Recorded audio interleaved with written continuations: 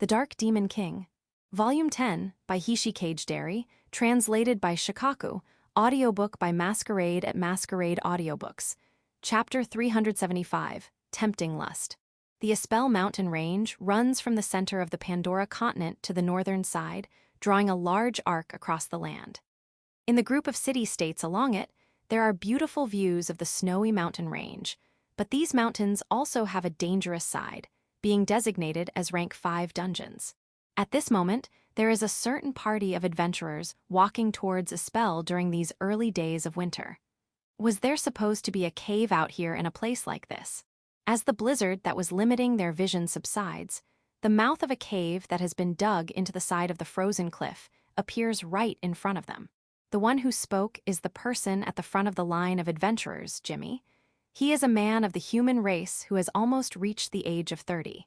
He lives in Espel village, at the foot of a mountain within Avalon's territory. The Espel mountain range is his primary working field as an adventurer. He only works in low-danger areas away from the habitats of Rank 5 monsters, such as white dragons, fenrirs, and tundra whales, however. Hey, our guide shouldn't be saying such clueless things. Weren't you boasting about how Espel is like your backyard?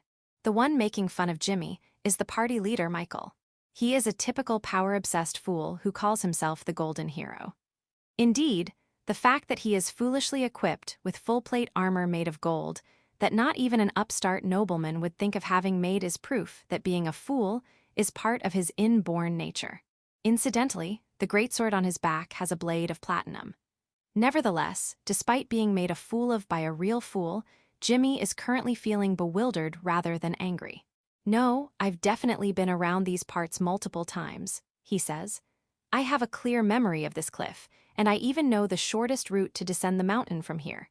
But the last time I was here, there definitely wasn't a big cave like this." Jimmy is a Rank 4 adventurer. He cannot enter the deepest parts of dangerous regions, but even so, he is a man who has spent long years walking around almost the entire Espel mountain range. He has only been hired temporarily to act as a guide for the Rank 4 party, Golden Age, led by Michael. Jimmy's knowledge of Espel and his experience in climbing the mountains has even been officially certified in writing by the Adventurers Guild in Espel Village. He is a professional, so to speak, when it comes to these mountains. "Then it was dug by a monster, wasn't it?" says Michael. "Hey, if it could dig a huge hole like this, it must be a big one." There are many monsters capable of digging holes in the ground, such as sandworms and mad moles. The El Grand Dragon, the supreme ruler of the Rank 5 dungeon known as the El Grand Canyon, is powerful enough to dig a cave with a diameter of 50 meters just by passing through the ground. But within the dungeon that is the Espel mountain range, there should be no monsters with digging abilities capable of creating such a cave. "You're planning to look inside it?" Jimmy asks in surprise. "Of course," Michael replies, his face full of motivation. Jimmy objects immediately. "It's dangerous. You're better off giving up on it. We're currently equipped with gear for the snowy mountains. We're not prepared to search a cave, are we? If you really want to go into the cave, we should go back to the village first, make preparations and—" As if we're going to waste our time doing that," Michael shouts. "There might be some crazy big prey in there. What if another party takes it while we're gone? The chances of this happening are astronomically low. Though it is only the beginning of winter, the piled-up snow is already thick and Espel mountain range has turned into a white snowscape. There are few adventurers who would go out of their way to venture up here. Not to mention that if there really is big prey here, an enormous, high-rank monster adventurer parties who would be capable of defeating it immediately are rare." "No, you can't," Jimmy insists. "It's too dangerous. I can't agree to searching the cave. I don't want to go." "What did you say? I paid a lot of money to hire you, so why are you being such a coward? How can you call yourself a Rank 4 adventurer, the same as someone as great as me?" Now, calm down, Michael." Michael looks like he is about to attack Jimmy, but a young man steps in to gently stop him. His name is Christopher. In contrast to Michael's large build and grim expression, he is a handsome young man with a sweet, mask-like face that suits his soft, gentle smile. "How about we perform a light search while Jimmy-san waits here?" Christopher suggests. Hey, Chris, what do you mean by light?" Someone as great as me won't be satisfied by anything less than a face-to-face interview with the boss in the deepest part of this place, says Michael. You idiot, we still don't know whether there really is a monster in this cave or not, do we? If we go inside, search the whole thing and there isn't anything there, we'll all look like idiots, says a young woman, bitterly kicking the shining, golden armor at Michael's shin with a clunk. She is Jacqueline, the only female member of Golden Age. With her small build and childlike face, she and Michael look like they might be parent and child, but surprisingly, she is actually the same age as him. That hurts, Michael howls. Damn it, my only weak point. You're full of weak points, Jacqueline points out. I wonder how many times you would have died by now if Chris and I weren't with you. I mean, even the time you were kicked into the air by the silent sheep in the Ischia Hills. Things from back when we were kids have nothing to do with this, do they? Michael looks enraged with tears in his eyes, while Jacqueline cackles. Christopher watches them with a smile. It seems that these three are childhood friends. 2 men and 1 woman is a party composition that typically causes the party to fail. But the fact that they have come as far as becoming rank 4 adventurers together is a sign that they have built their relationships with each other incredibly well. Well then, we will go into the cave ourselves, says Christopher, ignoring the bickering of the large man and young woman to come to a decision. Let's see, we'll return in an hour. We won't be gone for any longer than that. Even if Michael throws a tantrum, we'll make sure to drag him back. An hour, huh, all right, let's do that, says Jimmy, thinking that this compromise seems reasonable. It would be cruel to tell these young adventurers, who are barely more than 20 years old, to not even take one step into an unexplored cave. He has no doubt that if he was the same age, he would have leapt into the cave in high spirits as well. I'll leave this communication device with you, says Christopher. I'll use this to report the situation in detail while we're inside. Also, if the monsters who use this cave as their roost happen to return, please contact us right away so that we can do our best to rejoin you. He hands Jimmy an expensive magic item in the shape of a crystal ball that allows telepathic communication, which Jimmy gratefully accepts. All right, let's go then. The first page of a new legend of the golden hero, Michael-sama, will be written here, Michael declares. Shut up, hurry up and go, Jacqueline says impatiently. Well then, we are leaving, says Christopher. And so, the 3 members of Golden Age step into the cave. As Jimmy keeps an eye out for monsters appearing from outside, the long-distance communication between him and the others begins. How is it, Jimmy-san? Can you hear me? Christopher asks. Yeah, the reception is good, Jimmy replies. The communication devices made of crystal are functioning with no problems. Less than 10 minutes have passed since the others entered the cave, but Jimmy asks what the situation is like for now. There are plants resembling rose vines growing on the walls, but I can't see anything else, Christopher reports. There aren't any traces of monsters entering and exiting the cave either. There are no green plants to be found in a spell during this harsh winter. Jimmy wonders whether there are plant-type monsters like wood golems or dryads, but such monsters are generally weak to the cold. At the very least, they haven't been seen in the Espel Mountain range before. Be careful. There might be an unknown monster lurking in there, Jimmy warns just in case, but his words are drowned out by Michael's booming voice. It's so empty, he complains. Aren't there going to be a bunch of crystals coming out or something? There's no way you'd find crystals in a place like this, is there? Says Jacqueline. It seems that these communication devices are shared by all members of the party. Of course, messages can be transmitted through strong thoughts, but with an open channel like this, speech is also transmitted exactly as it is spoken. Jimmy wonders if he should warn them that they're being too loud in an unexplored cave, but decides that it isn't necessary and shuts his mouth. The party of adventurers is already rank 4. They are far above him when it comes to pure ability in combat, and it isn't a distant dream for them to be promoted to rank 5. If they were the kind of adventurers who would let their guard down just because they're talking, they would have undoubtedly lost their lives long ago. For now, there's no signs of monsters appearing, Jimmy reports.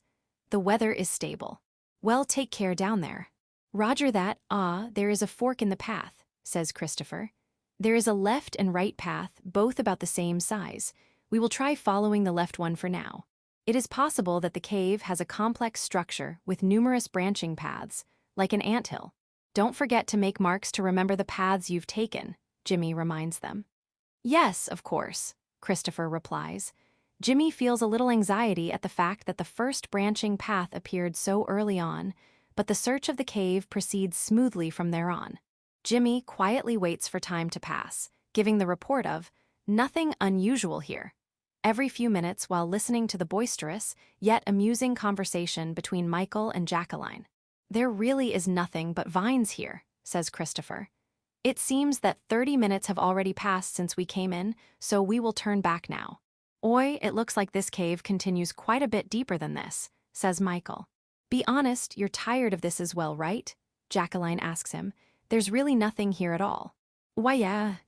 For now, Jimmy feels relief at the fact that all of the party members are going to be returning with no disagreement. There was nothing on the path they took, and since he has been watching the entrance, that means that no monsters have entered. There was only one branch in the path at the start, so there is no chance that they will get lost, either. Their safety is guaranteed, or at least it was supposed to be. They still haven't come back. Far more than 30 minutes have passed since the last message from the party, saying that they were coming back. Jimmy doesn't have something as high class as a personal pocket watch, so he is making estimates based on his sense of time as an adventurer and the position of the sun. But there is no way that he has made a large error in his estimation. The reason no further communications have been sent is because they were simply coming back and there was nothing else to report. The party members also knew that there was no danger. Considering how Michael and Jacqueline were acting earlier, they might be walking leisurely back out of the cave while having friendly conversation.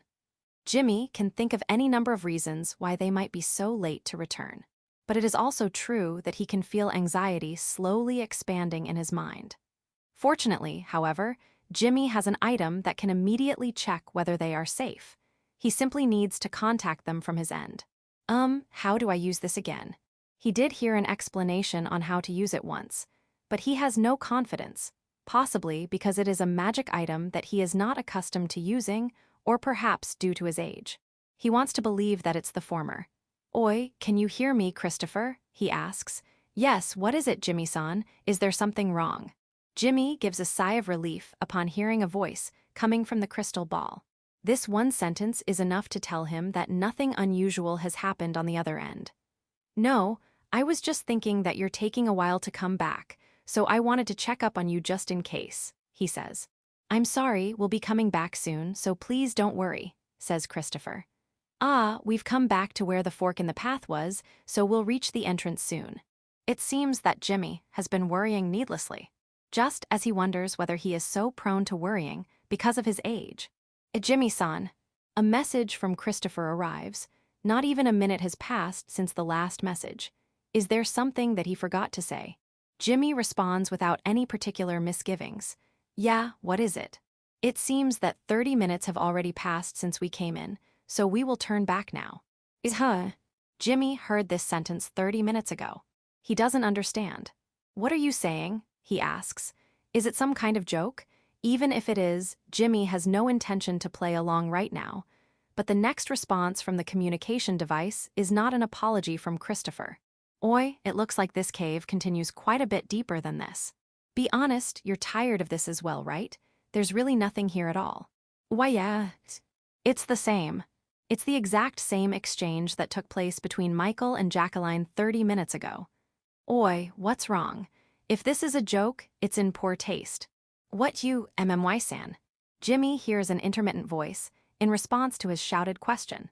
He is just able to tell that it belongs to Christopher, but he can't understand anything that it is saying. What is it?" "Oi, what's wrong, Christopher? Give me an answer," Jimmy demands. Instead of Christopher's voice, Jimmy can only hear the ominous sound of rushing water coming from the crystal ball. Finally, communication becomes completely impossible. "Shit, broken at a time like this?" Jimmy curses. This is why you can't rely on magic items. It has been decades since Jimmy became an adventurer. His sense as a veteran is telling him that the current situation is dangerous to the point of no return. The message that was identical to the one 30 minutes before it. The magic item that suddenly broke. Jimmy isn't so optimistic to believe that a poor joke and this misfortune has simply happened to have occurred simultaneously. Shit, what do I do? He feels reluctant to enter the cave himself to meet the others. At the very least, there is no doubt that they are physically unharmed. It doesn't seem like they have been attacked by monsters or become wounded in some unforeseen accident. Even so, something unusual is going on. But the scarier thing is that they are not aware that anything is unusual. Christopher, please respond. Michael, Jacqueline, can you hear my voice? In the end, unable to make any careless moves, Jimmy has no choice but to continue trying to call out to them through the broken communication device. Communication has not been cut completely. He can hear something that sounds like voices mixed in with noise. Right now, he can only place his bets on the hope that communication can be restored. Please give me a response, he says desperately. Jimmy-san. At that moment, the noise finally disappears, and a clear voice replies to Jimmy once more. We're connected. Oi, Christopher, what's the situation down there? We've come back to where the fork in the path was, so we'll reach the entrance soon. At this point, Jimmy's feeling that something is wrong turns into certain belief. Get a hold of yourself, Christopher. You're saying the exact same thing as you said before. Wake up, damn it. Uneasiness welling up inside him, Jimmy shouts and tries to tell Christopher about the unusual phenomenon that is occurring. All right, let's go then. The first page of a new legend of the Golden Hero, Michael-sama, will be written here. You idiot, we still don't know whether there really is a monster in this cave or not, do we? If we go inside, search the whole thing and there isn't anything there, we'll all look like idiots. The only responses Jimmy hears are repeats of past sentences. The conversation between Michael and Jacqueline isn't even connected anymore. They've gone mad. That's the only thing that Jimmy can understand. Shit, what is this? What the hell is going UWAH? As Jimmy is dumbfounded at this exceptionally strange situation, smoke suddenly rises from the cave that he has been staring into and envelops him. It is not the black smoke that accompanies combustion, but an ominous smoke with a vivid pink color. What is this poisonous gas? Despite his long years as an adventurer, this is the first time Jimmy has seen this. But even a child from the village would be able to tell that this shocking pink-colored smoke is dangerous. Jimmy knows this as well. He is now out of options other than to escape from the cave. Using Airwalker, he somehow barely manages to succeed in escaping the pink gas that has filled up the cavern's entrance in the blink of an eye. Just as Jimmy hurls himself into the pure white snow, the dense smoke billows out from the cave's entrance as if there is a large fire burning inside. Ha ha, Christopher, Michael, Jacqueline, please respond. With nothing to lose, Jimmy calls out to the crystal ball that he is tightly grasping, still lying in the snow. There is no noise. Communication is stable. But the words that immediately come from the other side are completely abnormal. Mama, look, I've become a hero. I'm the strongest in the world, sparkling in gold, the coolest in the world, so, Mama, praise me more and hug me tightly. These words that sound like those of a spoilt young child, could they perhaps be Michael's? It is unimaginable considering his grim appearance and proud attitude. But the deep tone of the voice makes it unquestionably clear that it is indeed him speaking. Fufu, you fufu, stop it. You two, don't fight over me. I just want to get along with you two, just like when we were children. It makes me happy to know that you feel that way, but Fufu, I'm sorry for causing a misunderstanding. The next voice Jimmy hears is Jacqueline's. These are the words of a foolish, conceited woman who is pretending to be troubled by two different men courting her. The two men fighting over her are Michael and Christopher, perhaps. There is no way to confirm this now. I'm happy, Michael. You've finally noticed my feelings, haven't you? Yes, that's right. We don't need a woman like that anymore. From now on, it'll just be the two of us. We'll be fine with just the two of us. I love you. Is Christopher's voice speaking his true feelings? Jimmy desperately hopes that Christopher is simply blurting out false words due to his current crazy mental state. Haha, damn it. Everyone's gone mad. Letting out a dry laugh, Jimmy slowly gets to his feet.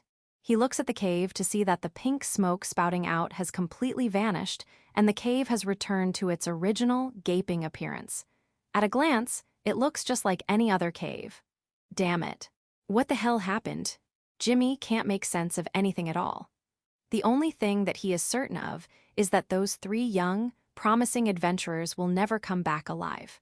Chapter 376, Revival Catacombs, Final Floor. The completely serious, no fooling around rank 5 quest that Fiona chose, Lich Extermination, is finally approaching the final stages of completion. The month has changed from Blue Moon to the month of Frozen Soil, the equivalent of November, and the date is the 10th. Precisely 1 month after the quest was accepted. I get the feeling that this quest has taken a long time compared to the quests that we've done in the past, but considering that we're trying to completely clear a dungeon, this is normal. In fact, having taken only a month to come this far could probably be considered swift progress. We're finally at the last floor, let's not let our guard down and... A loud gunshot rings out, cutting off my words. Its echo is deafening in this dark, cramped corridor of the underground tomb. Zwei, you have to listen properly to what Kurono says Lily. Sorry, my lord. Lily's servant, the living dead that she has named Zwei, apologizes to me as it bends its body forward in a right-angle-shaped bow. Just like the first time I saw him when he was carrying a bed into the dormitory, he's equipped with a smiley-face iron mask and a pitch-black surcoat. He loyally follows Lily's commands, but he's still creepy. Incidentally, my lord refers not to Lily, but to me. I guess it's been set that way because I'm the party leader. But when it suddenly called out to me like that, I was startled. Startled at the fact that it can talk. No, it's fine, I say. Go back to keeping an eye out. Yes, my lord. Flipping its head back upright like a spring-loaded doll and pressing its right hand against the left side of its chest near its heart in a Spada-style salute, Zwei returns to stand in line with Ein and Dre, who are standing at attention. At present, Lily has only summoned 3 of them, but this is the limit for this narrow dungeon corridor. Sorry, Kurono, they're not smart enough to be able to read the mood yet, says Lily, acting adult-like as she apologizes for her subordinate's failure. Of course, I'm not going to blame her or anything. No, they're functioning just fine as they are, I tell her. They're bringing the enemies down properly, in 1 hit too. In the darkness of the corridor ahead, where the light of Lily's luminescence and Fiona's torch doesn't reach, at a distance that I wouldn't be able to see without my exceptional night vision, there is a skeleton soldier lying on the ground with its head blown clean off. This is the result of the shot that interrupted my words earlier. With this quest, we're testing the performance of these living dead, and by making them use rifles, we're also testing out the gun's endurance in real combat. The prototype rifle that we'll used in Ischia did jam, and Simon was enthusiastic about refining the rifles to perfection. Thus, all 9 of the living dead are equipped with the improved version of the rifle. The prototype that Will had purchased and paid for in installments was 100,000 clans. The price of 9 rifles is enough to send half of my fight money from the Curse Carnival flying away, but the manufacturing costs are scheduled to decrease from now on. All of the parts have been made at the Stratos smithing workshop up until now, but with this opportunity, in other words, with the great sum of money I have acquired thanks to the fight money, and the reward for the Battle of Ischia work has begun on securing a way to mass-produce them. It's not enough to build a factory yet, but Ri-Jin-san talked to Mordred, and it's been decided that he's going to borrow part of a large smithing factory owned by a company to manufacture the parts. Mordred himself has apparently shown interest in the weapons called guns, which can produce a certain amount of killing power without needing mana. So if the rifles can be perfected, full-blown mass production could become a possibility later. Of course, the development and production of other arms are already in the works. I wonder if machine guns are next. Simon was pretty fired up and had already started on the blueprints, too, saying something about being able to lay waste to monsters the next time a huge army of them appears. All right, let's press on, I say. We'll defeat the Lich and clear the quest within the day. Yes, says Fiona in a monotonous voice. Yeah, Lily yells, full of spirit. Her 3 servants repeat her, yeah, as a war cry, raising their fists into the air. Things have gotten pretty lively for the Element Masters, and so we press on through another of the corridors that we've become completely accustomed to seeing during the past month. We let the 3 servants stand at the front to deal with the small fry. Lily is in the middle, giving orders and support to the servants. Fiona and I are serving as the rear guard. The only thing we need to be wary of is an undead monster attack. Things are quite easy because there aren't any traps in this dungeon. That's why this dungeon, the Revival Catacombs, is normally rank 3 when a monster like a lich hasn't appeared. By the way, Kurono-san, isn't it almost lunchtime? Fiona asks suddenly. She is not wearing the white one-piece dress that I gave to her as a present, but her trademark adventurer equipment, the witch's robe. She looks incredibly surreal, with her beautiful white face illuminated by the dim light of her torch. But that is put to waste by the small sound of her stomach's growls acting as background music. But I can't make fun of the demands of Fiona's stomach. And I'm starting to feel quite hungry myself. Thanks to the relatively accurate biological clock I gained through the remodeling experiments as well as the sensation from the rather unreliable stomach clock, I can tell that it is past midday. I'm reliant on my body senses because we can't see the sky in an underground dungeon like this, so it's difficult to tell how fast time is flowing. I suppose I'll buy a watch with the reward money from this quest once we return to Spada. You're right, I say. I suppose it's a good idea to have a meal before we charge into the Lich's chamber. Ah, Fiona, they're coming from behind us. My ears pick up the sound of faint footsteps. My skin feels the presence of mana. And my intuition has been set off, too. Having a sharp sense for approaching enemies without relying on vision is an important ability for adventurers. When it comes to searching for and detecting enemies through bodily senses alone, I'm the sharpest in the party. According to the map, it seems that there is a small room up ahead, perfect to stop and rest at, says Fiona. What? I said enemies are. Ignis blast. My entire vision is instantly filled with crimson. With a thunderous roar, a storm of whirling heat sweeps down the narrow corridor without leaving any gaps to escape through, as if licking the walls. In other words, Fiona has turned around and waved her wand, releasing an offensive spell. The skeletons that approached in single file in this narrow corridor have probably been annihilated by this merciless, wide-area flame attack. Now that the flames have died down, I can't feel their presence anymore. Let us hurry and keep going, Kurono-san. That's not cool, Fiona, even if you are wearing an elegant expression. It's way too easy to see your ulterior motive of satisfying your hunger. But still, Fiona's magic is as flashy as usual. Even though I have 3 divine protections of the Demon King, I'm feeling a slight inferiority complex. No, leaving that aside, the thing I should pay attention to is the wand that she waved. It's the custom fireball that she has been using up until now, but it was born anew with our most recent visit to the Strato's smithing workshop. Its name is now Spitfire. Its design hasn't changed much, but the notable difference is that there is a large, ruby-like gem attached to the tip. Unlike the Queen Beryl and the Rathpun's Fist of Wrath, it's an artificially made magic stone of flames that isn't rare as far as parts for staffs and wands go, but its performance is apparently incredible. Fiona used the high-quality flame element wand that she foreignately happened to acquire during her training in Avalon, called the Ruby Bullet, as custom parts. In other words, the Ruby Bullet's highly specialized flame attribute abilities have been added to the already exceptional performance of the custom fireball. Put simply, the Ignis Sagitta that Fiona has been able to fire like a machine gun can now be fired as 3-way split shots. Her casting performance has tripled. If this thing releases its flames, there's no doubt that its power to annihilate enemies overshadows my Gatling burst. Not good, my sense of self-worth as a black magic user is steadily dwindling. As I admire Fiona's abilities and feel depressed about my own, Lily suddenly raises her voice as if in celebration. Ah, Kurono, I found the boss chamber. The boss chamber she speaks of is the chamber with the boss in it. In other words, it's the deepest part of the dungeon. Incidentally, the term boss chamber isn't adventurer slang, but something I let slip because I'm a Japanese person who still can't get the RPG image out of my mind, and now, Lily's started copying the term.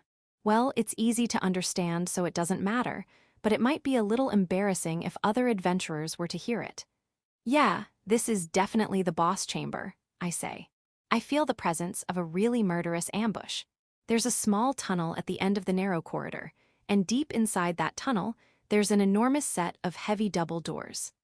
Ein and Zwei are already standing on either side of it. We're completely ready to throw the doors open. It looks like they've strengthened their defenses with numbers. I guess we'll have you summon all of your servants and make them go in first, I tell Lily. I'm sure the enemies have no intention of hiding, either. The doors are heavy, but I'm sure you wouldn't need my sharp senses to feel the presence of countless enemies crawling about behind them. Well, their groaning is audible as well. The heavy, rough, nasal breathing is no doubt that of undead minotaurs. Yeah, says Lily. Well then, I'm going in with everything I have, okay? Everyone go. She shouts a solemn incantation that is the complete opposite of her adorable appearance, summoning the 6 servants stored in her dimension of light. Giants wearing the same black surcoats and metal masks appear simultaneously from the magic circle that has been drawn in the empty darkness. Kurono-san, it seems that everyone is preparing to charge in right now, but what about lunch? Asks Fiona. Well, we've found the boss chamber, so let's eat after we defeat the Lich, I say. Please stop making that sad face, Fiona. I feel like I should yield to her silent pressure, but I'll resist. I'm sure our enemies are ready and waiting on the other side, too. If things go as planned, it won't even take 10 minutes. Just hold out a little longer, I say. Very well. Let us finish this as quickly as possible, says Fiona. All right, now that I've convinced the hungry witch, it's time for the real challenge. Order, select, bad standard. Lily, who has finished transforming into her juvenile form in order to go all out against the Lich, gives these commands to her servants. The 9 servants standing in a row in front of Lily put their improved version rifles onto their backs and draw their other weapons. They're all different, none of them are the same. Ein is holding a longsword, Zwei a dagger, Dre a rapier, Veer a scimitar, Funf a tomahawk, Setch a battle-axe, Sieben a spear, Etched a halberd, Noon a trident. However, their weapons have something in common. Having all 9 of them equipped with cursed weapons does make me a little uneasy, says Lily with a slightly troubled expression on her face. As she says, all of the servants' weapons are cursed weapons. Bad standard is, in short, the nameless 9 that I have let her 9 servants borrow. I've used eternity on the blackening that lowers the effects of the curses, but the effects haven't been reduced to 0. If the servants' wills weaken, they'll be taken over by madness in the blink of an eye. The curses' wills do not treat the living dead that hold the weapons, or the spell formula that controls their minds, as exceptions. From what I've heard, Safi had been using the Wrathpun as a servant in the Ischia Hills after turning it into an undead. But the Slothgill was able to quickly take complete control over it with a parasite. Serves her right, isn't what I want to say. My point is, the fact that a servant moves on command just means that there's plenty of possibility that control over them can be taken away. However, Lily is only connected to them telepathically, so their effects won't influence her. I don't know whether that would be true if one of the servants was using the absolute grudge hatchet, neck cutter, but at the very least, it is certain that the nameless won't be a problem for her. The fact that Lily, the caster, can completely control the spell formulas that the curses are trying to take over means that it is possible to have her servants use them. Also, for necromancers, having control that cannot be defeated by curses or creating perfect control spell formulas drastically reduces the risk of encountering the greatest danger. The danger of having one's servants stolen by something else. Firm control equals reliable servants. On top of that, there are benefits to having the servants being able to use the cursed weapons. Simply put, it doesn't need to be said that the cursed weapons make the servants strong. I can make the servants return the weapons to me if I need them, but well, there's no problem in just lending them out while we clear this dungeon. Lily produces a tennis ball-sized diamond from somewhere. I suppose I should use this just in case. Obey my command, Diamond Heaven. The moment the servants gripped the cursed weapons, the red light glowing through the circular eye holes of their metal masks grew brighter. This must be Lily's way of dealing with that. The faint white light coming from the jewel strongly captivates people's hearts. As I have lower middle-class-like thoughts such as wondering just how much it would sell for, Lily is purely using this diamond as a magic item. No, as an artifact. Apparently, this Diamond Heaven holds the power to apply the domination status effect to its targets. It's quite risky to hold on to, since misusing it would warrant being arrested instantly. According to Lily, the true value of this item is its ability that grants better telepathy access, allowing free control over the homunculi. Thanks to this, the homunculi have the strength, independence, and learning ability needed to throw all of them into battle at once. Well, I'm ignorant when it comes to modern magic, so I can't understand a thing about necromancy, which is even more advanced. I feel pathetic for not being able to think anything of it other than having a vague feeling that Lily is amazing. Okay, now everything is set, says Lily, turning around with a bright smile. Now then, Kurono, I'm ready when you are. The 9 servants are standing silently behind her in front of the door, weapons at the ready. It's just like an Ajusama being surrounded by her bodyguards. No, that's not right, Lily is. You give the signal, Lily, I say. We'll leave the small fry to you and head straight for the lich. That's all there is to it. Understood, says Lily. She turns back to her servants. You heard that, didn't you, servants? Your lord has requested that you do not let even a single small fry approach him. Please don't disappoint me. Yes, my princess? 9 voices echo loudly in response to her words. Indeed, it is fitting to call Lily a princess. The way she gives orders is so masterful it's terrifying. A charge. Thus, the 9 knights charge into the large boss chamber to rise to their princess's expectations. I take a step forward as well so that I don't fall behind. This is where the real deal begins. This is where we, the element masters, test ourselves to see whether we have the power to kill an apostle. Chapter 377, The Lich, King of the Undead, appears.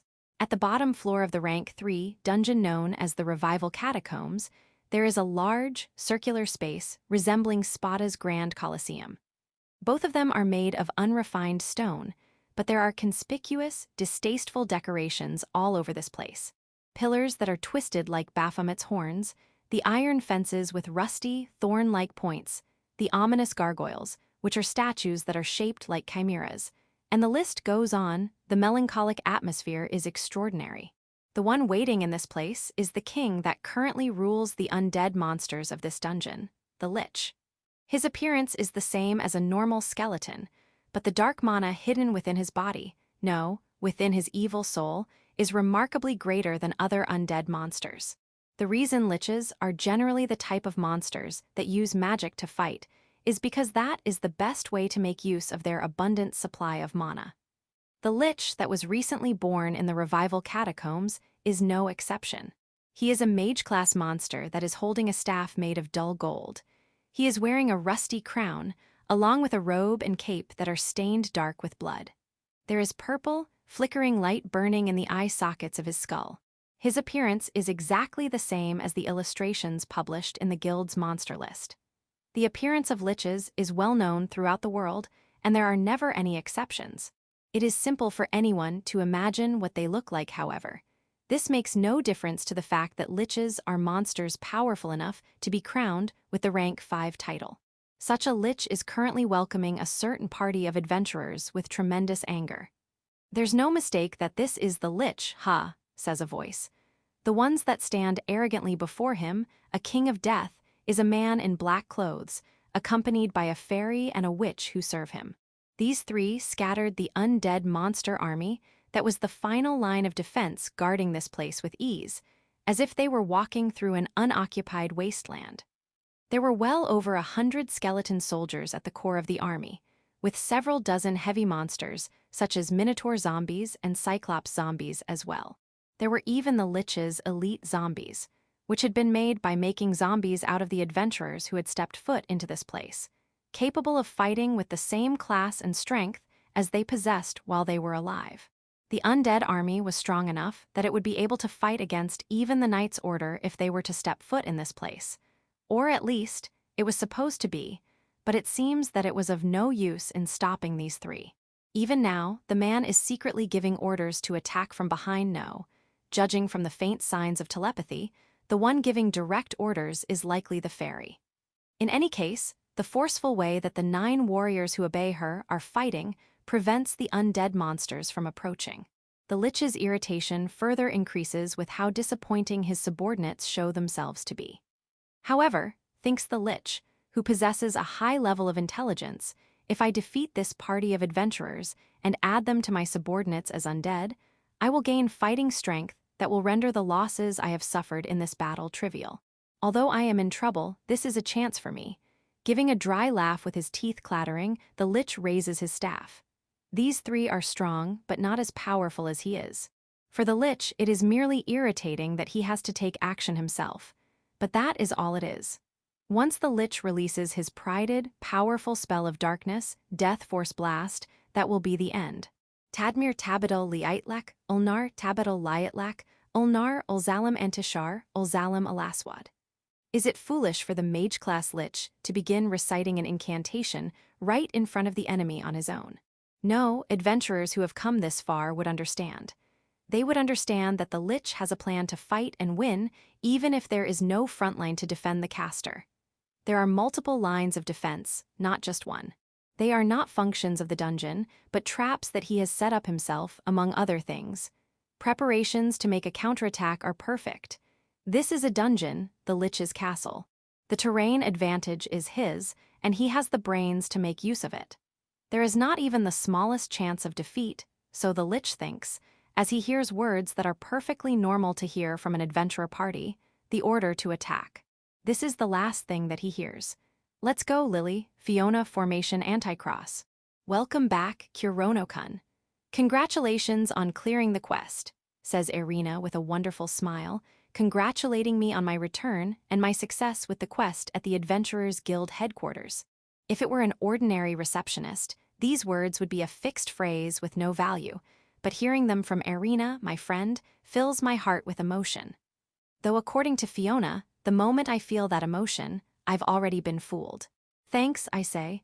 I know it's early, but I want you to show me the next quest. Leaving aside whether or not I'll accept it right away, I want to set my eyes on an objective ahead of time. Looking back on it, the lich extermination was a great success. In fact, it wasn't a tough battle at all. It was a one-sided game for us. I think it took less than 5 minutes to go from the beginning of battle to extracting the imitation heart, which had turned into a high-density mana crystal, from the lich's collapsed skull. The demon King Mia, the fairy queen Iris, and the black witch Endymion. With the divine protections of these three, the formation Anticross will live up to its name and bury the apostles, the pawns of God, or at least, it's supposed to. I've fought the 7th apostle Sariel twice, but she was constantly going easy on me, and I've only seen a single, somewhat serious attack from the 8th apostle I. It's still difficult to tell just how powerful an apostle using their full strength will be. But even so, I've finally acquired enough power that I am able to truly feel that I have a chance of beating them. I've made great progress. In any case, if I can manifest power strong enough to kill an apostle, there is no way I wouldn't be able to defeat a lich, one of the weaker among rank 5 monsters. But the coordinative strategy that we invented to use against the apostles, no, it might be more appropriate to call it a battle formation. In any case, this Anticross, it's questionable as to whether we are using it to its full potential. We calculated that the maximum duration we could use the formation was 15 minutes, but when we actually used it, it was so unstable that I don't know whether it could have held for 10. I haven't mastered the use of my new divine protections, and neither have Lily or Fiona. This is the simple, yet fundamental problem. If there had been 2 liches, things might have been a little dangerous. After using the formation, all of us are drained of almost every bit of mana we have, so we become incapacitated afterwards. The reason we're using Lily's servants is because we anticipated this happening. Their true role on the battlefield is to protect the 3 of us when we're no longer capable of fighting. After seeing their performance during this quest, I feel at ease knowing that they can fulfill this role just fine. It's quite remarkable that they have the fighting strength and coordination to overwhelm skeleton soldiers, and even hold their own against large enemies like Minotaur zombies. If their abilities were to be converted into an adventurer rank, even if you were to give them the lowest possible estimate, they would be at least rank 3. Once they gain some more experience in battle and better equipment, they can probably become equivalent to rank 4. Is it them that are amazing for having such great hidden specs, or is it Lily that's amazing? Either way, we currently still need more training. We need to find our next practice opponents quickly. Say, Kurono-kun, Irina says suddenly, as I skim through the stack of request forms with details of rank 5 quests written on them. I wonder if there is a particular quest that she wants to recommend. Shall we go on a date? I'm sorry. I reflexively look up from the request form for the extermination of a pair of salamanders. I've received a crazy proposal. However, my eyes see the smile of a charming, beautiful elf. She's smiling, but her eyes look quite serious. That witch interfered last time. If we don't make an arrangement soon, you'll go away on your quest and won't be back for a while, right? Irina says. No, that's well true, but I mumble. A date, you say, but it's not like I'm really dating you now, right? Geez, your way of thinking is too rigid, Kurono-kun, she says. When a man and woman of a certain age enjoy themselves with just the two of them, that's called a date. Even if the people going on the date cover it up by saying that they're friends. Isn't it Irina, whose way of thinking is too rigid? Is this the standard definition in Spada? No, but still, she is inviting me on a date, and I'm certainly not refusing her right now. Which means, in other words, she's clearly acknowledging me as a member of the opposite sex and... Is this a honey trap? I ask. Is that what you're calling it? And don't go back to using formal language, Irina shouts. I suppose I find it really concerning when someone makes a move on me in such a straight manner, if you know what I mean. Ah, sorry, I say. But leaving aside whether it can be called a date, I don't mind going to eat or enjoy ourselves or go out somewhere with just the two of us. No way, really. Yeah, we're friends, right? Yeah, we'll start off as friends. It's not really a honey trap, is it? Anyway, I'm not against strengthening my personal friendship with Irina. Fiona is probably going to complain, but it should be fine as long as I'm prepared to make sure that I'm not being made use of one-sidedly. I'm sure it'll be fine. So then, when are you free? Irina asks. I don't mind going right now, you know. What about your work, I wonder. But I suppose one of the guild's objectives is to have friendly relations with rank 5 adventurers. I suppose all kinds of things will be allowed if this reason is given. One might think that it's quite a fun system for Irina to be able to go and enjoy herself publicly while working. But if you think about it carefully, it's easy to imagine her being forced to entertain adventurers that she doesn't even like. Is she just working to make me happy? I'm not entirely without suspicion. Maybe not right now, I reply. I have to prepare for the next quest, and I have all kinds of other plans. Going and enjoying myself is all well and good, but I can't do nothing but relax. Even if I have gained a good chance of success in defeating the apostles, I definitely can't let my guard down. And just as I wonder what I should do, I casually flip the next request form near my hand. Sorry, Irina. Sorry to say this so suddenly, but can the date wait until after my next quest is finished? Why? Rather than being angry at me for changing my mind, Irina is wearing a sad expression. It pains my heart, but I can't compromise. There are now circumstances that make me unable to compromise. I have to finish this quest as soon possible, no matter what, I say, handing Irina a single request form. In other words, I'm accepting this quest. Quest Lustro's Extermination. Reward 20 million clans. Time limit until the arrival of spring. Contractor Guild Master Jimmy of the Espel Village's Adventurers Guild. Contents of request. A Lustro's nest has opened in the Espel mountain range this year. The Lustro's typically hides in its cavern and waits for its prey to rush inside. Because of this behavior, it does not cause any harm as long as nobody approaches it, so it is not a priority extermination target. However, it was discovered 30 years ago, and numerous people have since challenged it and never returned. So I wish for its extermination this year from the bottom of my heart. The Lustro's Extermination, says Irina, reading the form. It's a monster that I've never heard of. Are you really in that much of a hurry to defeat it? There is nothing that could possibly be more important, except dealing with the Crusader army if it begins its advance. Yeah, I have to do this no matter what, I say. Please. I see, it's a pity, but I'll wait. Come back as soon as you can, okay. And so, I face my fourth trial that holds the title of Lust. Chapter 370, Ate the Greed. Unable to stand the thought of someone taking the quest before me, I accepted the Lustro's Extermination quest and headed straight for the Strato's smithing workshop. I rejected Irina's date. I don't have time to be taking it slow and enjoying myself. We have to hurry and prepare for the quest and then make our departure. Of course, even if I didn't have this sense of purpose, it doesn't change the fact that I've been visiting this place frequently. neck cutter and hitsugi were returned to me right after their maintenance was finished. If they hadn't, I wouldn't have been able to exterminate the lich. The result of the maintenance was superb. The items felt even more comfortable in my hands than before, and it felt like everyone became prettier. Especially Hitsugi.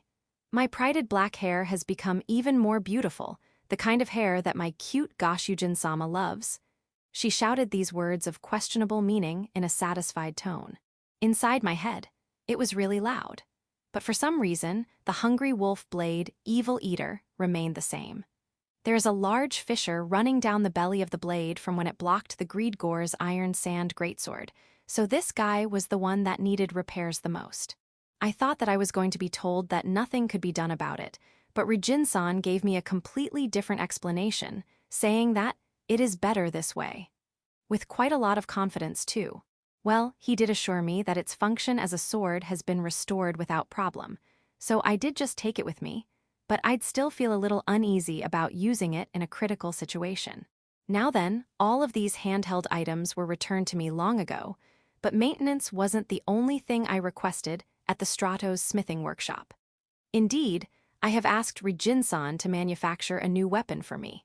Now I'm knocking on the door of the workshop with my heart beating fast in anticipation of what he could have made for me. "Good day, Kurono-san," Rijin-san says as he opens the door and welcomes me inside. "Congratulations on your success in exterminating the lich. I have completed your weapon while you were away." He's wearing a friendly smile that I wouldn't expect from a dwarf craftsman. But he's not an over-friendly salesman, so he brushes aside the unnecessary small talk and goes straight to the matter at hand. "I will bring it here now, so please wait a moment." Excited, I wait quietly with a cup of tea prepared by Rijin-san's wife in my hand. I've invested an incredible amount of materials and money into this, so my sense of anticipation is on another level from when I had the Rathpun's arm made. Before long, Rijin-san reappears from the depths of the workshop, pushing a cart with rattling wheels. "Thank you for waiting," he says. "I have prepared a gun that you can use in place of a staff, Kurono-san. It's more of a cannon than a gun. No, to be more precise, it's a Gatling gun. With its characteristic 6 barrels positioned in a circular bundle, it can't be called anything else." I have a vague recollection of telling Simon about the structure and shape of a Gatling gun, but to think that the concept would be implemented in this form. Simon's planning skills and Rijin-san's manufacturing skills are things to be feared. "Well, it seems that you already feel this, Kurono-san, but this is, let us say, more of a cannon than a gun," Rijin-san says. "It is as if I have made a ballista when you asked for a bow, but I believed that you would be able to master the use of this weapon. From the 6 muzzles to the rectangular, engine-like body, the weapon is easily over a meter long. Seeing the beautiful, shining jet-black metal, I can guess that the whole thing is made of the Greed Gore's iron sand. It's unreasonable to expect a single person to wield this huge mass of steel. These things are supposed to be equipped on fighter planes and helicopters. How heavy is it?" I ask. "It is around 100 kilograms, Rijin-san replies. "I did make it as light as I could." "That's fine." I grip the handle and feel the cold metal in my hand. At the same time, I feel its weight in my arm, but I can handle this with one hand. I easily lift the 100-kilogram cannon with my right hand. "As I expected," Rijin-san says. "Though us dwarves are proud of our strength, I cannot lift it with one hand. Despite my appearance, I am a rank 5 adventurer," I say. "I see, this must be the power of a berserker." "Please don't say that." With a bitter smile, I close my left hand around the foregrip at the base of the barrels and raise it as if I'm embracing it. Yeah, holding it with both hands makes it quite stable. I can easily swing this stupidly heavy Gatling gun like a macho cyborg hero in Hollywood action movies. Come to think of it, when I made the request, Rijin-san took measurements of my body, so this weapon might have been made with the length of my arms and my physique in mind. What incredible attention to detail. Incidentally, my height was measured to be 190 centimeters. It seems that I've grown taller after all. I'm still only 17, I'm in my growth period. What does this weapon use for ammunition? I ask. Theoretically, it should be able to fire a maximum of 2,000 rounds per minute, but I cannot create such large amounts of ammunition, so you will have to use your bullet arts, Kurono-san, Rijin-san explains. I see. In other words, I'm supposed to use Gatling Burst with this. I never imagined that I would be able to use Gatling Burst with an actual Gatling gun. Of course, there are many spell formulas that assist in the purification of the projectiles, Rijin-san continues. When the trigger is pulled, the engraved magic circles join together and activate. As a reference, I used the function of the black ballista replica that you said that you once used, so even your black magic should work perfectly with it. What a nostalgic name. Now that I think about it, I haven't used a proper staff-like staff ever since then. Maybe if I bought a staff as soon as I came to Spada, any staff at all, maybe I would have become a famous black magic user. No, let's stop. Even if I regret it now, it's too late. In any case, let's cheer up and be happy about the fact that I've finally acquired a weapon suited to using black magic. I guess I can't give it a test fire now, can I? I say. No, my store would be annihilated if you were to fire it, Rijin-san says. All right, I need to hold myself back from pulling the trigger until I reach the Academy's training grounds. Other than improved rate of fire and power, are there any new effects? I ask. Its appearance is different, but please consider its fundamental structure to be the same as the prototype rifle, Rijin-san says. By the way, about that prototype rifle, it's actually started to show its age as well, so it's also currently in for repair.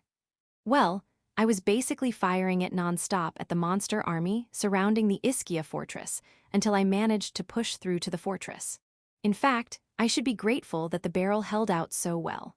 If I was unfortunate enough to have a misfire occur during the last shot I used to finish off the Slothgill, I might have been defeated. It worked hard for me, so, of course, it's going to be repaired and returned to me.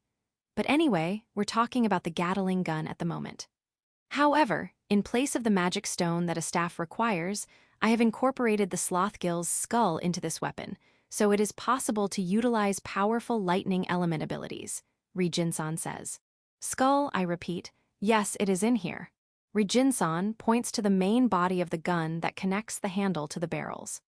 At first, I thought the reason it looks like a rough, rectangular engine is because it was imitating the crappy illustration and explanation that I gave Simon, but I see, so that thing's head is inside this. I listen on to learn that the inside of its mouth is the gun chamber, so this is where the pseudo-full metal jacket rounds that I create are summoned and loaded. A lightning element spell formula has been incorporated in order to accelerate the bullets, Rijin-san continues. Or perhaps it is more accurate to say that the Slothgill itself possesses the power of the lightning element, which naturally adds to the speed of the bullets. Then does that mean that this is like a natural railgun? Do you know how the lightning element accelerates the fired bullets? I ask. I am not a mage, so I do not have the faintest idea as to what principles are at work, Rijin-san replies. However, it is unmistakably a well-established spell formula, so I can assure you that its effect is certainly working properly. Well, I don't know the details of the principles behind how a railgun works, either.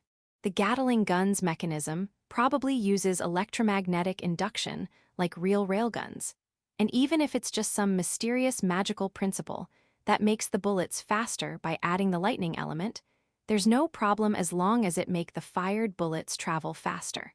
Well, this trivial effect is not the main reason I have incorporated this, Rijin-san says. Could you please put the gun down, Kurono-san?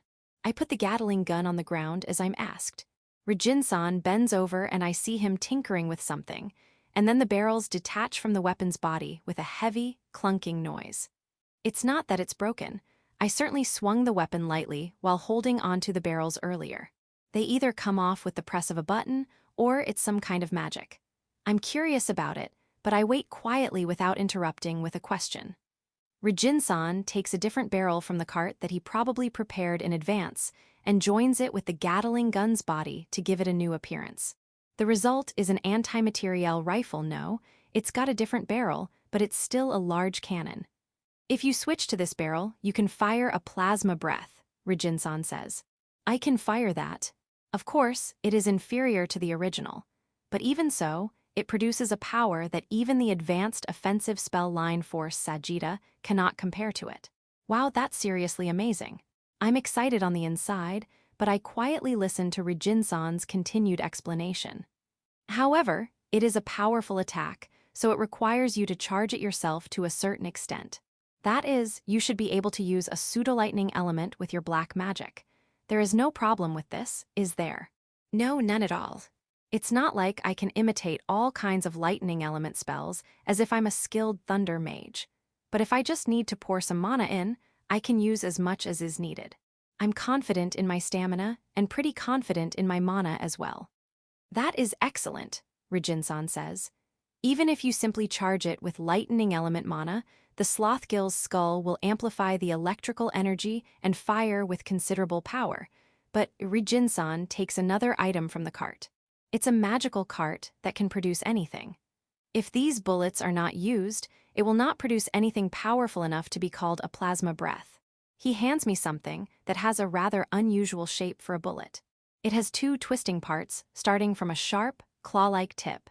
It's not exactly smooth and aerodynamically shaped for reducing air resistance. It seems that the whole thing is coated in the Greed Gore's iron sand, forming a double helix from the tip with gaps in between the two parts, and there is an ominous purple light leaking through those gaps. These bullets have been made with the bones of the Slothgill's fingers, Rijin-san explains. I see, that makes sense. If I recall, it had 4 long, thin fingers on each hand, so that's 8 in total with both hands. So that means 2 of the fingers will be used as planned, so there will be 6 plasma breath bullets, Rijin-san says. However, I have only been able to prepare this 1 bullet so far, so if you say that you wish for me to make another of those items. No, I won't need a third, I say. They probably won't let me fire it after all. In any case, this means that there is an ammunition limit for firing plasma breaths. If I only have 6 shots, I'm a little reluctant to fire a test shot. So for now, I'll limit my testing to firing it by charging it with my mana.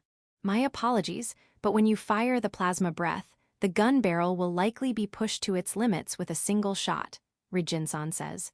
If you fire a second in quick succession, there is no doubt that the barrel will liquefy. In the worst-case scenario, it could even misfire. In other words, I have to keep the barrel cool if I want to use it safely. I suppose the overheating of the barrel is a problem that can't be avoided with firearms. Even in the Battle of Ulzaz, our crossfire was interrupted because of this problem. I'm sure Simon is experimenting with how to solve the machine gun's cooling problems right about now. By the way, Kurono-san, this weapon does not yet have a name, so could you take this opportunity to give it one? Rijin-san asks with a bitter smile, knowing that he doesn't have a sense for naming things. HMPH, if that's the case, leave it to the former literature club member. I wonder what would be good here. A long string of unintelligible kanji would be difficult to pronounce, and it's not a cursed weapon, so something simple. Well then, I'll name it the Greed. Chapter 379, Number 1 Fan. On the way back from the workshop after receiving my new weapon, I overhear this conversation. It's Wing Road after all. They've gotten really serious lately, and they've been doing rank 5 quests. Yeah, with the rampaging ancient golem, the elixir recovery, and the suppression of the slime fever. That's 3 in a month. But on the other hand, the element masters are still in the middle of the lich extermination. Wing Road are on a different level. They are true elites. Right, I was scared of the berserker during the parade, but I'm sure that's because he was using some kind of pressuring spell. We've already cleared the lich extermination. We took so long because we were busy experimenting, and me scaring everyone was completely natural.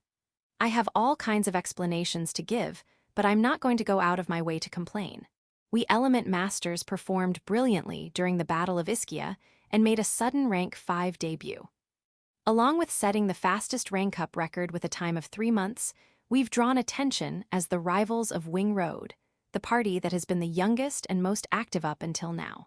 However, just as the rumors say, we, the newer party, haven't reported the completion of a single quest. Our results for the month that has passed since our increase in rank are poor.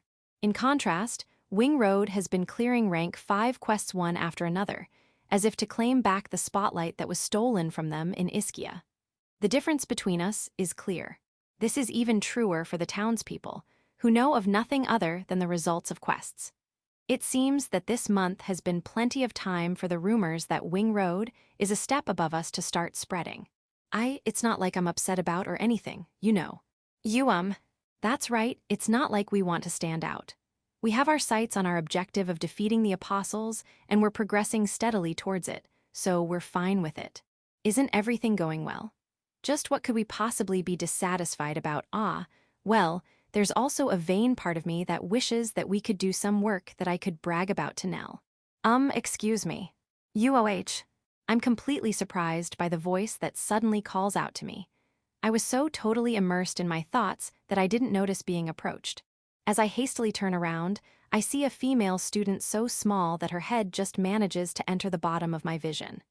Ooh, you are the nightmare berserker, Kurono-san, aren't you? She asks, looking like she might cry at any moment. I don't want to answer. I don't want to puff out my chest and say, yes, I am the nightmare berserker. But I can't just not answer, I suppose. Yes, I'm Kurono. I ran away a little. Even though Nightmare Berserker has become my formal class title, what's embarrassing is still embarrassing. Anyway, let's set aside my trivial embarrassment. The problem at hand is this girl who has called out to me with tears in her eyes. Judging from the close-fitting black uniform blazer that she's wearing, there's no doubt that she's an academy student. Incidentally, it seems that I've returned to the academy without even realizing. I'm a short distance past the gate. What did you want with me? I ask. She has brown, almost black hair in a bob cut, and tears are swimming in her round, adorable eyes. Combined with her slender, small body, her face somewhat reminds me of a small animal. I have no memory of this face. No, I do. This is a face that I've seen somewhere before. I've definitely seen it somewhere before, but I can't remember when or where. Due to this tantalizing sensation caused by my memory, I've ended up speaking to her quite bluntly. My sharp ears didn't miss that really, really small scream that escaped her. What have I done? I've gone and frightened her for no reason. That's her. Tears finally spill over the edges of her eyes. Her small body trembles. This is bad. My image as a criminal is rapidly increasing in this place. I have a feeling that in another 5 minutes, Safiel will show up, saying something like, "Get away from that girl, nightmare raper." Still, I'm unable to think of an effective way to overcome this situation. This is where, to stop a small child from being frightened, I have to make eye contact, call out to her gently and pat her head or something. That's no good. I get the feeling that this is an act that would only be allowed for people as handsome as Nero. At the very least, the only one I could successfully perform this on is probably Lily. In the end, I just stand rigidly on the spot as if I've been petrified, silently waiting for her response. Damn it, I feel even more tense than when I was about to fight the Lich. My friend was in Ischia, and you saved her, Kurono-san, so. Her words are intermittent, but I am quickly able to understand what she is doing her utmost to try and tell me. Could it be that you've come to thank me? I ask. Yes, thank you. She expresses her gratitude with a teary voice and her head flies downwards in a bow. When a girl does this in front of me, I normally can't react in any way other than to be flustered or panicked. But today, I'm simply happy. I see. This is what saving people is like. I can really feel that sensation again. I see. I'm glad I could save your friend. I certainly didn't go to Ischia Fortress because I wanted to be praised. But I can't help being happy when being thanked. I felt this when I rescued Jenna and the others from the bandits, but having my efforts rewarded properly is an extraordinarily happy thing. Kurono-san. While thinking about how happy I am, I've unconsciously started patting the back of the girl's head that has been presented to me. Sorry, I wasn't thinking. I say in earnest apology as I quickly remove my hand. Damn it, I got this image that this girl would love having her head patted, so I don't feel any guilt at all. But no, really, I'm sorry. It's not that. Having my head patted by Kurono-san is an honor, she exclaims. If you tell me that it's an honor with tears in your eyes, it feels like I'm forcing you to say it. But still, what is this tight feeling in my chest? An honor, having her head patted by me is an honor, she says. The truth is that I was watching the Curse Carnival. From the front row, Kurono-san, you were very cool. I'm your fan, please give me your autograph. She goes on, as if to catch me while I'm busy dealing with these indescribable, perplexing emotions. Now I can't help but to feel like she should just go ahead and say everything. That tournament you were watching? Fan autograph. Yes, please. She pulls a student diary from the breast pocket of her uniform and holds it out to me, along with a pen. I freeze. I mean, even if you ask for my autograph, what kind of publicity stunt is this supposed to be? No, it's a fact that I'm a rank 5 adventurer who has received an award from the king, and I'm a well-known person in Spada now. I'm an authentic, famous person, but I want her to wait a little. Even if I have become famous, whether I can become naturally able to give my autograph away as a gift for people is another matter entirely. Thinking about it normally, it's hard.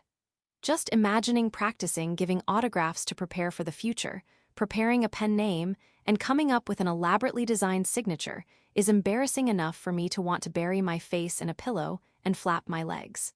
No, I've never done this. I've definitely never done this.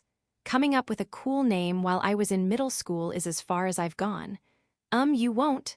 The girl asks, looking like she's going to cry for real this time. Men are weak to the tears of women. I've never felt this law of nature so strongly as I do right now. Despite how embarrassing it is, my reply is immediate. I don't mind if it's just an autograph, I say. Now then, I've managed to gracefully take the student diary and pen, which is good. But what am I supposed to write? Here you go, I say. Thank you very much. The girl takes her signed student diary with a smile that covers her whole face. The words Nightmare Berserker Kurono are clearly written on it. I've gone and done it. This is the second time that I've called myself by my embarrassing title. It really is embarrassing. Damn it, Will, this is the one thing that I resent you for. Really, thank you very much. Please do your best from now on as well, the girl says. Yeah, thanks for cheering me on. Completely oblivious to the complicated feelings in my chest, the girl leaves cheerfully. She was in tears at first, but she left smiling in the end, so I suppose I can say that this was a good encounter. But still, having a thankful fan who wanted my autograph, this was a scene that let me experience the charm of fame all in one go. Isn't it possible for me to actually become a popular person? This meeting was so impactful that I might get this delusional idea in my head. It's fine. I don't crave the limelight so much that I would be blinded by a desire for fame. I am completely aware of what is most important here. Fame is secondary or even tertiary. For now, being immersed in the fluffy feeling of knowing that I have an adorable fan out there is good enough for me. I didn't ask for her name or class, but I'll work hard so I can do better for her if I see her again. May I escort you somewhere, Aju-san? Something like that. I've remembered. My stupid delusion has unexpectedly produced the answer. Escort, guiding, showing the way. That's right, that girl was the female student that I asked for directions to Simon's dormitory when I first visited the academy. I recover my memories of her being very frightened and me wondering why I called out to female students instead of male ones. But even she has become able to show me a smile now. I feel strange thinking about that because it's like I've come a really long way. In any case, I've become used to the refreshing feeling of this wonderful encounter. Good. I found the quest for my trial today, too. I'm kind of lucky today. Perhaps I shouldn't have thought this. The moment the dormitory that I'm returning to enters my sight, I hear the voices of girls arguing. This voice is Lily and Nell, I guess. I immediately realize that this is a bad combination and let out a small sigh. Again, Now then, what should I say to mediate peace between them, and what should I tell them? I harden my resolve and press on to the dormitory as I rack my brains. Chapter 380, The Nuisance Fairy. Exactly a month ago, on the 9th of Blue Moon, the day after I went to visit Nell. Just after the bell signaling the end of the day's lessons rang, Nell visited the dormitory. On the same day, she fulfilled my request to teach me magic. At the time, Lily and I were in the dormitory. Fiona had gone out on a shopping and eating trip for the lich extermination request that we'd accepted. In any case, this was the first time that Lily and Nell had met each other face to face. Good day, Kurono-kun. If I recall, this child is your party member. Yeah, she's Lily. Come on, Lily, say hello. No, go home. The first one to bark is Lily. She lets out intimidating hisses like a salamander facing an enemy trespassing on its domain. It's cute when she does this in her child form. But that doesn't change the fact that it's a rude way to behave towards a princess that she is meeting for the first time. Kurono-kun. Faced with the fierce hostility of an adorable fairy-san, Nell is bewildered as to how to cope with the situation. You can't come in, you aunt. Lily's voice grew louder. The oracle field surrounds her small body in full force, flickering intermittently. This is the same shining light that I saw coming from a real fairy warning me to leave the forest when I first met Lily in the fairy garden. Intense flickering is how fairies threaten others. Sorry, Nell, wait a moment, I say. I hastily scoop up the growling Lily into my arms, close the door in the dormitory's entranceway, and make a temporary retreat. Oi, Lily, what's gotten into you all of a sudden? I quietly ask Lily, who is giving me a reproachful, sullen glare from within my arms. Why did that person come to our house? She's not allowed to meet you. She's dangerous. It seems that Lily's mind understands things as they were described in the first element, Master's emergency meeting. Carelessly coming into contact with Nell, who is a member of the royal family, equals she is a dangerous person that I must not meet. I'm sure Nell looks like a winged monster to the young Lily. I'm being careful, but banning me from meeting her is. You can't. Apparently, I can't. Lily objects as if she's pressing me to cut my ties with an adulterous partner. Well, I've never had a girlfriend before, so I have no experience in cheating on someone. Sorry, Lily, I say, but I need Nell's power no matter what. Why? Is Lily no good?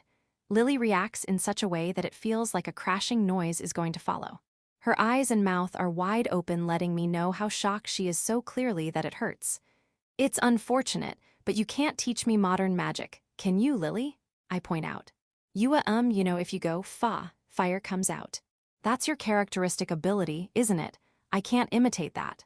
I feel bad for Lily, whose eyes have now become teary in shock, but this is one problem that nothing can be done about. Lily has been completely reliant on the characteristic ability that she possesses. She has not acquired the use of modern magic like a regular mage. Of course, at this point in time, Lily possesses abilities on the level of a rank 5 adventurer, and her characteristic ability that she spent a long time improving isn't at all inferior to the proper way of learning magic. As I explained before, it's absolutely necessary for me to learn modern magic so that I can make full use of my divine protections, I say. Ooh, can't Fiona do it? As unfortunate as it is, I couldn't keep up with Fiona's lessons. Being as useless as I am, I still haven't managed to tell Fiona that it's impossible to understand her explanations through onomatopoeic sounds alone. The second element Master's emergency meeting will probably be held today, so I should prepare myself. That's how it is, so I have no choice but to ask Nell to teach me, I say. I know that you're wary of her, but please be understanding here. All right, I'll listen to you, Kurono. Lily seems reluctant, but she folds. As expected of Lily, what an obedient child she is.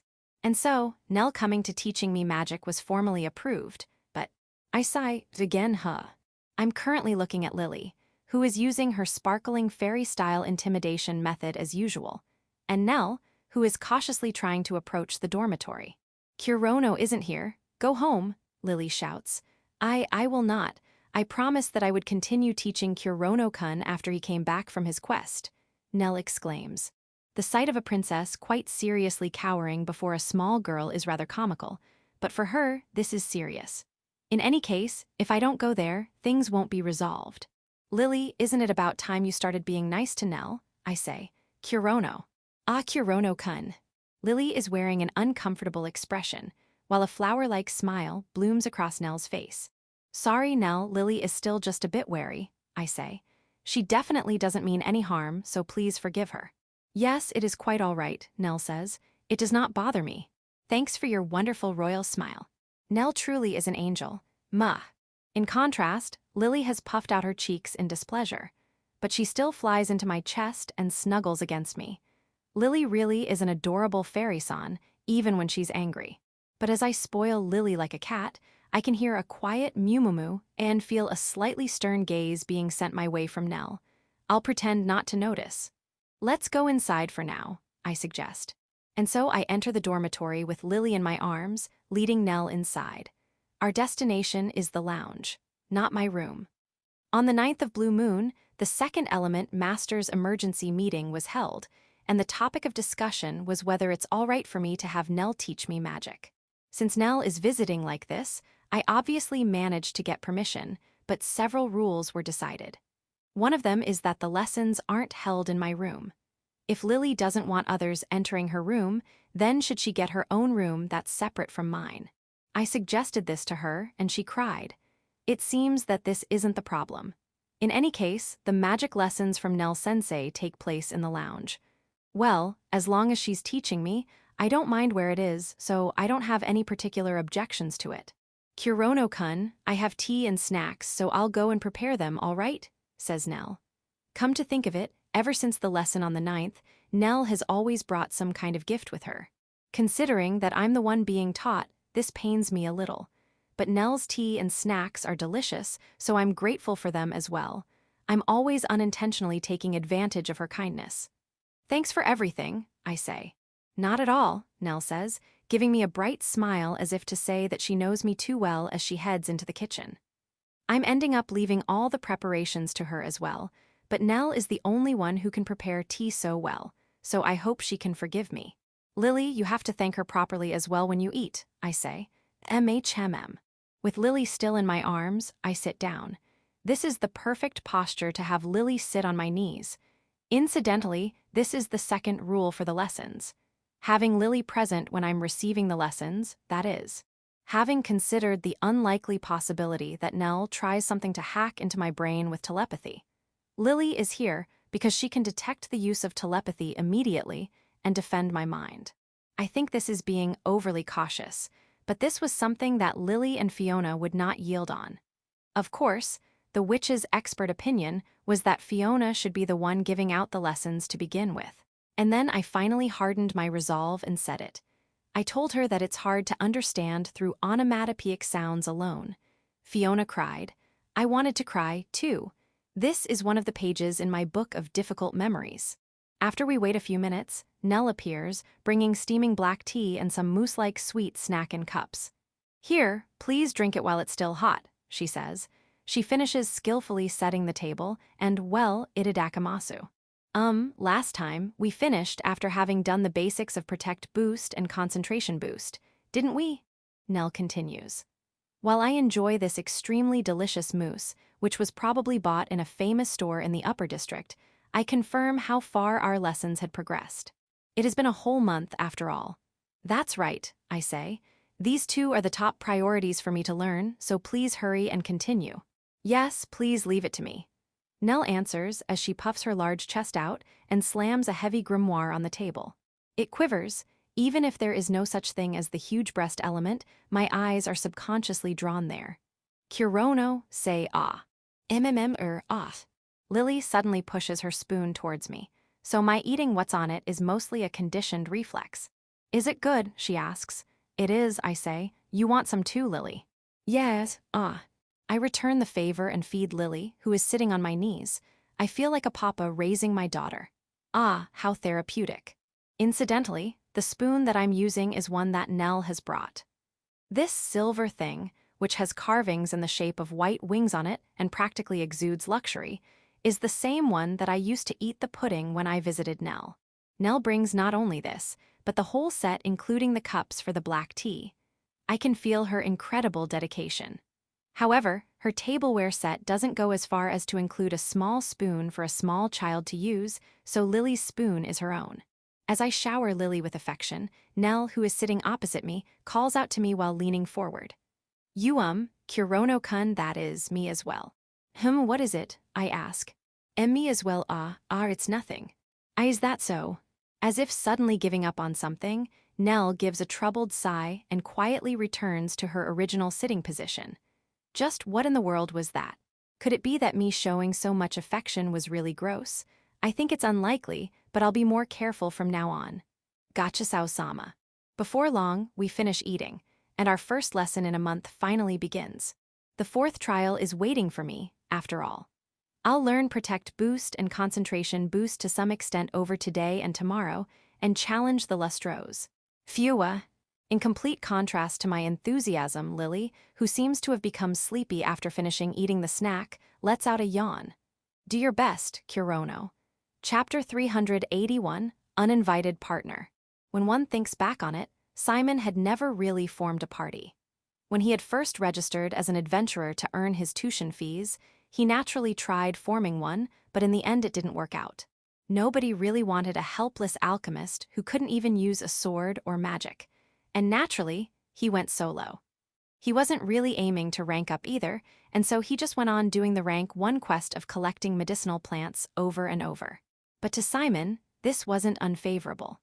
If my memory serves me right, he probably also met Kurono from the Alsace Village's Adventurer Guild when returning from the plant collecting quest. After that started the hellish Alsace battle, and then the recent nightmarish Battle of Ischia. In both of these battles, there were allies in the surrounding lands, but they didn't really form parties. They only moved in a group temporarily. And then, after the fight had ended, he was supposed to go back to his casual solo quests, but before he knew it, he had made a partner. Yeah, the weather is good. Ideal for questing. In the deep green forest, bright sunlight filtered through the trees, and among all that, a cheerful, light voice reached Simon's elf ears. All right. Replying with difficulty, he looked at the owner of that voice. Even though the bottom half of her face was covered by a veil, just seeing her eyes makes you think she has a beautiful face. This dark elf, who only introduced herself as Sophie, is Simon's partner for now. How did it come to this? He thought back to exactly a month ago. It was when he had finally returned to his usual worn-out hostel from his elder sister's mansion. Welcome back, Simon. This person will be your partner from today. Her name is Sophie. And this was how the mysterious dark elf Sophie was forced onto him by Lily when she greeted him with a bright smile. Simon, you will be trying out the guns you develop in real battles yourself from now on, won't you? But it's kinda worrying to let you go alone into a jungle, and we will be busy with our quests, so we can't look after you. And so, I decided on having someone I can trust be your bodyguard. I understand the logic behind it, but this is way too sudden. As if it was already assumed that this person will be appointed on me and the guarding, and so on are just an excuse for it. And that's how it is, so I look forward to it, Simon. Yes. But it is also true that he couldn't really deny either. For certain circumstances, I will not reveal her identity, but I can guarantee that her background and skills are good. So don't worry too much and go do your test shooting. Lily just went on one-sidedly and didn't let him slip in a word, and on top of that, I see. Please feel at home then. He was even abandoned by Kurono, who came in later. And so, without having a choice, he ended up coming to the dungeon like this with the mysterious Oni-chan, Sophie. There were countless points he was worried about, but now that he had come all the way here, he decided on accomplishing his first objective, at the very least. Let's do it around here. In front of Simon's eyes, there was a small lake. This was the Latifundi Forest, Aka Ladies' Forest, where Sparta's adventurers routinely come. Its difficulty is sorted into 4 ranks, but as only low-ranked monsters such as slimes and goblins live in the shallow parts of the forest, it is a suitable field for beginner adventurers. Of course, to gather medicinal plants. Sophie-san, you do properly understand why I came to the dungeon without even accepting a quest, right? As soon as he reached the designated river's bank, Simon raised his voice. Sophie was being awfully overfamiliar, treating him like a child, but he didn't feel any ill will from her. It would be best to cooperate here, he thought. Of course, it is to test the performance of a weapon called the machine gun, right? As a matter of fact, he had been developing the machine gun concurrently, with the rifle right after returning from Alsace. The rifle took shape first, but this time, after having attended Iskia's lessons, he finished the machine gun with maximum priority. Even still, he would hesitate to even call it a prototype at this stage. After all was said and done, Simon can't really accept the fact that the most important part of the gun, the part which makes consecutive shots possible, is reliant on magic. This would just make it a simple magic staff. Nevertheless, he still prioritized making something usable as soon as possible. Yes, this machine gun, you see. And while explaining, he turned his usual dimension pouch upside down, and clumps of steel fell on the floor and scattered around. Of course, this was not any junk, it was the machine gun's parts. As you can see, it isn't a weapon one can carry alone. Basically, it is a weapon you'd set up on ground or on a rampart. I see. So it is similar to a ballista. He dragged out a large gun barrel at the end and assembled all the parts. First, the tripod. He wasn't planning on moving and as such, didn't prepare wheels for it. Since we're going to be shooting on monsters, we would have to wait here but... Leave it to me, I just need to bring them over here, right? It saved him the trouble since she knew what to do. As expected of someone that Lily acknowledges, Simon's expectations of her raised up a notch. It is a bit risky, but if you can do it, then please. Rank 2 monsters would be the majority around here, so it isn't a problem. Well then, I will be back. With that said, Sophie left like the wind. She crossed the small river with a single leap. Simon had heard she was of the magician class, but to demonstrate that level of physical ability, he was honestly surprised. He didn't understand the secret behind her huge leap, whether it was martial arts, boots, or just simple strength, but even still, he understood that it was genuinely amazing. If she's this good, she might be able to properly draw the monsters to the other side, the kill zone. All right, I need to put this together fast. And like that, even while having trouble picking up heavy parts, he had finished assembling the whole thing before long. It looked quite similar to the one he had made at the Alsace village. Very unshapely, seeing how a long barrel just flies out of a rectangle box. To be frank, it looks pretty bad. Kurono, who had seen the real thing, naturally thought the same, and even the creator, Simon, knew it looked lame as a weapon. But even so, it is true that this is a much advanced version of the hurried one he made in Alsace. The standard structure of this one was that of a Gatling gun, as Kurono had called it. Simon's machine gun's structure was similar to the one of Earth's, where magic didn't exist.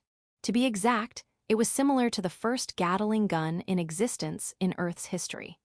The decisive difference is that the firing is not done by gunpowder, but rather the fire attributes magic. The shells are connected in a belt without any gunpowder, and they are shot just as they are, and so, the anti-shell process doesn't exist here.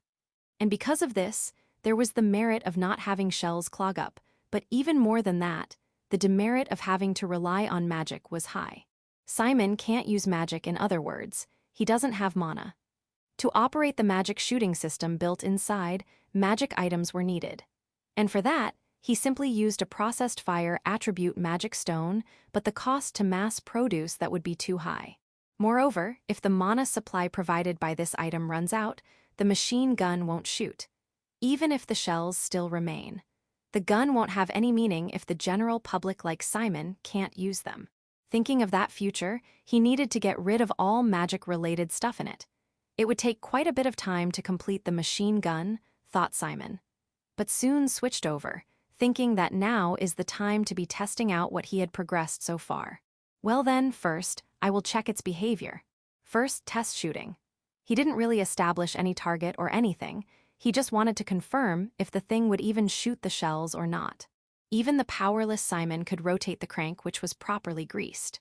The gun barrels made rattling sound as they started moving, and at the same time, the bullet belt started rolling up on the inside. A parched firing of a gun resounded in the forest. Yes, it worked properly. Theoretically, it could fire about 200 shots per minute. But for now, just that it worked properly was enough.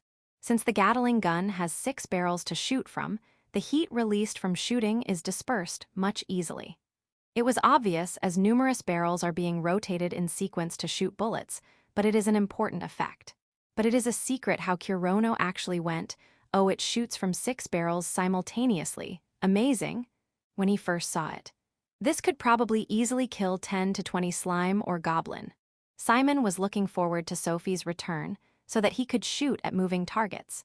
And after waiting for about 30 minutes, with a rustling sound, Sophie came jumping out of the thicket. Simon wouldn't mistake her for the enemy and accidentally shoot, of course. Although, even if by chance he did shoot, someone as skilled as Sophie could dodge it even at point-blank range, or so bragged Lily. Sorry to keep you waiting. There aren't a lot, but I think it's enough for a shooting test. Again, making the huge leap from the other side of the river, before Simon realized, she had come right beside him and whispered in his ears.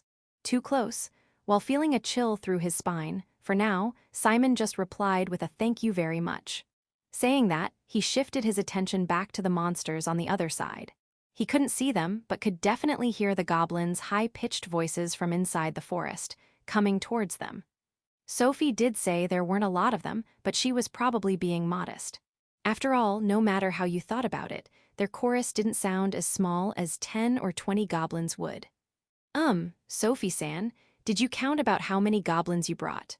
Simon frankly asked, all the while feeling sweat run through his hand, which gripped the crank. About 100, I would say. Fortunately, I found their nest quite close. You see, such an explanation didn't even enter Simon's ears. They are here. Along with a jarring, high-pitched screaming voice, a huge group of goblins jumped on the riverbank. In reaction to the clear, unexpected amount of enemy, Simon reflexively rotated the crank as fast as he could. The new weapon, which the prodigal alchemist diligently built up, had started spitting out lead balls as fast as it could. Just as a Gatling burst. Wah, too many, there's too many of them, Sophie-san. Ha ha ha ha ha, I am glad you're pleased. My life is flashing before my eyes. Even while screaming, Simon skillfully used the machine gun and didn't let the goblins get close. Just as the time in Alsace village, the enemy were held up in the river and couldn't move immediately. On top of that, their movement also became dull. As expected, they are a good target, but unfortunately, there are too many of them. If the recoil from the shots were just a bit more, Simon's slim hands wouldn't be able to control the barrel. Even though the machine gun was working as intended, even at this moment, the goblins were relying on their numbers to force their way through the river. If it's only 5 of them, he could deal somehow with the new prototype rifle he brought along. However, with this big of a group in front of him, if even one of them escaped and got above, the rest would keep following one by one, and it would be over. This is bad, I can't. The goblins, who dauntlessly took the frontal barrage of the machine gun, were falling one by one, getting hit by the rain of lead bullets. With the scattered blood and entrails, the small river was dyed red in an instant. The goblins, who didn't really have tough scales or shells, didn't really have a means to defend themselves from the high-speed raining bullets. If even one of those high-caliber bullets hit them anywhere on the body, they would be rendered unable to fight. If they fall on the ground, they will die of blood loss. If they fall in the river, they would die by drowning. They couldn't escape death. It was a one-sided massacre. But in fact, due to just a slight miss from Simon's part, the fight had turned into a tightrope walk of attack and defense for the goblins. Good luck, Simon. Just a little left. I can't. It was truly a fighting scene with gunfire and shrieks and warm cheering. I did it, I somehow did it. He himself didn't really realize how he had done it, but he finally killed all the goblins. The last one was only 2 meters away from the gun barrel before it turned into minced meat. If nothing else, it was the best possible proof of the machine gun's potential. But however, Sophie-san, you gathered up too much. Simon, who had thought he was actually going to die, couldn't help but say that much. On top of that, having crossed the point between life and death, he was also a little high. Complaints came first, rather than constraint. You wanted to test your prized new weapon, so I thought it could kill about 100 or 200 goblins easily. Only a rank 5 adventurer can easily deal with that amount of goblins. If 100 goblin came in a group, even a rank 4 adventurer would have a hard time dealing with them solo. Really, I think you did a wonderful job of annihilating them, though. I would have died if there were even one more of them. It's fine, I will protect you. She said that, brimming of confidence. But as Simon didn't really catch a glimpse of her strength firsthand, he couldn't really be honestly relieved. Well, for now it worked out, so I guess it's okay. Giving up and comprising is one of the most important things in a human relationship. In that sense, Simon was a responsible adult. Keeping the complaints at his throat, he only thought about how he would go on to interact with her, keeping the gap of common sense in mind. Since they had killed about 100 goblins, the surrounding was filled with corpses and scent of blood. It was only a matter of time till monsters with a good sense of smell appeared. After producing the best results, the gun barrel had completely heated up. The gun barrel of this new prototype was made using the iron sand of Greetingore which Kurono acquired. It was immensely sturdier than the hurried version in the Alsace battle, but even still, to use it for long periods with stable performance. Cooling it timely was necessary so that it didn't deform from the heat. However, he didn't prepare an efficient cooling system for now, and naturally, he decided to rely on his magician partner. Sophie-san, you said you were good at water magic, right? Yeah, my other elemental magic is average, but I can confidently say I am good at water magic. I have a few original magics, as well as high-level ones. It is a condition to be recognized as a first-class magician to produce original magic, which cross even high-level ones. Of course, it is because original magic can't be made that easily that first-rate magicians are first-rate. At any rate, if what Sophie says is true, then her skills as a magician is first-class no. As she has acquired a few original magic, it won't be an exaggeration to call her super first-class. When a water magic user who is a beautiful dark elf comes to mind, Simon would know, anyone would think of a rank 5 adventurer. That is amazing, like the Valkyrie Blizzard Sophie-san. Like, or rather it is completely like her. The name, even the looks. You are not her, right? He went out and asked her using this opportunity. Of course not, you can tell by seeing this face, right? No, you're hiding your face with a magic item, aren't you? He can't use magic, but he does have knowledge of it. He could tell her face veil was a magic item which had an effect of recognition obstruction. Even though he can see her face, for some reason, it doesn't leave traces in his memories that weird feeling is exactly a trait of that magic. For reasons, I can't reveal my face, but from the perspective of other races, all dark elves look the same and Sophie isn't really an uncommon name either, right? Right. That person is the board chairman of the theological school, and she wouldn't have any time to be hanging around with me. Right, being a principal is tough, even while being caught by her way of saying it, as if she experienced it herself. Simon thought he shouldn't be worrying about trivial things now, and went on to request what he should prioritize. And so, I want Sophie-san, who is good at water magic, to cool this gun barrel. It pains him to say this, but magic is omnipotent. Even if he made a really efficient cooling system, after thinking really hard, a magician would just as easily do it without any trouble, as if to ridicule him. He was most jealous of it, but he left that aside for now. Can you do it? Of course, no problem. Saying that, Sophie touched the gun barrel with her finger. It is dangerous to touch it, lick. Whoosh, intense evaporation rose, and took along Simon's warning with it. And suddenly, white steam got denser.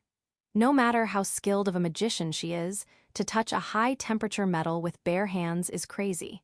He didn't know how confident she had to be do that, but he was expecting a shrilling shriek from her the next moment, but clang. Hey! Instead of the shriek he had expected, Simon heard a tremendously unpleasant sound. At that time, as the wind blew the steam away, a tragedy had happened. It's broken. The gun barrel had broke, marvelously completely in half. Sorry, seems like I cooled it a bit too much.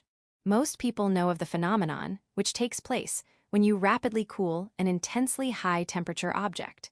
You wouldn't even have to be an alchemist to know that.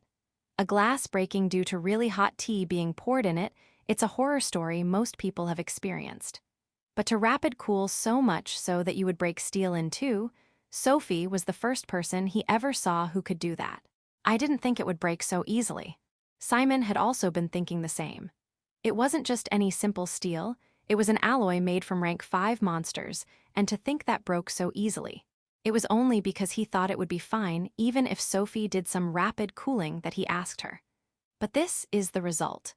Her wonderful talent as a water magic user was proven, but of course, he couldn't really go and say, as expected of an amazing original water magic user.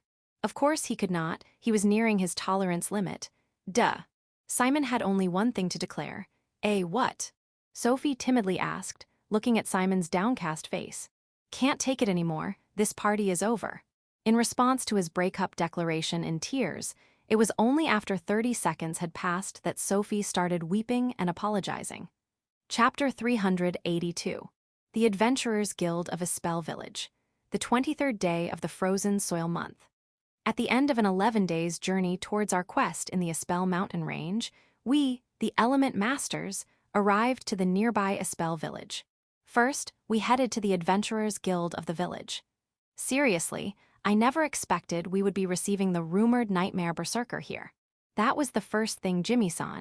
The the guild master of the village that requested the lustro's subjugation, said to us. Even though he seems to be well over 60, this old man's sturdy body doesn't appear to have declined. He welcomed us with a mix of astonishment and joy that was clearly revealed by his speech, but I was unable to meekly accept that. Why do you know about me? Your fame precedes you all the way to Avalon. It seems that what happened at the Battle of Ischia is spreading through the group of city-states in central Pandora. Especially in Avalon, since that's where First Prince Nero was, it became quite the hot topic. Avalon. Yes, right now I am visiting the borderlands of Mia-chan's Avalon for the first time. This village is located at the southern tip of the very long and northward stretching Espel mountain range, where the Lustros is hidden. 3 whole countries are crossed by the mountain range. Avalon to the south. The mountainous country of Windham, where the Harpies live, is in the middle. And, finally, to the north is the elven country of Hortensia. But, as expected, the most famous image of the mountain range seems to be Avalon. The reason being that at this southern tip of the mountain range is where the farm where the ancient demon king, Mia Elrode, lived her childhood as a shepherdess. Of course, since all that remain is what was passed down in legends, the exact location of the farm is unknown. Even now, it seems that archaeologists are obsessed with conducting on-site researches to identify the actual location. Guess I'll ask about it next time. Thinking about it, because of the legend, the royal family of Avalon built their villa in this place. Nell told me about how she used to look forward to coming here when she was a child. Anyways, now it's time to talk about the quest. I have no choice but to give up about my embarrassing nickname of Nightmare Berserker spreading fast and not staying in Spada. So, about the Lustros, what detailed information could you give us? We came to meet the client to specifically procure information about the current trial's target, a rank 5 monster. Reserving the conference room in the second floor of the guild was quite smooth, and was prepared ahead of time for our meeting. But just looking at this countryside village's simple wooden conference room reminds me of Alsace Village. I listened to the explanation while immersed in sentimentality. Oh, the first one to discover the Lustros' nest was. We were told many bitter memories. Starting by the discovery 30 years ago when Jimmy-san was still an active adventurer. The first victims were 3 youths with promising futures, members of a rank 4 party. Inside, those 3 did not seem to be any different from usual. But midway, they started repeating the same lines they just said over and over again. Thanks to being in contact with them using a telepathic device, he was able to notice the anomaly. However, it seems the device encountered interference midway, and to the bitter end was only able to hear their voices fragmentarily. In the end, those 3 never returned from the cave. It seemed that they didn't fight directly with the monster, but fell into an abnormal condition. I'm sure it was something different from being charmed or confused. At the very least, it was a bewitching effect that made them lose their mind. Why did you conclude that the monster from the cave was the Lustros? Dwelling in a cave with the walls covered in thorny vines like those of a rose, the use of an unknown magic, and the occurrence of the ominous pink gas. The Lustros was the only one that matched those conditions. You didn't confirm its appearance. I'm sorry to say that I searched for detailed information about the Lustros' appearance, but there was none. Since more or less all the related documents are here, you can look through them later. However, with a bitter smile, Jimmy-san told us he didn't believe it would be very useful. As expected, there are many cases of lacking accurate information for a monster related to a trial. Well, I anticipated it would be like this. I'm grateful for being able to receive any small amount of information. Moreover, with the information left by the adventurers that challenged the cave until now, the credibility rises. When they challenged the cave for a second time, their top priority was the monster residing there, prioritizing on confirming its appearance and bringing back accurate information, rather than defeating it. At that time, I entered the cave as a member of the reconnaissance team. We found 3 bodies completely cased in ice, naturally. I didn't think that those 3 were alive, but the sight of their smiling faces filled me with dread. The bewitching effect continued working up the moment of their death. They might have even passed away without noticing. When you went with the reconnaissance team, did you only get to check on the bodies? Thanks to the communication device, we knew that the first branching part of the road diverged to the left, and to the right at some point, we decided to stop advancing after that point. We found the 3 bodies on the right path of the fork. According to what he remembered from those days, the 3 had decided to advance through the left path. But they were found in the right path when it should have been the left one. It's possible that one of the effects included in the bewitching was capable of making people lose their direction. The 3rd time, an adventurer with an anti-magic item challenged the cave. However, he did not return. After that, every time was the same as Jimmy-san's first incursion. They sent adventurers that would go into the cave carrying a telepathic communication item, but as expected, the results were always the same. No matter how many times they tried, after the bifurcation, it always ended with them repeating their words. At that point, it's already too late. It becomes impossible for the affected person to find the exit, even when they are told to return, since their sense of direction becomes twisted and keep thinking that they are on the correct path to the exit. How did the person that wrote this documents defeat that monster? The presented documents with the scarce information regarding the lustros included one clear fact, that the monster had been successfully subjugated. No idea, because he never spoke in detail about the fight against the lustros. That person was a devout male priest that served in a temple in Pandora. Since his class was cleric, one can assume that an especially powerful attack is not needed to defeat it. This lustros is like the slothgill, a monster that specializes in weak points. Therefore, its combat ability should be low when compared to the Rathpun or the Greedgore.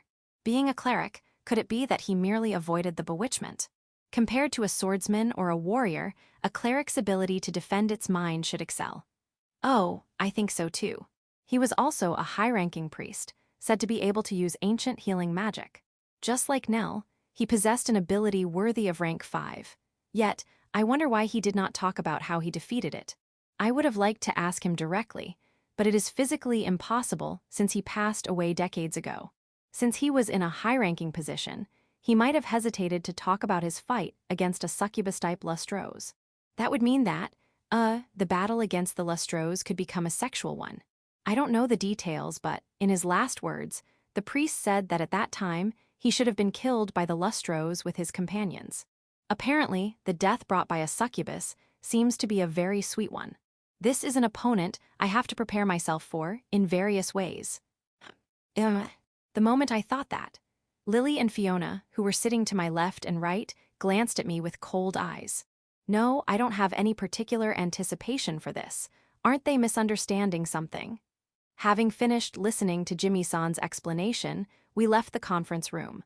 The guild's first floor, just like the one back in Ur's village, is jointly built with a bar.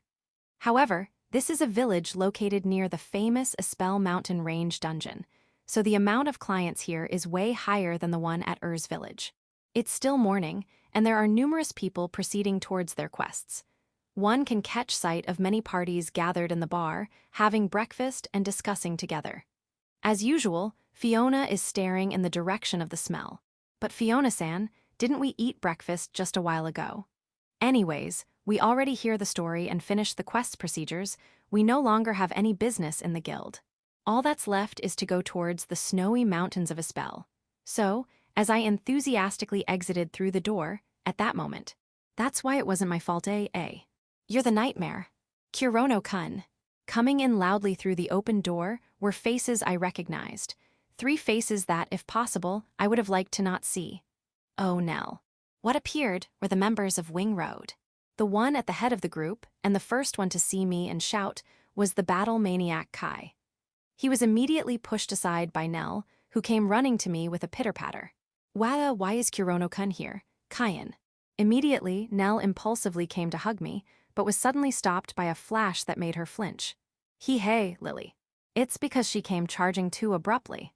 Pouting, without looking repentant for the situation, Lily revealed her wariness while standing in front of me protectively. The same interaction as ever. It would be fine if we were at the dormitory or the lounge, but the kind Nell is not the only one present here. The seriously on guard and exemplary-looking royalty Nero is also here. Why are you here? Kurono. Come on. With an ill-humored look, similar to Lily's, the red-mantled prince enters the stage. Even if you ask, The only answer I can give you is that we came here for a quest. If it is for a quest, don't tell me it is. Nero's reaction gave me a bad feeling. The Lustro's subjugation. The Fenrir subjugation. Nope, totally nope.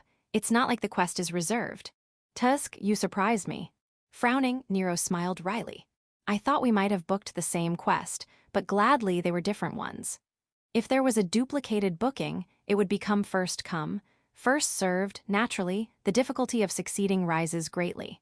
Even more so if the other party is Wing Road. Either way, we are going to the same dungeon. For heaven's sake, do not become a hindrance for.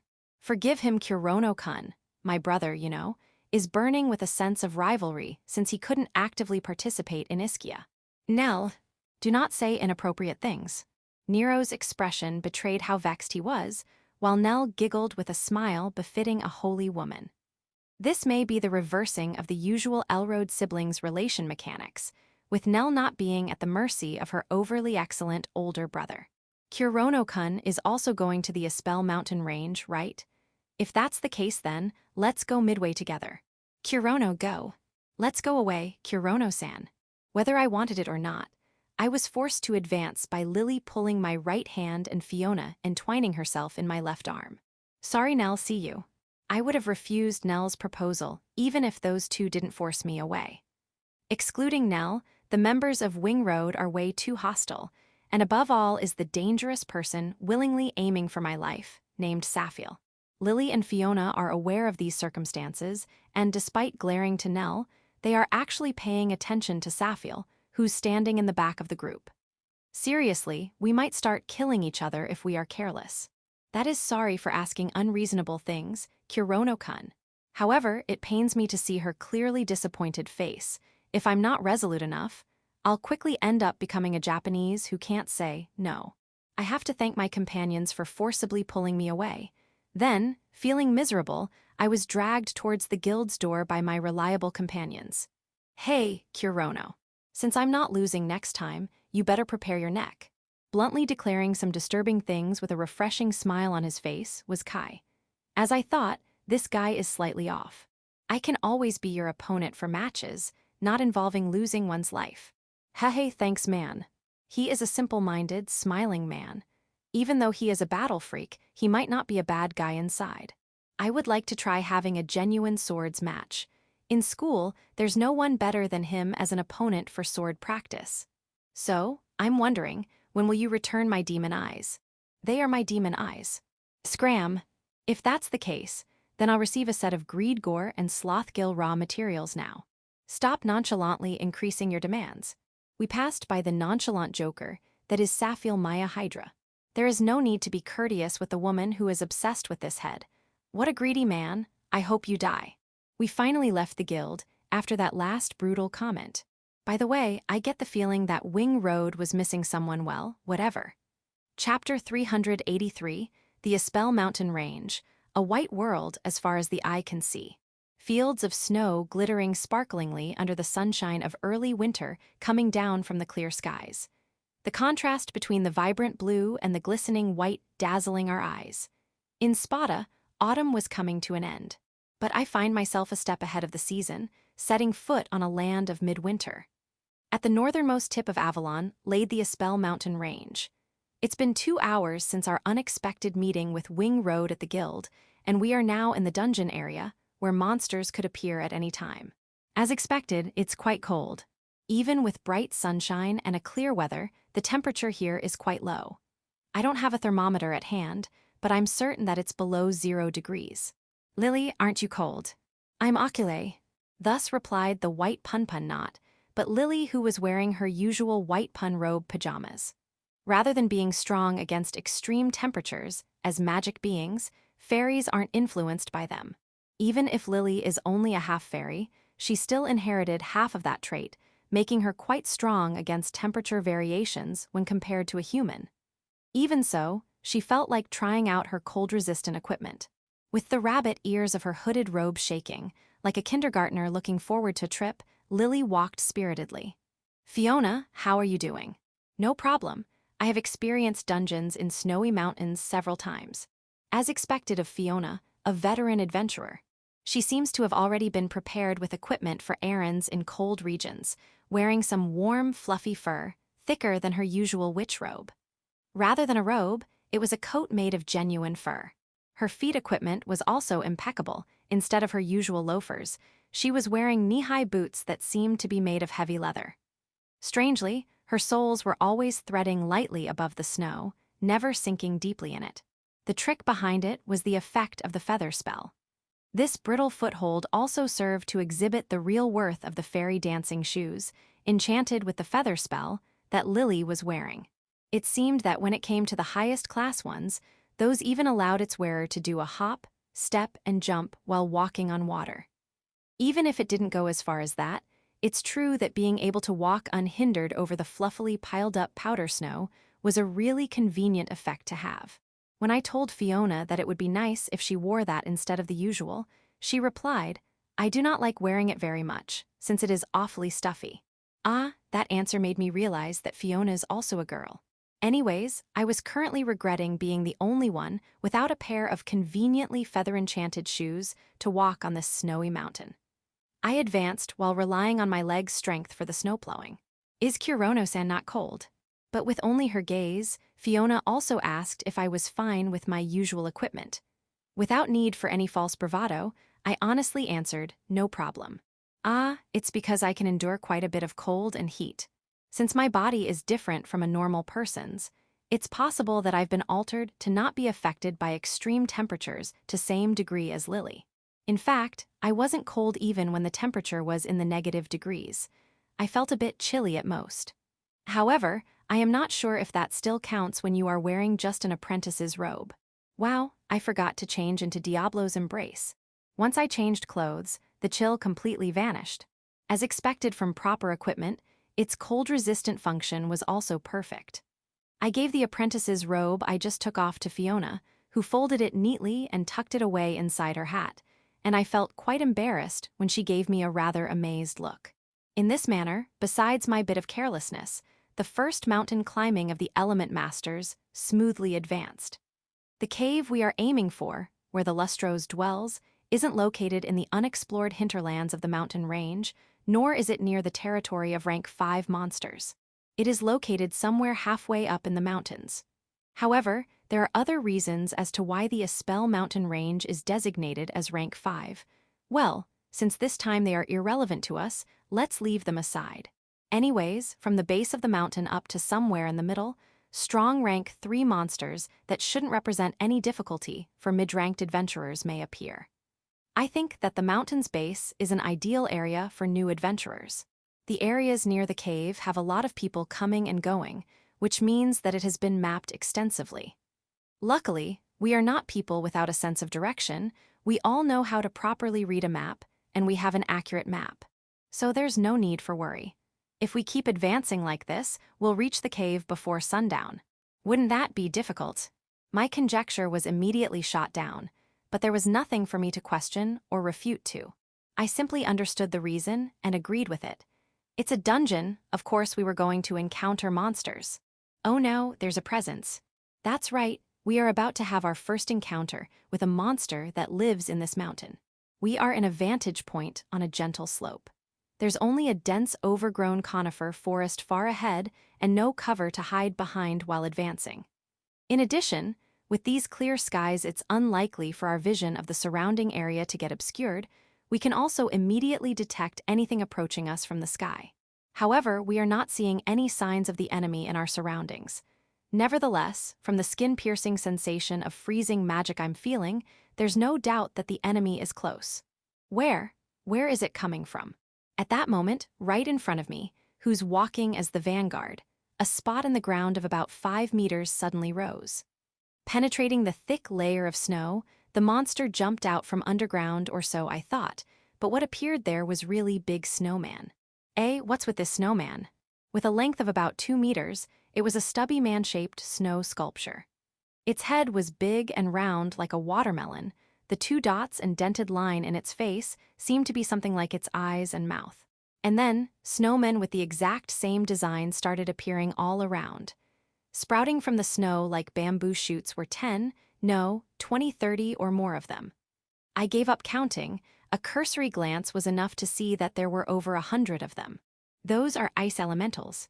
As though it were not unusual, with no hesitation, Fiona correctly guessed their identity. Elementals are a kind of exemplary magical creatures, born when spontaneously produced colored magic gets lumped together.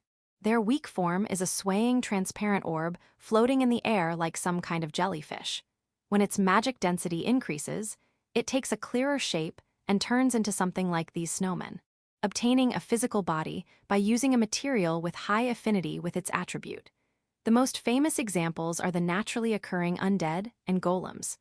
Dark elementals and terra elementals, born by possessing corpses and rocks, respectively.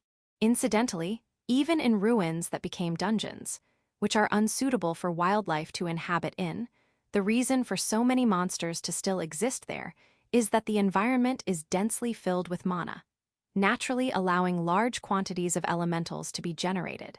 Because of this, similar to plankton, elementals are considered the lowest in the food chain. But, as indispensable as elementals might be for the wild monster's environment, they are simply foes for adventurers. Nevertheless, when it comes to a group as big as this one, it becomes quite troublesome even if they belong to rank 1. What should we do, Kurono-san? Their pace seems to be slow, so I believe that we can simply leave. Nah, these are just the perfect opponents to shoot at, so why not leave them to me? I'm sure a smug smile is showing on my face. Still, if you're a man, you'll never be without a grin. The greed machine gun form Gatling gore mode. From my deep black shadow extending on the surface of the pure white snow, appeared a jet black heavy artillery weapon. Not even 3 seconds were needed for me to get in position, load it, and be ready to fire. Eat this, burst. The 6-barreled gun started creaking once the high-speed rotation began, and the countless white shapes standing in front of the muzzle got pulverized by the spouting fire. My pseudo-full metal jacket, which boasts the same hardness as a ball of lead, easily smashed through the elementals' brittle snow bodies. With just one shot, arms were flying and legs were crumbing. And whenever a shot hit them in the middle, their bodies got tiered into 5. It has the power to cause instant death with only one shot, and it's capable of firing 2,000 rounds per minute, achieving a firing speed equivalent to a real Gatling gun. There's no way for the snowmen to be formed before this black storm of gunfire. Huff, puff, how's that? The annihilation was completed in an instant. Even when surrounding us on all 4 sides, just by shooting in a clockwise manner, they crumbled one by one. These slow snowmen were no more than simple targets. But, as my agitated breath shows, I'm actually pretty tired. As a matter of fact, it's unclear whether I managed to shoot 2,000 rounds per minute. The reload was too much to keep up with. I had to be fully focused with all my might on producing the black magic bullets. It might be better to drop the firing rate a bit. With that tremendous firing speed, there were too many stray shots. Even so, until now, Gatling burst has been showing a remarkable effect. It's probable that, rather than using the black ballista replica, this way the power and momentum is superior. As expected, having a personalized weapon is wonderfully effective. Kurono-san, you seem to be a little short of breath. Is it possible that you're not feeling well? Just as I was feeling deeply moved by the wonderful performance of the greed, this happens. No, wait a minute. That's what you're saying after seeing such an intense attack. Was it really that intense? Being asked again with a serious look, I got anxious. I have to calm down and have more confidence in myself. Yes, it was really intense. But wasn't it just the same as the usual full burst? No, it was completely different. Wasn't the firepower incredibly higher? Fiona didn't show any understanding at all for my desperate complaints. Damn it, if that's case, the wise Lily will surely understand the difference. NN. It's that hopeless pattern. Lily has a face of not understanding the gist of the conversation at all. Kurono-san, by any chance, could it be that you're a little sulky? I wonder if that was showing too much on my face. No, I was just in a bit of denial from the shock. I'll just obediently accept it, but I'll definitively never sulk or pout. No way. Thinking properly about it, unlike with Simon, it was naive on my part to expect gun amateurs like Lily and Fiona to understand the difference. For some reason I feel like I'm being looked down upon. Lily is a woman that properly understands the difference. Oh well, please don't get me wrong. I just wanted both of you to see and evaluate my flashy move. I'm now confident enough to boast about my flashy move before Fiona of the Golden Sun or Solil and Starfall Meteor strike Lily. Incidentally, it seems that just the right target to receive this move has appeared. This is quite convenient, as if nature itself cooperated for my demonstration. This time for sure, I'll show them how cool it is. Enthusiastically, I adopted a posture for shooting from the hip and aimed the greed's muzzle downwards. Well then, let's leave that big high ice elemental as a target for Kurono-san. Kurono, do your best. As if to drown Lily's lovely cheer, while spouting snow in surging waves, Fiona's so-called high ice elemental showed up. To describe its appearance in one word, it was a whale. With a huge body of snow, similar to the greed gore in size, it showed up on the snowy field as if it were emerging from the bottom of the sea. Its body was made in the same manner as the snowman that I'd defeated just before, a simple structure of gathered snow that's been hardened. But, as expected, just by being huge its presence was overwhelming. It's a relief that this guy appeared in the lower regions of the mountain, near the base. If it had appeared higher or closer the summit, the slightest of its movements would have washed away the area with a bursting avalanche. We had no time to slack at all. The huge whale was furiously swimming up the slope to swallow us. The surrounding snow surged as it rode on a large wave, pushing its way through in a charge that could only be described as incredible. Complementing that, it imitated a whale's spouting, with ice spouting thunderously from its hill-sized back. If you can't stop it in a single hit, it will collide with us. No worries, one hit is enough. I answered Fiona's warning in a flat tone with no sense of impending crisis at all, getting ready to blow away that huge thing. First of all, energy charge. With my right hand on the handle and the left one on the foregrip, in order to pour the blackening to my heart's content with the pseudo-lightning attribute produced by the third divine protection. I could feel that it smoothly integrated thanks to the magical conduits carved inside. Of course, that was the incorporated Slothgill's skull. While it was alive, it used to take over other people's bodies to slothfully pass the time.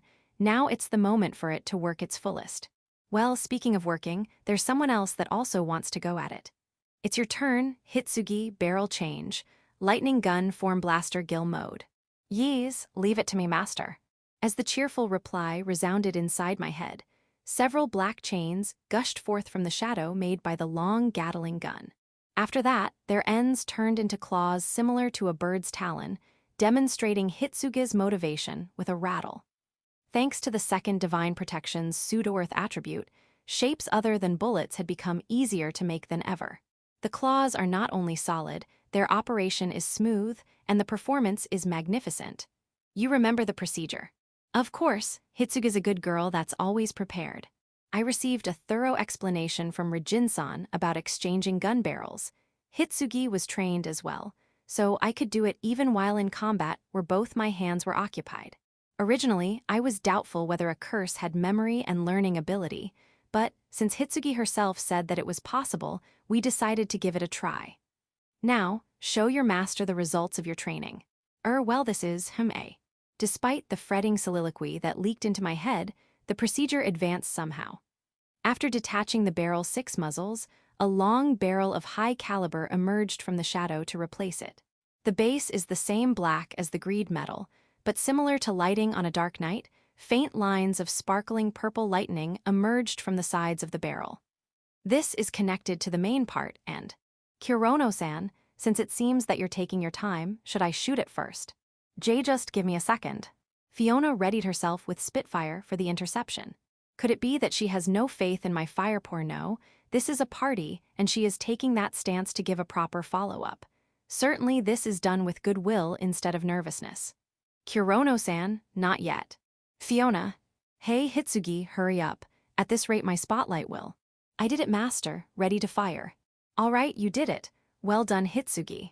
The gun barrel was replaced splendidly, and I just finished charging up the lightning mana. All that's left is to pull the trigger. There's no need to aim, because the approaching snow whale already decreased the distance by 50 meters. There's no way I'll miss such a huge target even if I shoot without using a sight. Plasma blaster fire. Like that, with a triumphant look on my face, I fired my best shot. Chapter 384, Mind Control Countermeasures. My plasma blaster had magnificently smashed the high ice elemental. The torrent of purple lightning easily pierced through the whale's body. It wasn't inferior to Lily's Sirius beam at all. Rather, its huge ice body was instantly evaporated. It basically disappeared. It was without a doubt the flashiest attack magic I had ever shown them. Personally, I didn't think I'd get this much power out of it without even using one of its special bullets, which were made out of the sloth gill's fingers. The test shot was a great success, and yet, Kurono-san, I see that you're in high spirits after shooting a somewhat flashy magic, but I do believe that you need to be better aware of your surroundings. I'm truly sorry. I was now sitting on the snow, my head hung in a shameful seiza. What would have happened if there was someone below? I got too excited, and I'm deeply reflecting on it. I'd missed something very obvious. Obviously, the overkill plasma blaster that smashed through the brittle snow whale would then explode into the snowy fields. A huge explosion, a gush of hot air. An avalanche obviously followed. When I went, in realization, it was already too late. The snow field that seemed to be like the calm surface of a lake came alive with a thunderous roar as billows of snow rose up. The snow surface swelled even more tempestuously than when the huge whale appeared, spouting dense, pure white bursts of snow into the air while flowing towards the base of the mountain, simply obeying gravity. Obviously, there'd be no way for us to stop the surging waves caused by Mother Nature. Oh man, sure fucked that one up. I thought, so dumbfounded that I could only watch as the raging avalanche rampaged downwards. And then began Fiona's lecturing. My hype took a nosedive. This was the hero of Ischia, a rank 5 adventurer. Can I cry now? However, you needn't to worry too much, since avalanches are quite common in winter mountain dungeons. When I journeyed solo, I didn't mind causing them. At the end of thoroughly lecturing me about not being a pain to others or adventurers' etiquette and such, Fiona nonchalantly declared so. Wait, you don't actually care. I'm a bit bad at controlling my magic, after all. Fiona recounted of not only avalanches, but events such as landslides in mountain dungeons, collapsing ruins and caverns, and so on, all of them artificial calamity-class breaches of etiquette caused by her massive booms. And for some reason, she was talking about them as a matter of pride. Since now's a good time, I'll give it to you straight. No wonder no one partied with you. Right, because of that, I now try to pay attention to various things. Aside from the danger to the party, once various cases of other adventurers and commoners getting injured by such calamities start showing up, they'd naturally receive some sort of reprimand from the guild. The party could end up being deprived of their guild cards, and worst case, jailed and subsequently sentenced to death by guillotine. We're getting pretty famous now too, so we have to start being more careful. Once again, reflecting on my actions, we restarted our march up the snowy mountains. Incidentally, hunting elemental-type monsters was actually unprofitable. The reason being that they vanish like mist when defeated, which meant that we couldn't collect a part that could be used as proof of subjugation. In the case of high elementals, though, they apparently did have crystallized mana inside them, much like a slime's core. But it turned out to be impossible to collect that from the whale I beat just now. Either it got disintegrated by my plasma blast, or, if it did survive the onslaught, it'd now be far away due to the ensuing avalanche. Not only did I lose the drop, I failed hard enough to get lectured about it too, but I did get to test out my new toy, which makes it all right. Please, make it all right? From there, the dungeon was pretty easy. The monsters we encountered were anticipated, and none of our fights could be called difficult. I smoothly bulldozed through any eyes elemental snowmen. The winter variant tortoises were obliterated by Lily's concentrated laser fire, and the white feathered harpies were cooked into roasted chicken by Fiona. One time when a herd of white punpuns appeared, Lily figured, maybe they think I'm one of them? And slowly tried approaching them. That ended up with her being driven away with a cruel pelting of snowballs. Needless to say, the punpuns were soon scattered everywhere, screaming, running for their lives, and going back to hide in the coniferous forest, while Lily went crazy with her laser beams. We sort of ended up having lots of monsters show up on the way. Despite the cold, mountain range climate, monsters still somehow thrived. And those pun-puns, they're supposed to be bears, right? Not only were they not hibernating, they kept engaging us in snowball fights. What's up with that? I swear, there's gotta be people in costume among them. Anyway, with so many of them, it might have been a good idea to pit Lily's living dead guys against them. We were attempting this quest with just the three of us so we could get there faster. And since we'd be facing the Lust Rose, a rank 5 monster with practically no info on it, I figured we should use her servants to mine the time-consuming routine fights so we can be ready to battle the boss in peak condition. I voiced this idea in the tent after we decided to set down camp for the night. But since our destination was virtually a stone's throw away, we decided against it. I could sense a few monsters attempting to approach us in the night, but none of them attacked, and morning came without incident. And the next day, the 24th of frozen soil, today was the day we would dive into the cave that housed the Lust Rose. Oh yeah, you said you fought succubi before, right, Fiona? Yes, a few times. Though rarely, they did appear in the ruins-type dungeons of Sinclair. Just like how goblins or orcs, creatures only known in fantasy back on Earth, were commonly found in this world, the succubus, a monster that inspired the male wonder and tickled at their hearts, existed as well. What's more, they even took the form of beautiful young women, and the part about needing male semen had that too. While succubi have enough charm to induce seduction on women too, the effect is greatly diminished compared to when they use it on men, so they weren't that hard to beat. They'd run away as soon as they realized that I wasn't falling under their control. Succubi were known to be much more intelligent than the average wild monster, in that they had the ability to avoid mindlessly attacking their prey. They were ranked 4 in difficulty by the guild.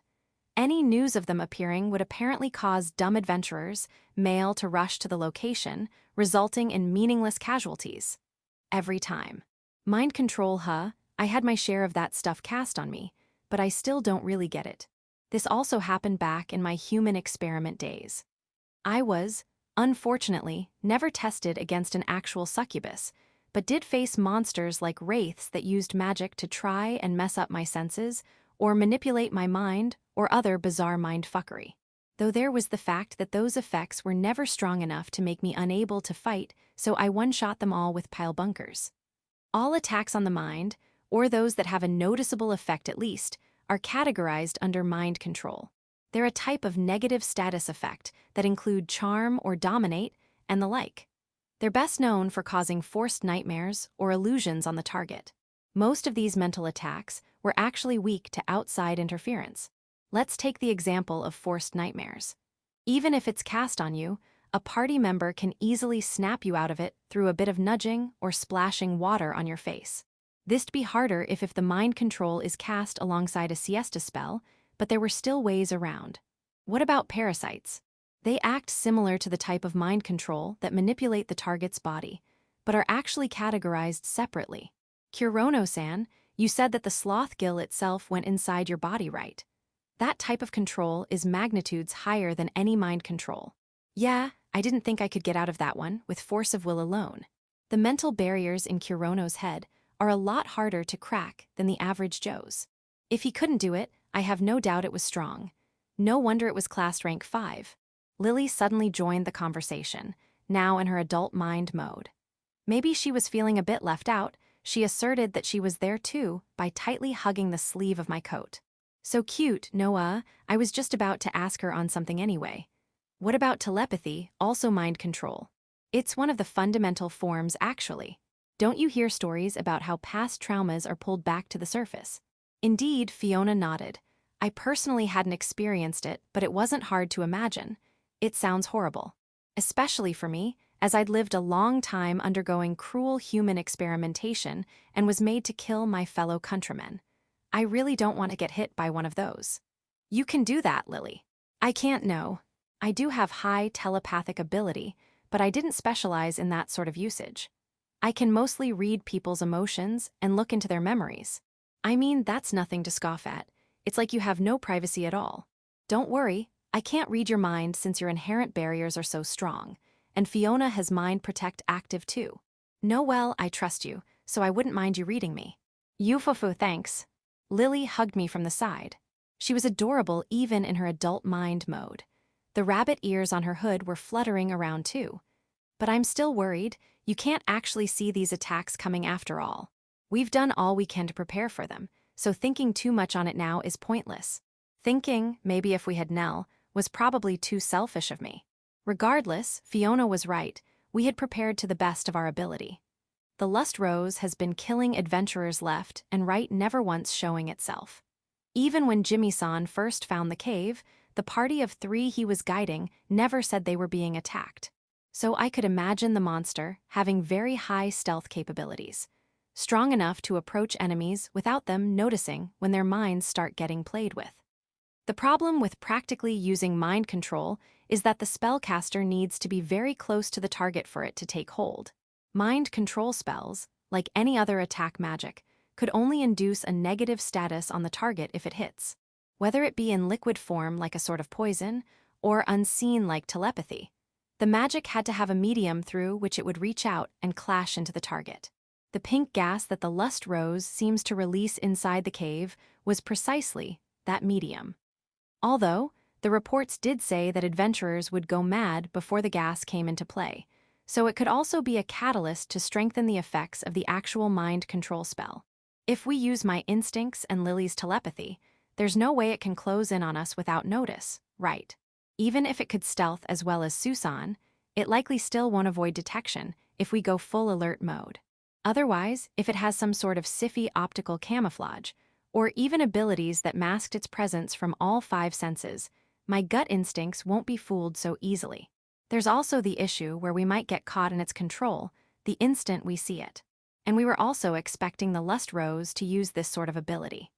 Other than mind control spells that needed to travel and hit, there were also hypnosis techniques that used visual or auditory cues that induced illusions or suggestions on the target. If something like a camera flash can send us all to dreamland instantly, we could all get done in by that instant surprise attack. The worst possibility was if it was an instant effect sound type hypnotism. Though since this was a rank 5 monster, it should be prudent to expect that much. I bet the actual fight will end in an instant. Basically, this was our strategy. First, Lily and I were to concentrate hard on sensing it as it approached. The moment one of us felt something off, we'd get Fiona to blast in that direction. This didn't ensure that we'd hit it in one shot, but we were basically attempting to pile on the attacks so we hit the Lust Rose before it can get to us. Since it was specialized in mental attacks, the Lust Rose itself should be weak. Succubi, who could be classified as beings with high mana like elves or vampires, were also like this, strong in their domination spells while their offensive spells went up to mid-tier at most. That level of damage was nothing to the 3 of us, and if it came with a frontal assault, we'd happily take it down. Ah, Kurono, there's the cave. Lily, who'd taken the lead, skating lightly across the snowfield with her fairy dance shoes, reported that she'd discovered the target location.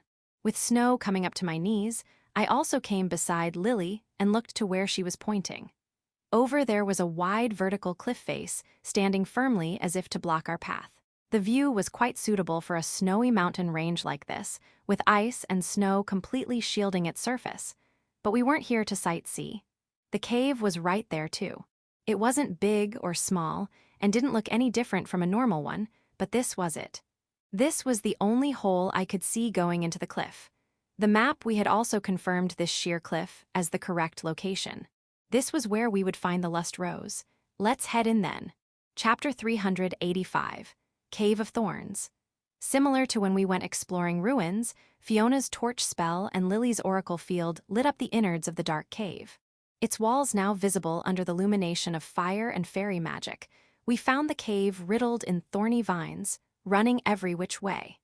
We knew about this from Jimmy-san's info, but knowing didn't alleviate the bad itch I was feeling. These things aren't gonna come alive and whip at us, right? They certainly look like they could, but as far as we know, they won't. These, very obviously, out of place, vines lining the cave walls were apparently nothing to worry about. Jimmy-san and the investigation team he led had taken samples of this plant back to analyze, but had found no abnormalities. Apparently, it wasn't physically possible for these vines to move like tentacles or something, as their internal structure didn't allow for it. Well, that'd be where magic came into play. Like my sword arts, inanimate things could be easily controlled via magical enchantment. But then again, there was also the fact that going to the trouble of moving around these thorny vines wouldn't work to deal us any damage. Never mind, Fiona, even I had enough fire magic to burn these away. Perhaps the lust rose is growing them as a hobby. A monster with hobbies, is that even possible? When they're intelligent to a degree, anything can happen. And here I thought she was joking.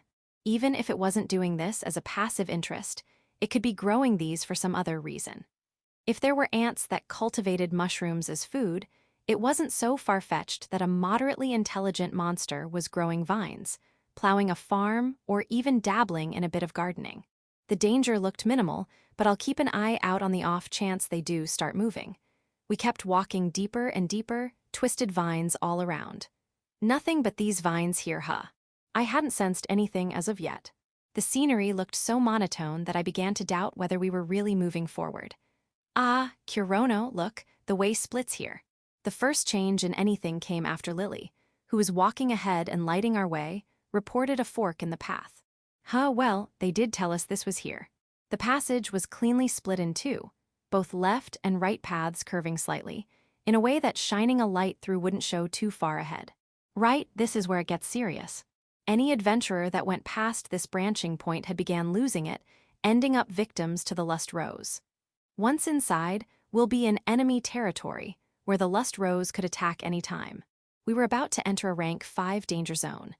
I'm on vanguard, Fiona's middle, and Lily, you're at the back. Roger that. Kai. I thought we could use the living dead to take my role, positioning ourselves further away in a wait-and-see approach. But there was a chance that the lust rose could hijack the homunculi and turn them against us. We decided to avoid that can of worms. According to Little Girl Mode Lily, they were still in the post-production stage, as in, not going to be useful for this job. No helping that. Okay, let's head in. We'd now finally stepped into the forked path. I chose to go right. No particular reason, just a feeling. Plus, there was no real way of knowing what difference awaited us in the different paths, since no adventurer that gone past this point had returned alive. It really didn't matter whether we took our time choosing carefully or just picked a random path. It doesn't look all that different. The cave, now after the branching point, looked pretty much the same in height, in width, and even in the ups and downs. The thorned vines all along the walls also remained, of course, and we still hadn't sensed any abnormalities. That's. Just then, I saw something shine under the light of the torch floating beside me. After moving closer, still on alert for any presences, I quickly figured out who it was. Isn't this the golden hero Michael? He was an ice statue in brilliant, golden, full-plate mail armor. More precisely, he was encased in a block of ice, like Seed of the Evileyes. That man I'd once fought at the Curse Carnival was also similarly sealed in ice. But Michael here won't be coming to life if we decide to melt him out of his prison. Mostly because on the other side of his helmet's visor, which had been lifted up, I could only see bone. Not too far away, we also found his companions, the mage in a robe and a stout archer holding a bow, both of them also iced skeletons. These three must have been the party called Golden Age, the one Jimmy-san mentioned, the first victims of the Lust Rose. This is strange. If they'd only been encased in ice, they wouldn't decompose into bones. Fiona's concern was plenty warranted, now that I thought on it. Even if they weren't especially trapped with ice elements sealing magic, they were still encased so cleanly that I doubted if their bodies would completely decompose this fast. Maybe they were drained. Little girl Lily came up with the answer in a snap. That makes sense, which would mean the lust rose froze them and then started absorbing their life force. So they got iced, all while in some pleasant dream. That'd explain a lot of things. Michael here had apparently been saying something about his, mommy, all the way until his communication signal was cut for good. If they were being slowly and gradually frozen over while still under the illusions of mind control, it wouldn't count as enough of an external force and they wouldn't wake from it. Actually, since the Lust Rose was dwelling in these frigid mountains, there was always a big chance that its inherent magic, extra magic, was ice attribute. And looking further at what I know about the other trial monsters and their elements, ice was the only one left by elimination. First, since I already had fire, earth, and lightning, they're obviously out. Then, according to the documents I read up in the guild, the Pride Gem, Gluttony Oct, and Envy Ray were water, wind, and light, respectively. Not much was known about the Lust Rose, so I couldn't determine its element at the time. But thinking in terms of my trials, there's no way it wasn't the ice element trial monster. Whatever, not like knowing this will give us any advantage, and nor will it change what we had to do. We had to subjugate the Lust Rose. Only after that could the guild come in and collect the bodies of these three. Our mission's success would also serve the purpose of giving them a proper burial. And then, after we'd walked another 10 minutes or so, there sure are a lot of them. Skeletons in ice were dotted all over inside the passage of thorny vines. They must have all been pretty high-ranked adventurers. I could tell that all their armors and robes were high quality from a glance. And none looked like they had a hard fight. They all had 0 injuries as they remained as statues. They too must have thought up many countermeasures against the monster, and yet still failed. And look, our mind controller isn't partial to people either. I spot a punpun. There were some non-humanoid bodies mixed in too. Lily pointed out a large, white boss punpun that had a long gash along one eye and had its paws raised up in an intimidating pose. It looked a lot like a stuffed bear exhibit. This guy isn't a skeleton. You think it doesn't eat monsters. It's likely kept this as reserve food. If you look around, you can see that there are monster skeletons here and there. She was right. From a quick glance, I found what looked to be a wolf skeleton, also encased in a block of ice. On further looking around, I spotted one of a harpy too. Though there wasn't anything as big as a tortoise, those just wouldn't fit in here. Given all that, the Lust Rose looked to have no problem preying on man and monster alike, first planting them under mind control and later draining them to the bone. The way this monster operated, what with lying in wait inside its cave, it was very similar to a spider's web or an antlion's death trap. Could we really avoid being ensnared into this unseen mind control and draw out the reclusive monster responsible? I was suddenly struck by this vague sense of doubt. This doesn't feel right. Did you sense something? No, it's not that, but well. I focused hard on it, but no, there was no trace of any presence, nor anything out of the norm. Only the thorned vines along the walls and the many bodies in ice. Nothing else but the three of us showed any movement. What about you, Lily? HN, nothing here. So nothing of note. That's a double confirmation. But what's with this turbulent unease in my chest? Damn it, something. There's gotta be something we missed. A bead of sweat flowed down my cheek. My sense of discomfort was only worsening. But you said you didn't sense anything, no. Fiona also had a point. We hadn't. Do you think we should retrace our steps for now? No, we'll proceed. I didn't think we'd gain anything new going back and trying again. Right now, I just wanted to do something about this doubt, this unease. I had to know what was causing this. Let's keep going, but a little slower, so we can pay better attention. The girls seemed okay with that, so we continued exploring. But as before, no change. For all our progression through the cave, the same pattern just went on, as if mocking me for worrying so much. The only sounds were those of our footsteps, and the only things keeping us company were the occasional person or monster encased in ice. The thorned vines also still covered the walls, their density never increasing or decreasing, and I couldn't see a single flower blooming on them. Actually, I didn't know if this species even had flowers. It was all so monotone, I was starting to get bored when, oh, cave splits here. We'd arrived upon our second fork in the road. It was like the first one, split cleanly into a left and right path. Actually, it was the exact same. Well, the rest of the cave looked the same, so why not the forks too? Which way, Kurono-san? Left. Any reason? Just a feeling. Yup, just a baseless feeling. Fiona and Lily didn't seem to mind, so we'll be entering left. Okay, let's head in. We stepped into the forked path. I chose to go left. No particular reason, just a feeling. Plus, there was no real way of knowing what difference awaited us in the different paths, since no adventurer that gone past this point had returned alive. It really didn't matter whether we took our time choosing carefully or just picked a random path. It doesn't look all that different. The cave, now after the branching point, looked pretty much the same, in height, in width, and even in the ups and downs. The thorned vines all along the walls also remained, of course. And we still hadn't sensed any abnormalities. That's Just then, I saw something shine under the light of the torch floating beside me. After moving closer, still on alert for any presences, I quickly figured out who it was. Isn't this the golden hero Michael? The golden armored warrior was trapped in ice like seed. This is strange. If they'd only been encased in ice, they wouldn't decompose into bones. Maybe they were drained. I was convinced by Lily's instant deduction. So they got iced, all while in some pleasant dream. As I thought, the Lust Rose had ice-type extra magic. Whatever, not like knowing this will give us any advantage. We should carry on ahead. And then, after we'd walked another 10 minutes or so, there sure are a lot of them. Skeletons in ice were dotted all over inside the passage of thorny vines. They too must have thought up many countermeasures against the monster, and yet still failed. And look, our mind controller isn't partial to people either. Ah, I spot a punpun, Lily proclaimed as she pointed at a boss bun, which looked a lot like a stuffed bear exhibit. This guy isn't a skeleton. You think it doesn't eat monsters. It's likely kept this as reserve food. If you look around, you can see that there are monster skeletons here and there. Oh yeah, it's kinda like a spider's web or antlion's death trap.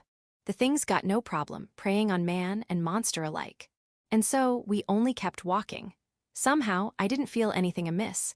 Maybe with everything so monotone, I was letting my guard down. Better fix that. Oh, cave splits here.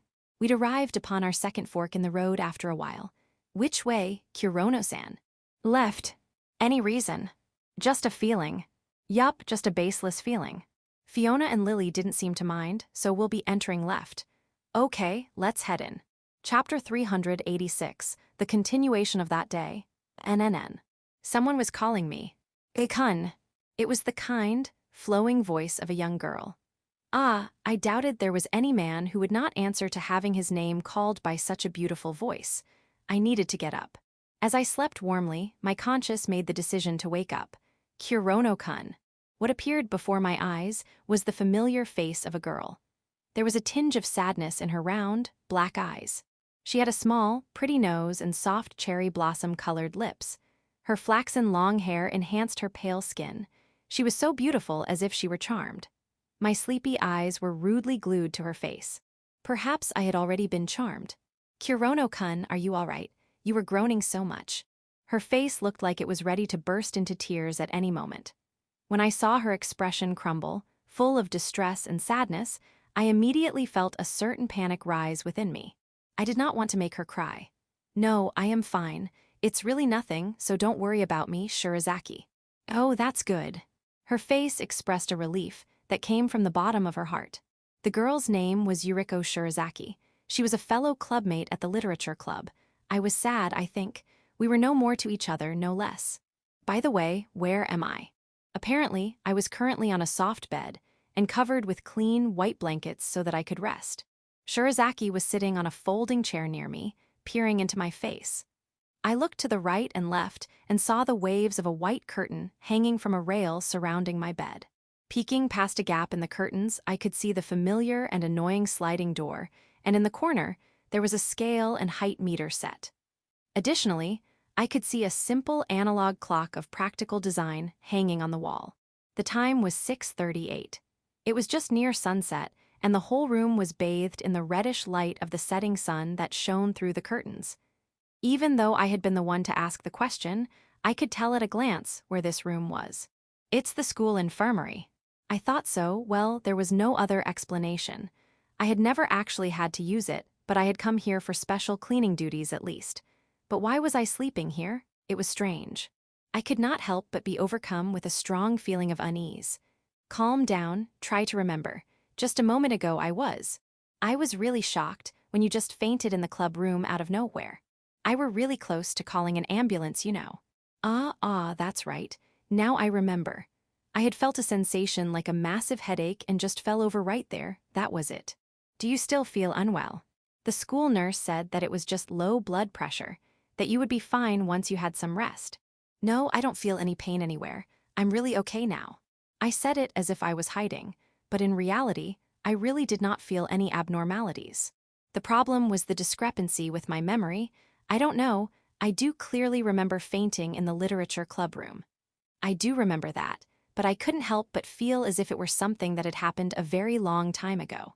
I have this feeling like I've had the longest dream. Don't worry, you're awake now. That bad dream that was making you groan is now over. A bad dream, was that what it was? Bad things, painful things, no, it wasn't anything so simple as that. I feel like I had experienced being on the brink of death, and that I had also felt a harsher despair than death, many times over. It was like I had dark and black emotions of chaos deep inside of my chest.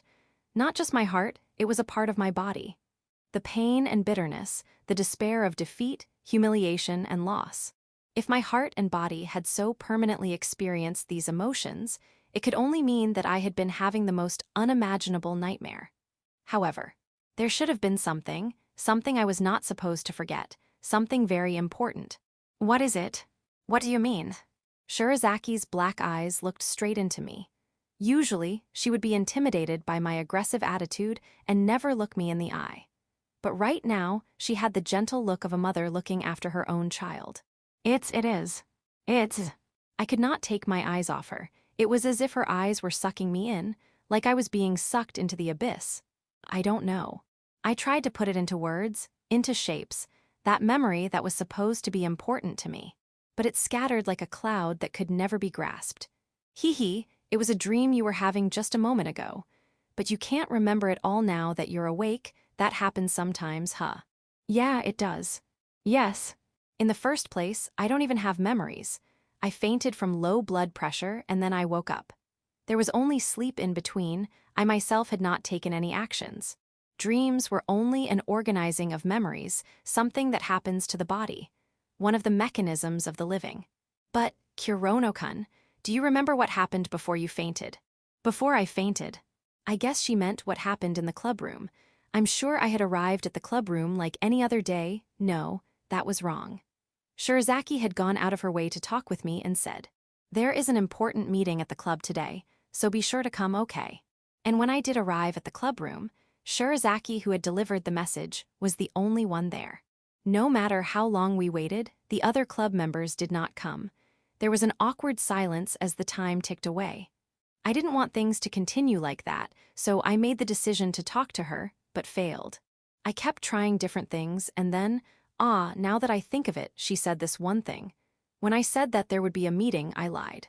Yes, she did say that, and that is all I remember. I think that you were about to continue from there, only that is when I fainted. Good, I'm glad you remembered that. If I had not remembered at least that much, it would mean that I was showing signs of memory loss. It was a pretty awful headache, but I don't think it was that major. In that sense, I too was happy that I had remembered that. So, why did you lie to bring me to the clubroom? I really wanted to be alone with you there. I had thought she was going to say something about how they had all planned to play a prank on me. Her unexpected answer left me scrambling for a reply. Is that right? I returned vaguely, the empty words escaping my mouth like I was an idiot. But Shirazaki did not appear to be bothered by my confusion, and she continued to speak as she looked straight into my eyes. Yes, and thankfully, we are alone together again. I can continue what I was going to say. Perhaps it was the light of the setting sun that was shining into the room, but her face looked slightly red. Her beautiful smile threatened to captivate me, but I kept my ears perked so as to not miss a single word that came out of her mouth. The thing is, Kurono-kun, I didn't get a headache. This time I was able to hear all of what she had to say. I like you. It was a confession. It was straight emotion, there was no roundabout way of saying it, no embarrassment. Even the most dim-witted person could not hear this and realize that it was a confession. Really me.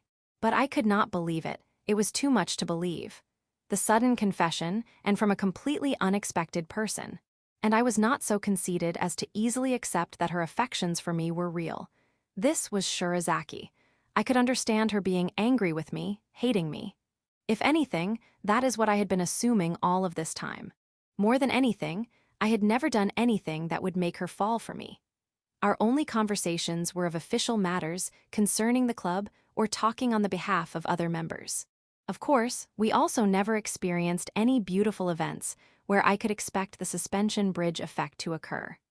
And while it did seem incredibly rude to be suspicious of a girl's confession of affection, I could still not believe it, yet. I felt something soft touch my lips. Warmth, There was now zero distance from Shirazaki's beauty and my face. There was a faint scent of shampoo on her. I was being kissed. I like you, Kurono-kun, I'm not lying. Before I knew it, she had drawn back to her previous distance from me.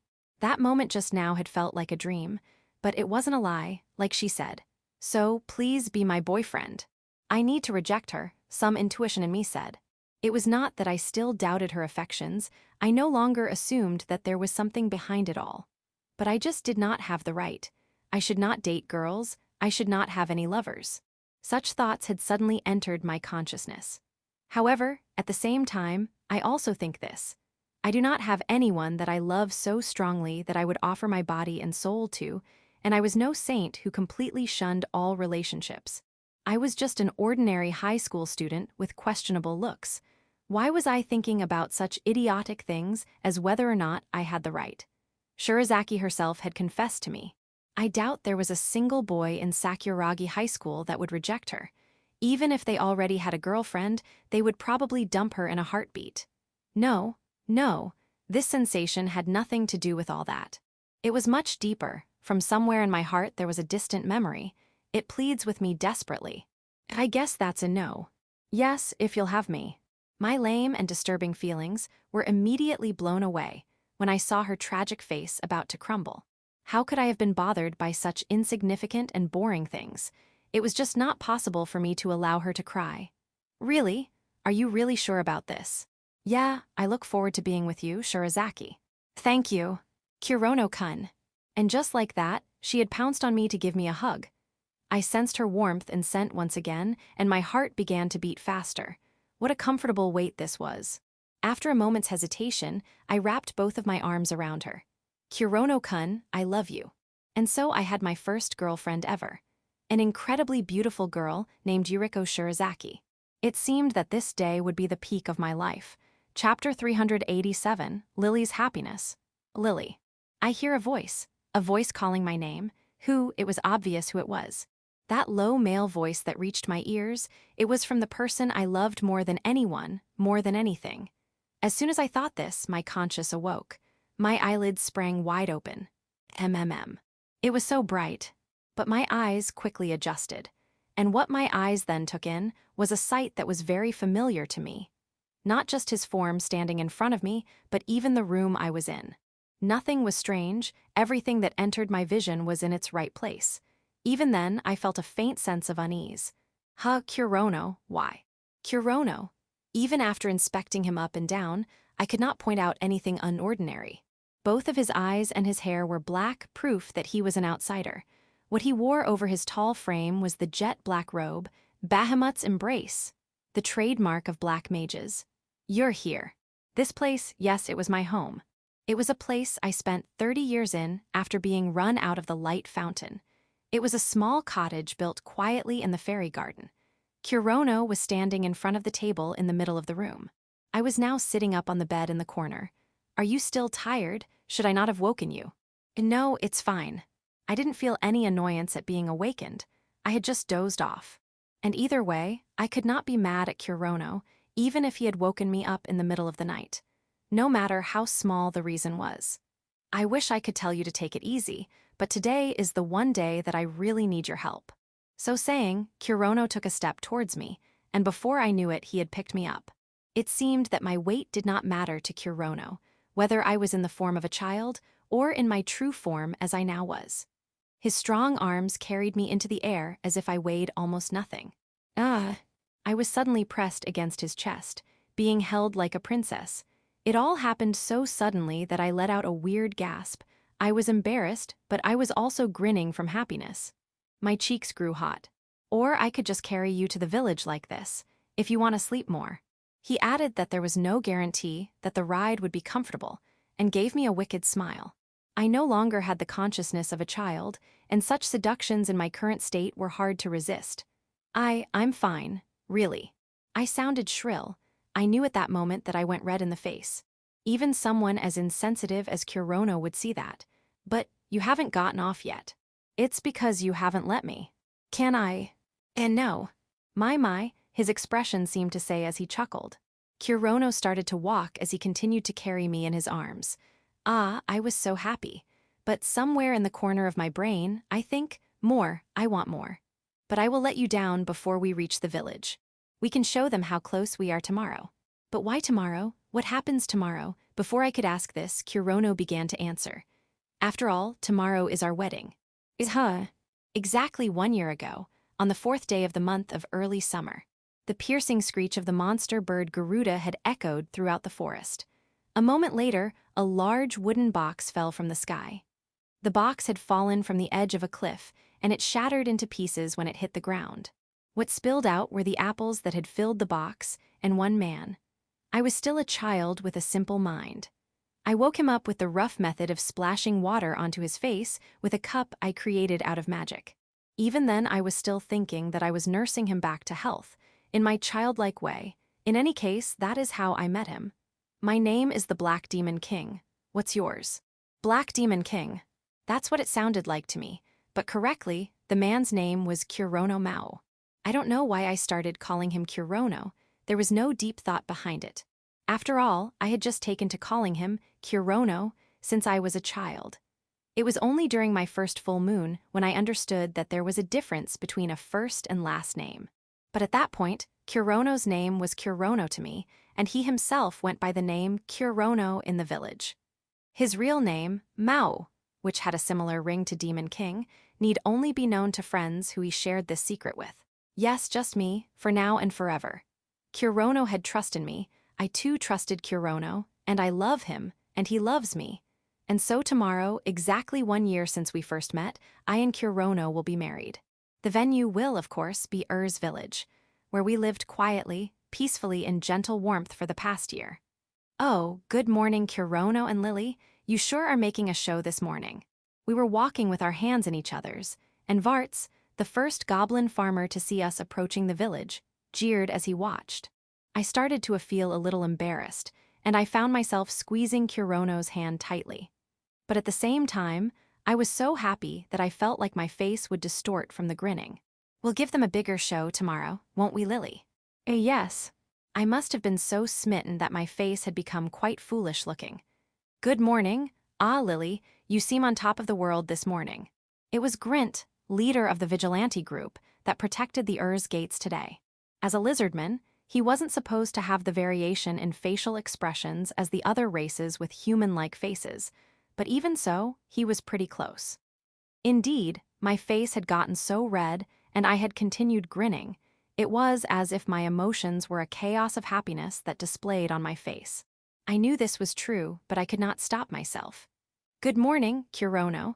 Ah, as always, the sight of you and Lily walking and holding hands, it's positively criminal. Shut up, Nyarko. Do your job. When we reached the Adventurers Guild, Nyarko began in her usual light-hearted way as soon as we opened the door. At first, I had my reservations about this cat daughter who acted so familiarly around Kurono, but now I did not care at all. After all, I was Kurono's number one. He loved me more than any other woman. He, Kurono. Nino, you're back. Nino was the leader of Ur's village's only exclusive party, Ur's Blader. He appeared to have been eating breakfast with his men before they started to walk towards us. Yeah, we managed to get back last night. Look at us, just in time for the ceremony, eh? Thank you. I'll increase the reward. Hee, I would hope so. We had gone out of our way to call a priest from the Pandora Temple in the Daedalus capital, just for tomorrow's ceremony. The Ur's Bladers had accepted the quest of escorting the priest to the village safely. Up until a year ago, everyone had thought of them as a young and unreliable party. But then Kurono appeared as a rival, and this ended up having a good effect on both parties. Now they were impressive rank 3 adventurers. By the way, I and Kurono are rank 2. If we wanted, we could easily go and capture a salamander from the Galahad mountain ranges and raise our rank to a 5. But we did not have any ambitions of becoming stronger or becoming famous. We just wanted to live peacefully and enjoy life as adventurers. I guess you two are going to start living together as a couple now, ha ha ha ha. Oh, this was embarrassing. I think as I start to pet the fat cat who lay in a ball in a corner of the lobby. I don't know how long the cat has been here, but playing with it has become a habit for me. Even when I was a child, I felt like I could be myself with it. Lily, I heard that the wedding dress arrived at the goods store. We should go and check. Sure. This time he grabbed my arm, and we basically flew out of the guild house. As the double doors opened, a black shadow appeared in front of us. No, it wasn't a black shadow, it was just someone who was dressed completely in black. The person was wrapped in a high-grade magical robe covered in feathers. But the most distinctive thing about the person's appearance was the large triangular hat. Aunt's broom, her favorite staff, was gripped tightly in her hand. Good morning, Kurono and Lily. Morning, Fiona. I greeted my friend, whose eyes always look sleepy. I've just returned to the village. So, are you actually sleepy right now? Yes, I intend to go and sleep in my guild room now. After I eat breakfast, of course. You have not changed at all. I was half exasperated and half impressed. This witch had not changed at all since the time I first met her, even though she was a rank 5 adventurer now. Speaking of which, I didn't have a chance to say it as I was on a pretty long quest, but perhaps the gentle spring sunlight was too much for her sleepy eyes, because she then lowered the brim of her hat with her left hand. I noticed that there was no ring on her ring finger. It bothered me a little. Congratulations on getting married. But that unease was blown away by her heartfelt blessing. She was usually quite expressionless, but there was a faint smile on her face. There was nothing hidden behind her words. The natural telepathy conveyed was proof of it. In the first place, what reason did I have to doubt her? Fiona was my very best friend, and so I gave her my biggest smile and replied, "Thank you, Fiona."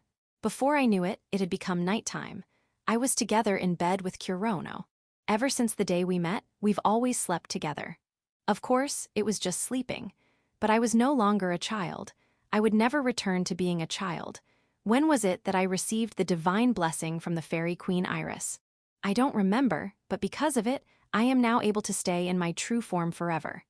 I was also able to make peace with the fairies of the light fountain. This was all an unmistakable truth. The dress that had arrived at the goods store was created by them. It was a pure white dress that shone and sparkled, hee. I looked forward to wearing it tomorrow. Hey, Kurono, I'm so happy. I am too, Lily. Kurono's large hand gently rubbed my cheek. It was warm, it tickled, I felt like I would melt. This isn't a dream, is it? It's not a dream. I was so happy and fulfilled that it made me scared. Everyone know, the whole world has blessed us. From now on, I want you to live with me in peaceful tranquility. Yes, I would be happy if I could just stay with you forever. Me too, Kurono says as he pulls me to him. I pull him back, his large body. We have an early morning tomorrow. Let's get some sleep. Yes. Good night, Lily. I was enveloped in warmth and happiness, and in that, I gently let go of my consciousness. Good night, Kurono. I pray that these happy days continue forever. Chapter 388, Fiona's Happiness.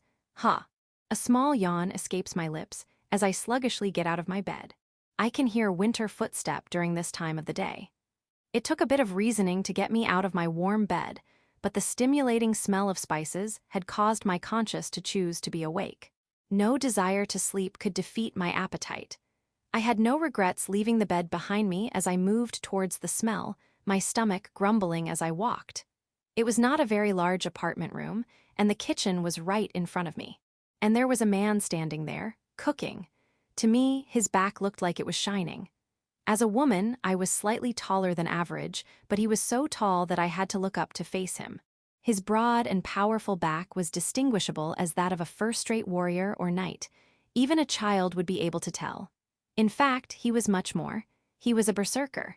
First-rate warriors would flee before him. And now, that back which held such superhuman strength was bare without even a single shirt to cover it. His back was like steel, like armor made of muscle. Looking at him, I had to swallow down my saliva for reasons that had nothing to do with the cooking. Just like a male adventurer who is lured towards a succubus, I find myself wobbling towards him. If he wasn't wearing his favorite underwear of black dragon leather either, if his lower half was naked as well, I might have dashed forward and jumped on him. In any case, I would reach him quickly in this small room. I would be at a distance where my hand could reach, and then a distance where our skin touches. There is no hesitation or modesty. I came up behind him and wrapped my arms around him, just like I had wanted to. Good morning, Kurono. Morning, Fiona. I'm almost finished here, just wait a moment. Sure. I suppose you aren't going to let me go then. I imagine him smiling. I wish that I could see it, but I didn't want to leave his back, my cheek against his. I couldn't leave even if I wanted to, there was nothing to be done about it. I'll wait patiently. That's not the problem. It'll burn if I can't move. Meat tastes better if it's a little burnt. You'll get something more than just well done. That's quite a predicament. Anyway, you should go change. You're too tempting when you are naked. Yet he's seen me naked plenty of times. Kurono could be cute when he says such innocent things. There was no getting around it. I agreed and begrudging untangled my witch's embrace. Nightmare let out a frightening and healthy neigh once again as I and Kurono rode together, gallantly making our way to the academy. Now we were heroes that everyone in Spada knew about, the Nightmare Berserker and the Witch. We made such a great couple, the looks of jealousy that the other students threw at us felt good. It was nice to have our relationship accepted by everyone. We left Mary in the stables and headed for the classroom, hand in hand. Our fingers entangled, what I like to call the lover's tangle. I didn't want to let go of him for a second. I think this, but reality won't allow it. But it was all right, I was a woman who could wait. I let go of him with a little regret and sat in the chair next to his. The adventurer's course had free seating at least. Even if a seat was already occupied, the students were understanding enough to give me their set. It is very important to be able to read the situation. And so, what starts next is a low-level lesson on modern magic that was not even fitting for a refresher. Of course, in terms of my school record, I had already graduated Elysian Magic Academy as a top student, and that was the highest educational institution in all of the Sinclair Republic. So there was no lesson in any renowned school that did not seem familiar to me. I was not here to learn something anyway. My purpose is to help him, he who came from a faraway country known as Nihon, so he can learn about this world. Hey Fiona, this technique here. You need to squeeze here and push here, then it should turn correctly. I see, thank you Fiona, you make it easy to understand. No, you are too kind. This was nothing for me, a witch. Apparently, Kurono had something called a transword, ingrained directly inside of his head, that made it hard for him to understand certain chants and terms or proper nouns. And so my support during magic classes was invaluable. It is a wonderful thing to be of use to the person that you love. Now, what should we do for lunch? Kurono asked as heard the dragon's roar coming from my stomach. The lunch break bell had just been rung. We can eat here today. Okay, let's go then. A year ago, I would never have imagined that I would be eating with someone at school. Back then, it was normal for me to be alone. It was normal for people to stay away from me. It felt natural to be alone. There was no pain or regret there. I just accepted everything as it was. Thinking back, I could see how boring, how lame, and how unhappy it all was. I made fun of friendships. I looked down on love. I was a hopeless fool back then.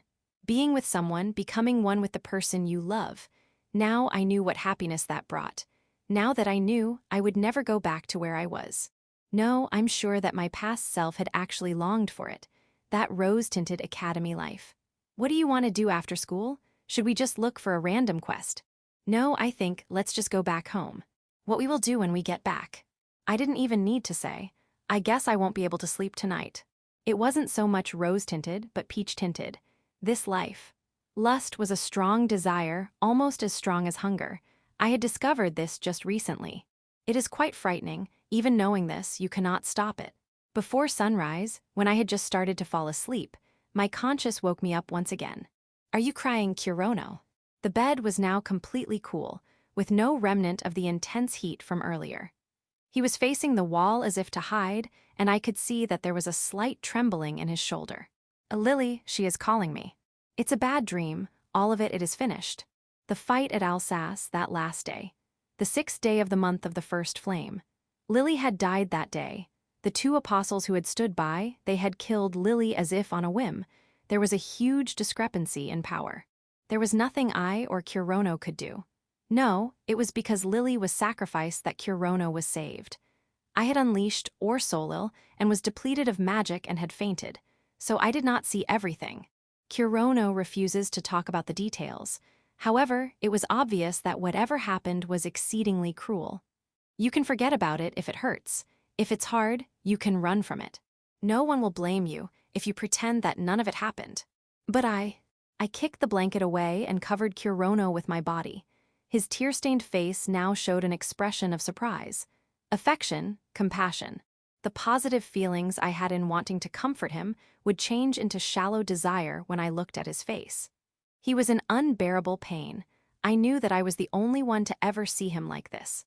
I was filled with a desire to possess and a superiority that came with it. Almighty, all-powerful, I felt like I had gained everything there was in the world. Before I knew it, I was devouring his mouth. At that moment, all reason had left me.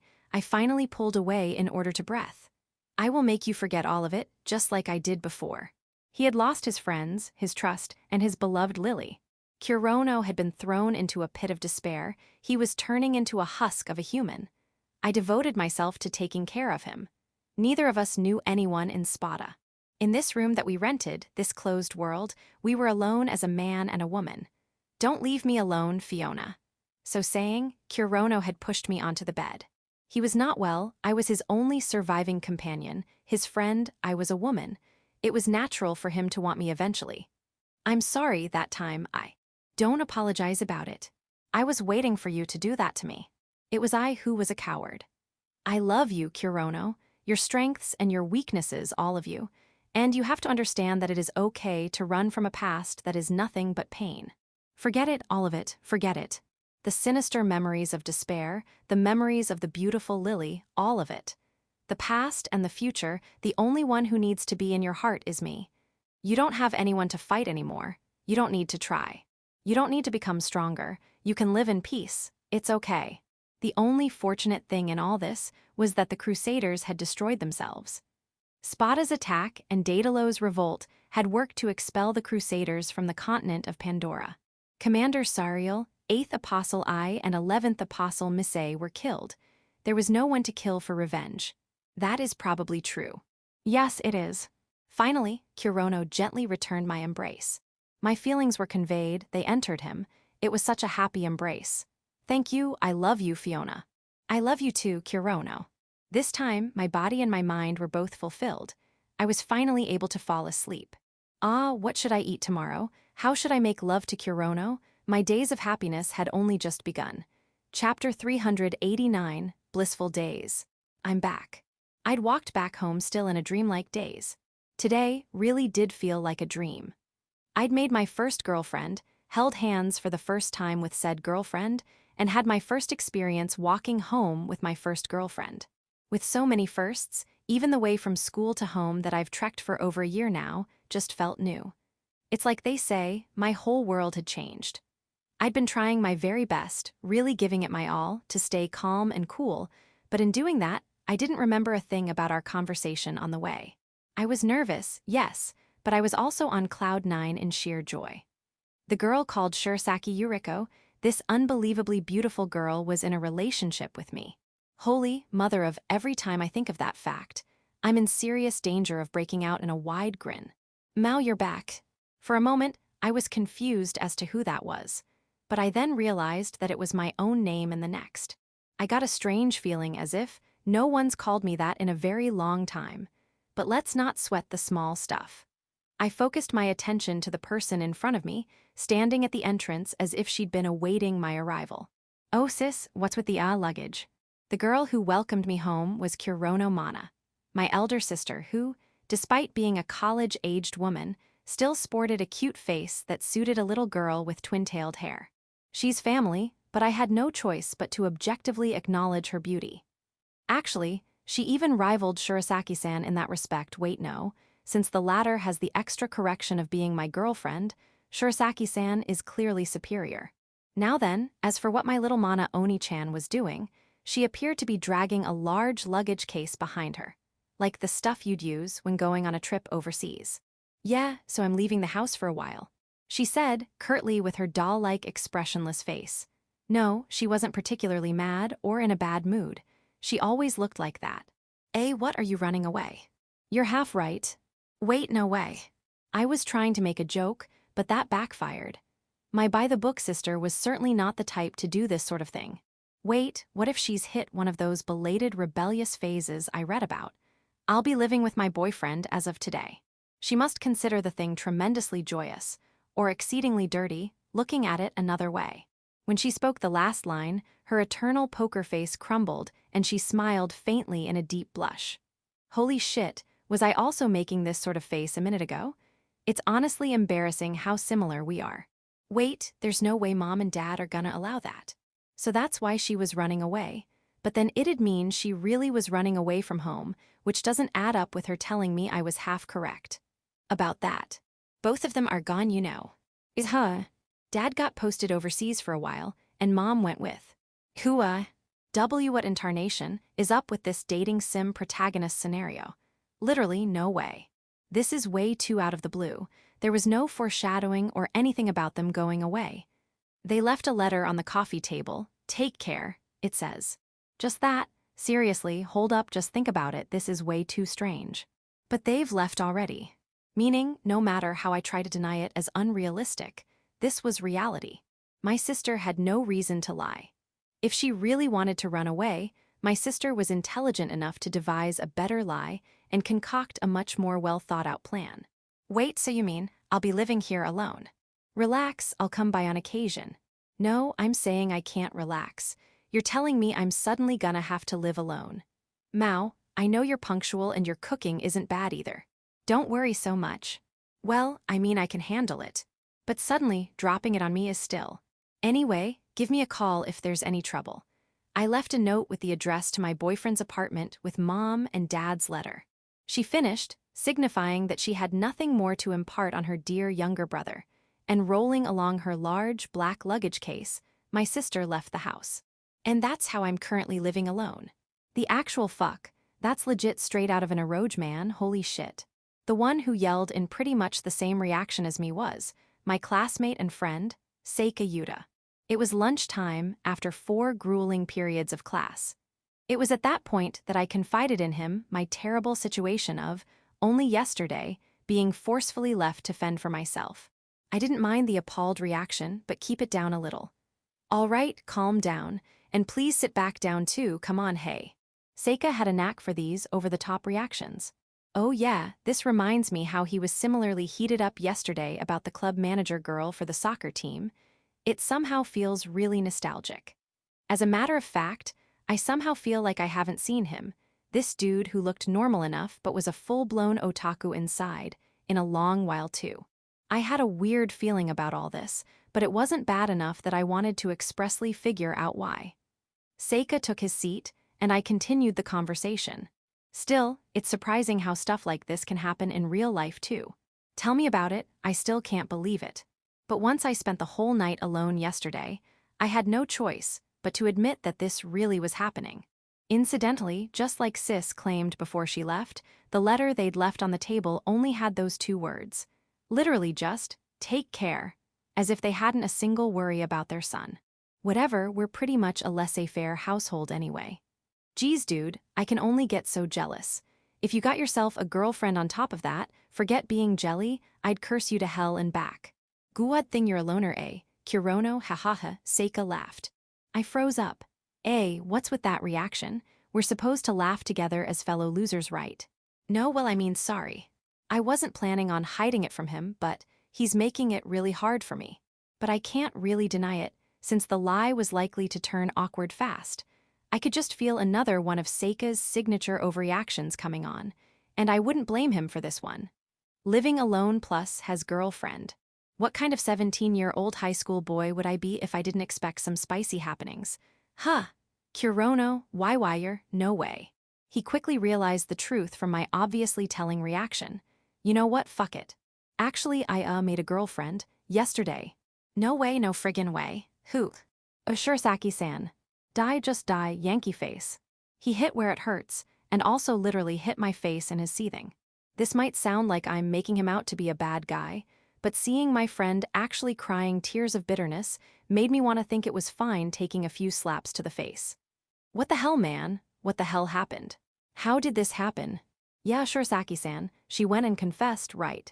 Go to hell, you double-crossing bastard. See, come on, calm down. Fuck you, fuck yow, he wailed in real tears. I tried to settle him down while parrying away his baby punches, but I guess nothing I say would get through to him now. It's over, Kurono, it looks like our friendship ends here. Are you actually serious? Come on, don't be like that. No, it's fine, Kurono, let's end this nicely. Once the MC chooses the heroine, the best friend character can take a hike. You have to make everything into a roge, don't you? He's got a point. I've heard some guys stop giving any fucks about their friends once they get a girlfriend. Though I'd appreciate it if he didn't see me as so shallow. Let us stop this folly. That is now your reality, and I happen to have no place in it. With grim determination, the man called Seika took his bento in one hand and left his seat. All the while, he looked not at me but at the door to our classroom. Ah, Shirsaki-san. She was there in all her flaxen-haired glory, in her hands a lunchbox of her own. Go, Kurono. Don't keep that cute GF waiting. Seika offered with a nihilistic smile, tears still crusting his cheeks. He wasn't particularly good-looking, but right now, he looked admirable. Sorry. Don't mention it. Be happy with her. With that, Seika took his leave, like a lone gunman heading where the wind takes him. I muttered, thanks man, as I also made my way to Shirasaki-san. Now then, if it turns out that she isn't here to invite me to have lunch with her, I'd have no choice but to die of embarrassment. So how is it, Kurono-kun? Please worry not for me. She did it, Shirasaki-san. She really did come over with her handmade bento for me. Why yeah, it's great. I would have said the same thing, even if this egg sandwich in my hand tasted a tad awful. But fortunately, or rather, as anticipated, every one of the items Shirasaki-san made were delicious. The omelet, the fried chicken, all of them felt like they were freshly made. The egg sandwich I'm holding, for example, it was exquisite to the point of me being bewildered how such a simple item could be made with such finesse. How in the world did she achieve this earth-shattering difference compared to all the egg sandwiches I've tasted in my life so far? I'm so glad you like it. She smiled, so honestly, so brightly, so beautifully, that I couldn't imagine that this was really happening. I wasn't as deep in as Seika, but I'd always hoped to have something like this, to have a nice girlfriend, to have lunch together with her on a bench outside. But now that I finally had exactly that, I constantly felt that it was all a very convenient dream. Hey. What is it? I do have some basis as to why I'm finding all this hard to believe. Why me? You're asking me why I came to like you. That's exactly it, that's what's making me so worried. Pathetic, I know. Yes, why? Actually, what part of me do you like anyway? I honestly can't tell. I wonder, I'm not sure myself. At some point, I realized that I love you. Just when I was thinking she was going to claim love at first sight, she throws me an even weirder curve ball. I was feeling a little dismayed at that, but without letting it show, I gave her a curt, right. But well, I'm really awkward, and I just couldn't bring myself to say it. I tried to be your friend without letting you know, but that, well, ended so. I'm sorry if I made you think I was avoiding you. Seeing her thin eyebrows arched in such an apologetic expression, I felt dismay in a whole other meaning. I was still uneasy about her vague way of falling for me, but I could clearly see that she's serious. Maybe I was making light of her feelings in a deep corner of my heart. Maybe I was thinking that it'd be fine just going out with her for the heck of it. And then, yesterday, I finally worked up the courage. So I asked everyone else from the club to give you and me a bit of time. So you mean, other than me, everyone knew? Yeah, I didn't want to tell them, but they. Seems like all third parties could plainly tell how much Shirasaki-san was into me from her mannerisms. And me, being the dumbass I am, thought that she was being scared of me. All this time I've been in the literature club more than a whole year. Oh, I see. How damn spineless am I even? And here I always thought, don't be dense, take the hints and go for it. In the end, everything was already done and over. But now, I'm finally together with you, I'm so glad I did it. I thought that I'd give up if you ended up rejecting me, but I honestly don't think I could. I really liked you that much. She asserted and held my hand, my heart rate now skyrocketing. Every time she speaks words of love, every time we touch, all my doubts, all my worries, all my reservations start to disappear. She's into me, she likes me. It won't be long till I wholeheartedly start believing that. Thank you. You saying that really means a lot to me. I can't keep being like this. Whether she really likes me or not, how much she likes me, why does she like me? I can't keep wasting time on doubts to convince myself. I have to respond to this sweet girl's feelings without deliberating anymore.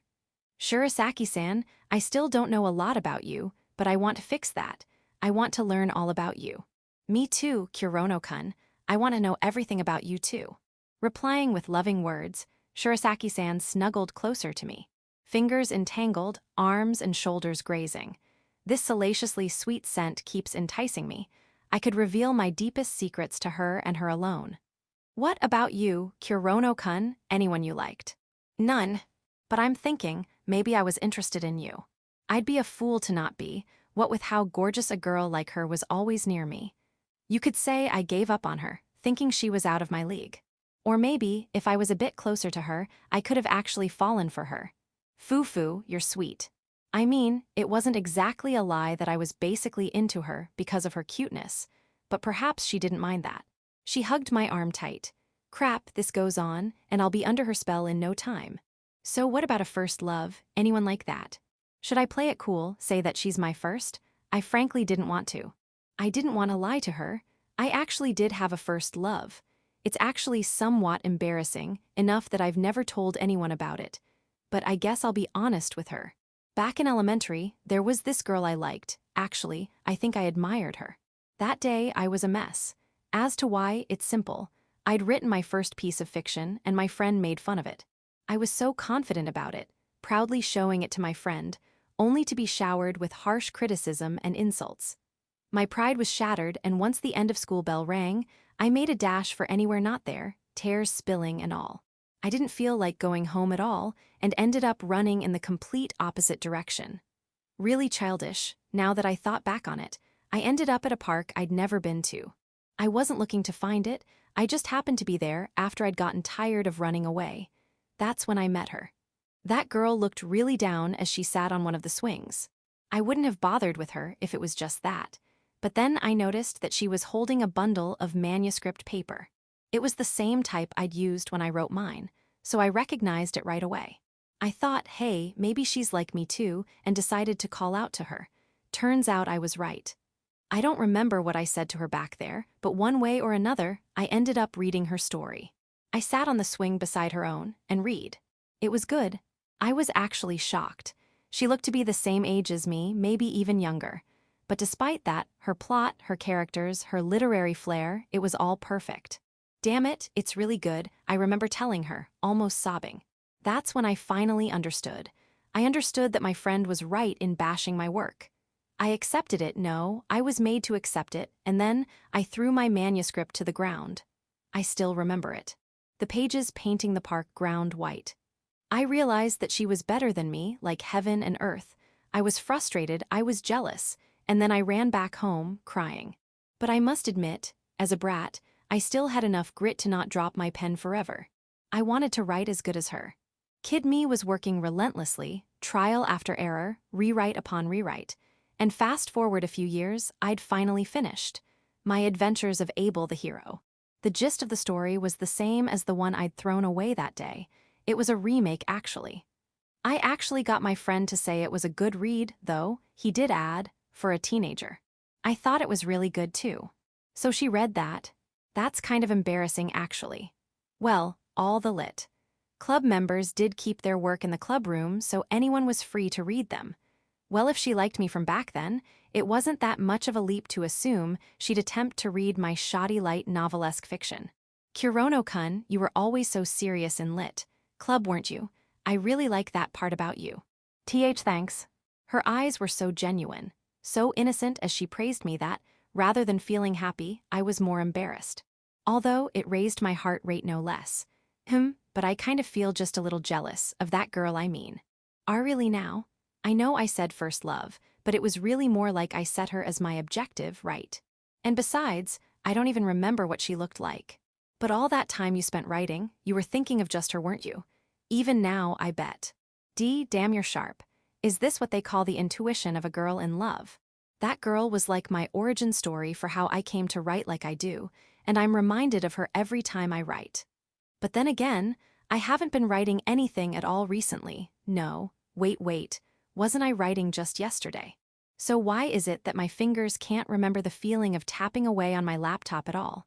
Foo-foo, just wanted to tease you a bit, sorry. I don't really mind it. And once again, I admitted utter defeat against Shirasaki-san's radiant smile that seemed to say, And that's how awesome a girlfriend I am. I was almost about to lose myself and just keep staring at her, but I got a hold of myself.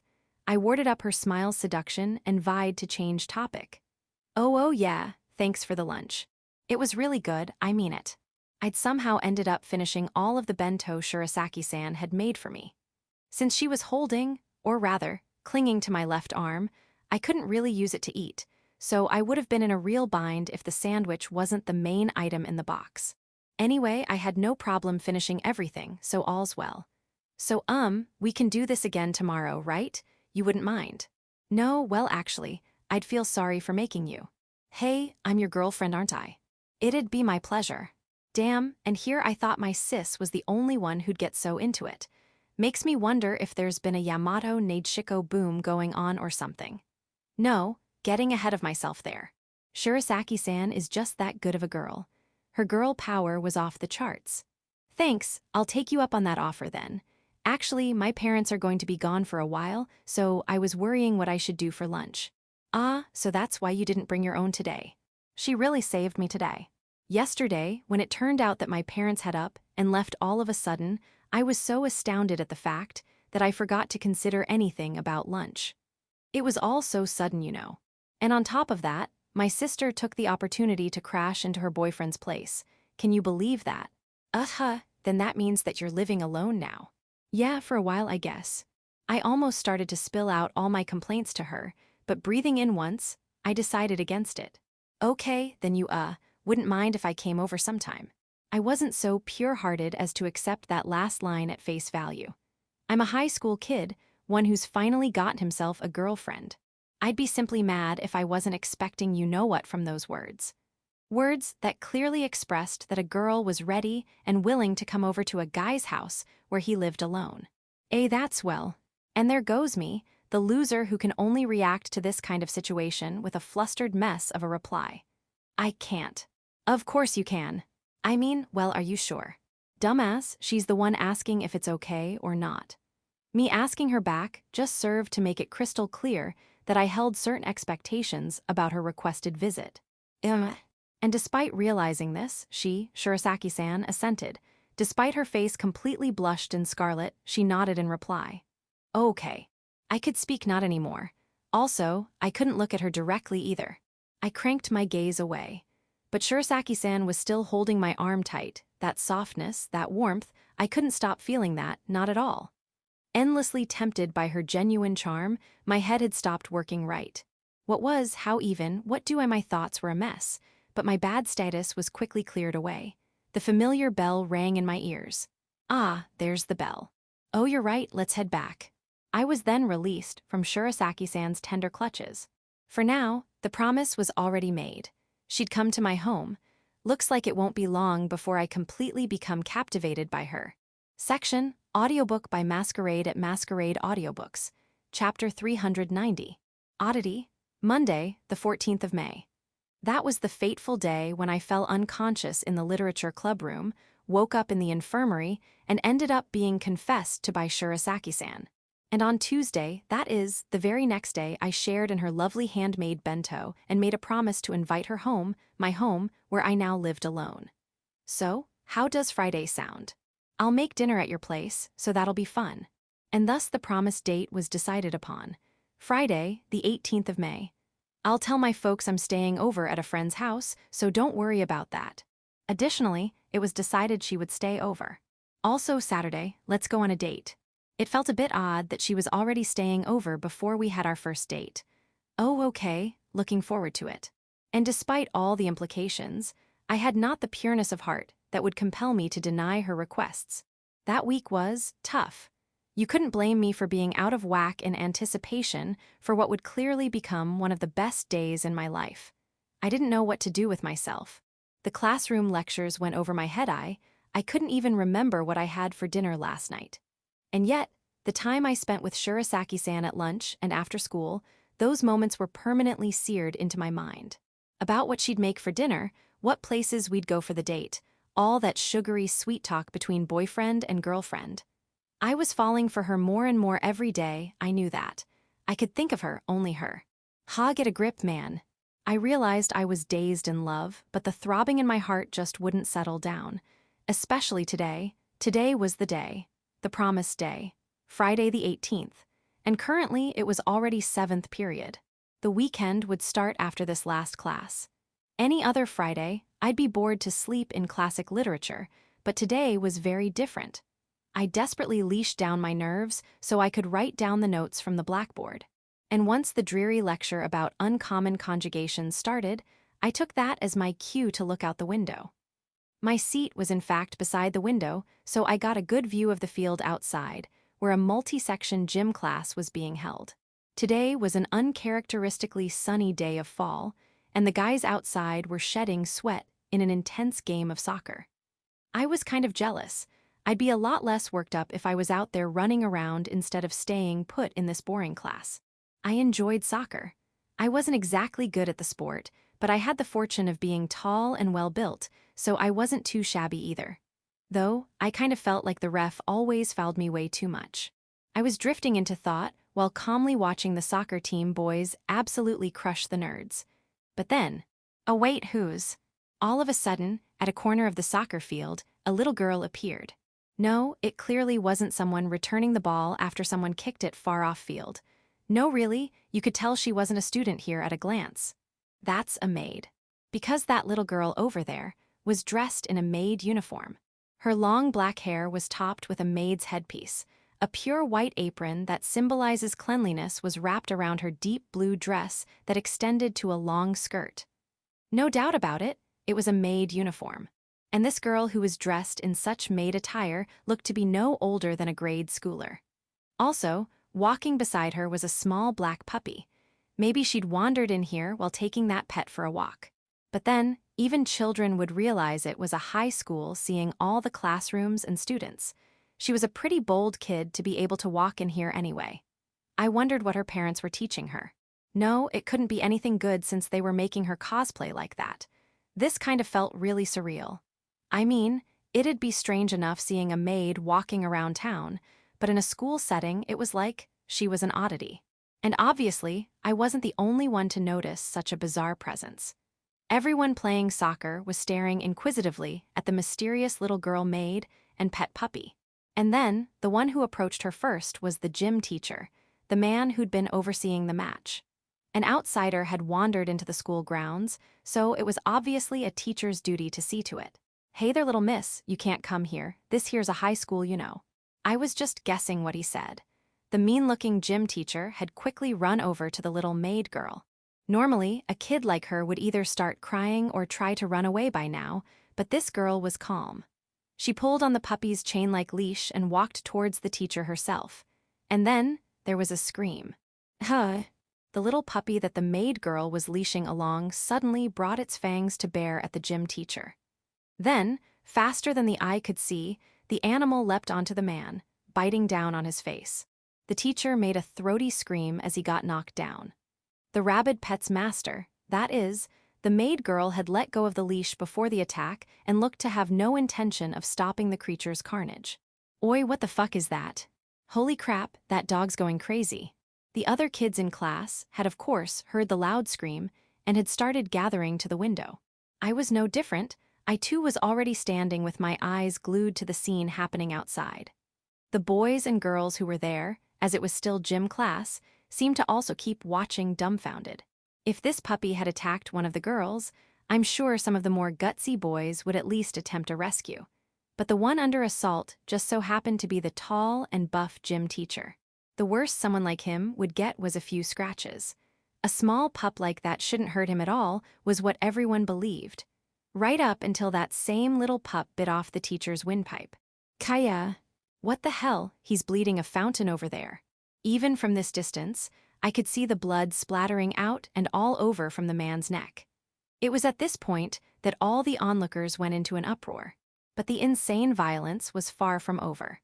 The teacher looked to be in excruciating pain as he desperately tried to hold down the bleeding wound on his neck. But the dog showed no mercy. No, it wasn't simply attacking, this dog was eating. I could clearly see the little dog bite into the teacher's face, tear apart his flesh and gulp down the freshly procured meat. What in the world? It was shocking enough to see a dog eating human flesh, but the absurdity didn't end there.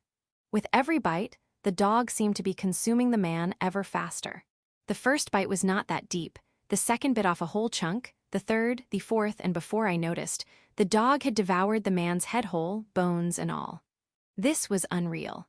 That had to be some kind of monster disguised as a puppy, or maybe some kind of man-eating alien or beast from hell. Just now, a teacher of our school was reduced to nothing but a headless corpse. And as for the pup, it almost seemed to have gotten bigger in size. No, I wasn't just imagining things. The bigger dog kept on eating the corpse, bones, clothes, and everything in between. And once it was done, the pup had now become a very big dog. It looked like a Siberian husky, no, that there was a true wolf. This is just crazy.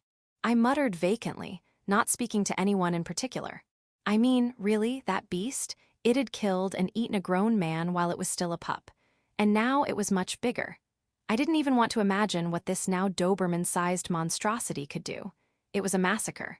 The jet black wolf attacked the students one after another. The monster didn't distinguish on sex, and so, its first victim ended up being a short girl who twisted her ankle and couldn't run. The wolf leapt and swooped down over the girl, knocking her to the ground. A piercing scream was cut off. One bite was all it took to chomp off half of her head. The other half was swallowed up with the next bite, causing the wolf to further increase in size.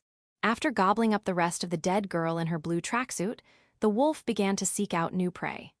The other students had scattered like mice, crying, screaming all the way. But mere human legs couldn't possibly grant them escape. Humans normally can't even outrun dogs, and those students had no hope whatsoever against the monster, in disguise currently hunting them down. The wolf that had finished devouring the girl had now grown large enough to bite off a human head whole. There went another head. The muscle and bone of the neck that was supposed to hold it in place was gnawed off as if it were a thread of plastic rope split by scissors. Once it was done with its third victim, the wolf pounced into 3 more kids as they ran. Its claws, thick and sharp like cleaver knives, all 3 students collapsed onto the blood that had gushed out from their backs. The monstrous canine kept growing as it ate. It had already become taller than its prey before my eyes. The beast's maw could now swallow people whole, while its ferocious claws could scoop out earth as it saw fit. It was almost like a giant monster now, a kaiju.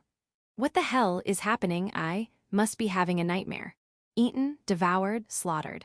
Killed, I muttered in sheer disbelief at the atrocious hellscape laid out before me. I really didn't feel like all this was real. But no matter how hard I shut my eyes from reality, I wasn't waking up. Many of my classmates were howling in fear and anger. Some girls had started crying from shock. I could still hear them. I reopened my eyes. It was all still there. The soccer field drowned in blood. The remaining students still running furiously despite more than half their number having been culled. I could say it was after around 1.5 classrooms worth of students. That's when the kaiju of a wolf had finally hit a plateau in its growth. The monster had feasted on people and had grown to a soaring 10 meters. I didn't know if it couldn't grow anymore or just didn't need to. Whichever it was, it brought no good news. And it kept on doing what it did. The giant wolf was systematically hunting down the remaining students while all they could do was run away anywhere and everywhere. It was then that I recalled the other oddity. The one who set loose this hellish monster, the little maid girl. What's she up to? As if she was completely oblivious to the slaughter fist being carried out by her pet, the girl was quietly walking along the blood-stained ground. She was looking around restlessly, as if searching for something. In different circumstances, I'd find that sort of mannerism adorable, but the scene behind her was one of insane carnage. A monstrous wolf was gobbling up a steadily decreasing supply of tracksuit-wearing high school kids. The little girl felt just as terrifying. There was no way she was just a normal girl. Hell, I doubted if she was even human. She could be a monster just as bad as that wolf. If not worse, I was now focusing my attention on her, which, seemingly, wasn't a good idea at all. And then, our eyes met, I think. No, not think, she really did see me. The girl started running straight towards the building my class was in. Even the way she ran was cute and feminine, with a spring in her step. Her eyes were fixed to me, looking beyond the second-floor window and right on my face. She was now close enough for me to get a detailed look at her. The little maid girl's long black hair, that was down to her waist, fluttered around as she ran closer, her face beaming with a smile as if she'd finally reunited with a long-lost love. The right half of her face was hidden under long bangs, but from the round yet sharp eye that peeked from her left, I could tell that she was making a lovely expression. Then, her gaze never leaving me, the girl pointedly pointed at me, shouting, "Gashujin-sama, there you are." Chapter 391. Dream or Reality? "Gashujin-sama, there you are," shouted the little maid girl, who then raised both her arms overhead. I expected her to make a jump to my location, but reality couldn't be more different. "Anchor hand," she yelled with the pronunciation slightly off, at which point, black wires shot out of her hands. It didn't look like she had a grappling hook hidden on her. The wires really appeared as if by magic, or ESP, or maybe she was actually a cyborg. And up. Before I could settle on any of those impossible explanations, the maid girl had come up to eye level. The wires extending from her hands had instantly accelerated her to the second-floor window. Our eyes met with the glass window in between. Her sparkling dark eyes looked pure yet had a fiery passion, which set alarm bells ringing in my head. I followed my instincts and kicked the floor, making a fast jump backwards. Heya! And clearly that was the right course of action, as, in the next moment, one of the maid's black, enamel-polished shoes hit the windowpane with incredible force. One kick from her thin legs had completely shattered the window I was sticking fixedly to just moments ago. Wah! Kaida! The shards of glass assaulted the other students, who'd been bunched up close to the window. They all, of course, tried to dodge back, but just ended up tumbling on each other like falling dominoes. As the high school boys and girls groaned in pain, all heaped up like spaghetti, the maid, who was the primary cause for their misery, landed elegantly onto the classroom floor. "Be at ease, Gashujin-sama, for I, your Hitsugi, shall save you at once." The maid, no, the girl called Hitsugi, was in fact pointing at me as she spoke that line of nonsense. "Wayo Kurono, you know this girl." Seika Yudo, my bosom friend, said this from within the giant student dumpling. Him being able to throw and equip in this kind of situation was just the sort of thing I loved about the guy. Nah, bro. No way I'd forget a girl with an ominous name like Hitsugi, in other words, Coffin, if I ever met her. "Gashujin-sama, I can't believe you'd forget about your Hitsugi." But she seemed to be acquainted with me. Actually, I was apparently her master too. This is quite unfortunate, but that simply means I have to wake you up by force if I must. Hooted Hitsugi, coming up with a decision at her own discretion, her long black hair standing on end. No, not just standing, that hair was moving. As if her hair had come alive, it split and wiggled eerily like a collection of snakes. "This is fucked up. We gotta run, Kurono." You don't have to tell me TW. But before I could take action, the Medusa-head maid girl Hitsugi sprang straight at me. I was having doubts whether I could push her aside despite her physique being no different from that of a small girl. I couldn't let those hair tentacles touch me no matter what. I had to avoid direct contact. Shit. I grabbed the chair closest to me and launched it at her. This must be that fight-or-flight response, since I was able to easily hurl the thing with one hand. Fudgia. Strike. The creepy tentacle maid landed on the floor with a thud, but I couldn't relax just yet. I turned on my heel and headed straight for the door leading out of the classroom. Throwing the chair at her had only bought me enough time to get the door open. The sliding door rattled loudly in my ears as I fell into the hallway. "MMGGG. Stop running." While her still young voice held a tone that was as if we were playing tag, I could only hear the call of a devil from hell. I couldn't afford to look back and check. It was technically still class time, so the hallway was empty, making it easy for me to run the fuck away. Oh right, there was a giant wolf monster right outside, wasn't there? Could I even go out of the school? But then again, staying inside wasn't exactly safe either. Which way I hesitated, after having reached the staircase located at the center of the long hallway in 3 seconds. Going upstairs will only leave me with less room. It was better to head down then. I made a snap decision and was about to descend when... Kurono-kun. I'd heard that sweet voice call out my name so many times this past week. No way would I mistake her voice for anyone else's. "Shirsaki-san, why are you?" Shirasaki-san, with her long, flaxen hair, came out into the hallway from another 11th grade classroom. She held a broom with a wide brush, giving it a T shape. Wait, was that supposed to be her weapon? Fu, Hitsugi roared, Gashujin-sama, you will not get away. I'd stopped dumbstruck at the edge of the stairs, and Hitsugi had taken that lapse to close in. The deadly Medusa head was almost on me, and this time, I had no chair to throw. It's all right, Kurono-kun, I'll protect you, Shirasaki-san said as she swiftly snuck in to defend me. In the same movement, she fiercely thrust the broom in her left hand at Hitsugi. Jeff! She used the non-brush end and struck Hitsugi hard on the pit of her stomach. Her weapon, with its cheap wooden shaft and rounded, blue handle cap, had practically no offensive ability. Her apparent skill in wielding it made the cleaning utility into the perfect defensive weapon. The small maid was easily blown away and landed pitifully on the linoleum flooring. Kurono-kun, are you hurt? Oh, I'm all right. I felt a bit pathetic having to be saved by her. What with this large body I had at my disposal. No, I couldn't possibly make moves like she displayed just now. Shirasaki-san was amazing. Did you have, like, high-level training in the Naginata or something? No, what makes you think that? I couldn't respond. I strongly felt that I shouldn't ask any further. Keika, damned seductress, get away from my Gashujin-sama. Maid girl Hitsugi howled as she got on her feet. Her hair was reforming into wiggly tentacles, now even more agitated. Actually, it kind of looked like there were a lot more of them now. It was like she'd taken no damage at all from that strike just now. Tough little girl. You get back, Kurono-kun. I'll defeat that monster. Shirasaki-san moved further forward, saying a rather heroic one-liner. I felt hesitant to stop her too, after seeing her dish out that polearm punishment just now.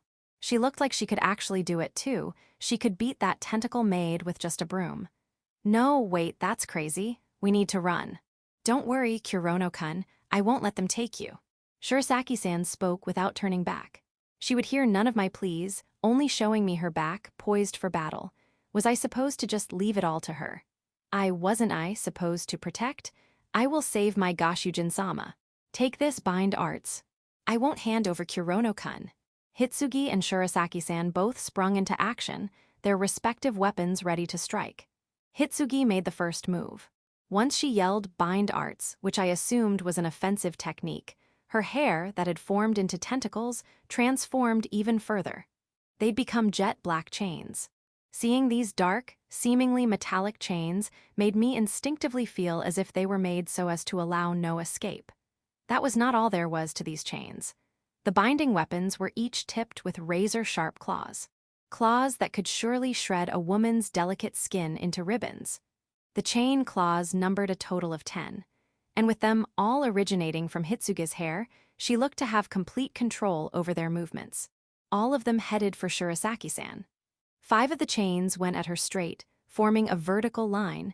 2 pairs went at her from the left and right, and the final one arced up to the hallway ceiling before diving straight towards her head.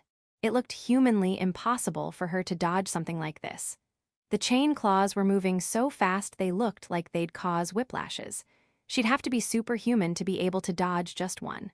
And yet, I just couldn't picture the scene of Shirasaki-san being hopelessly killed by that deadly attack. I was sure it wouldn't happen. She can and will overcome this multi-directional assault just like a certain girl in white. And she did it. With one powerful swing downwards, Shirasaki-san repelled all 5 death claws coming at her from ahead. However, that move also caused the cheaply made broom to break. In the same movement, in the exact same timing as her one-handed broom attack, she shot out the weapons in her previously empty right hand, dealing with the 4 claws encroaching from her left and right. I hadn't even seen her take those out. Shirasaki-san had, stuck between her fingers, 4 different writing utensils. Starting from the space between her thumb and index finder, a Sharpie, a black ballpoint pen, a red ballpoint pen, and a felt tip pen. I only saw them after they hit the chains, so I could only conjecture that she'd thrown them. 2 on the left and 2 on the right. With one motion of her hand, she'd struck 2 pairs of attacks coming from 2 different vectors. What was amazing was the fact that all these pens hit dead on the mark, and though they couldn't parry away the bulky chains, they did succeed in redirecting their aim just enough to let Shirasaki-san squeeze out of the way. Only the chain from above remained now. And, as if to demonstrate that she could deal with merely a single chain with ease, she easily dodged it with a slight shuffle of her legs. Her marine uniform had not one scratch as the chain claw missed its mark, striking dumbly on the floor.